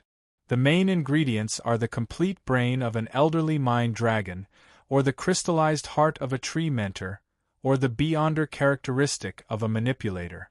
The supplementary materials are 80 milliliters of an elderly mind dragon's blood, 3 golden leaves from the tree mentor, and 1 drop of tears from 7 different humans or human-like creatures that are produced by intense emotions. The ritual is to consume the magic potion in a special occasion with at least 10,000 people while they resonate with their emotions. In comparison, the difficulty of the spectator pathway's demigod ritual isn't that high." "That's right. A spectator can self-treat and analyze themselves. They can effectively resist the madness and loss of control brought about by the potion, so the ritual can obviously be simplified." Klein nodded in thought. "What is the potion formula for Dreamweaver?" "I don't know." Vin Rambus shook his head. "All right." Klein then asked Vin Rambus why she had personally come to Audrey and received the corresponding answer. Then, he said to Ariana, "I have no more questions." Vin Rambus couldn't answer the questions he had. Ariana gently pressed down with her right hand, allowing Vin Rambus's soul to return to his body. Following that, the angel glanced at Klein and said calmly, "Don't worry, Klein." Following that, the angel glanced at Klein and said calmly, "Don't use him as a marionette. Don't use him as a marionette. Before his mental imprint is removed, it's best not to use his beyonder characteristic to create items. Of course, I don't wish for Adam to pay me a visit." Klein nodded sincerely. "I'll keep that in mind. Thank you, Ma M. Ariana. P.S. First place in September's monthly votes will be updated 9 Heaven's Divine King.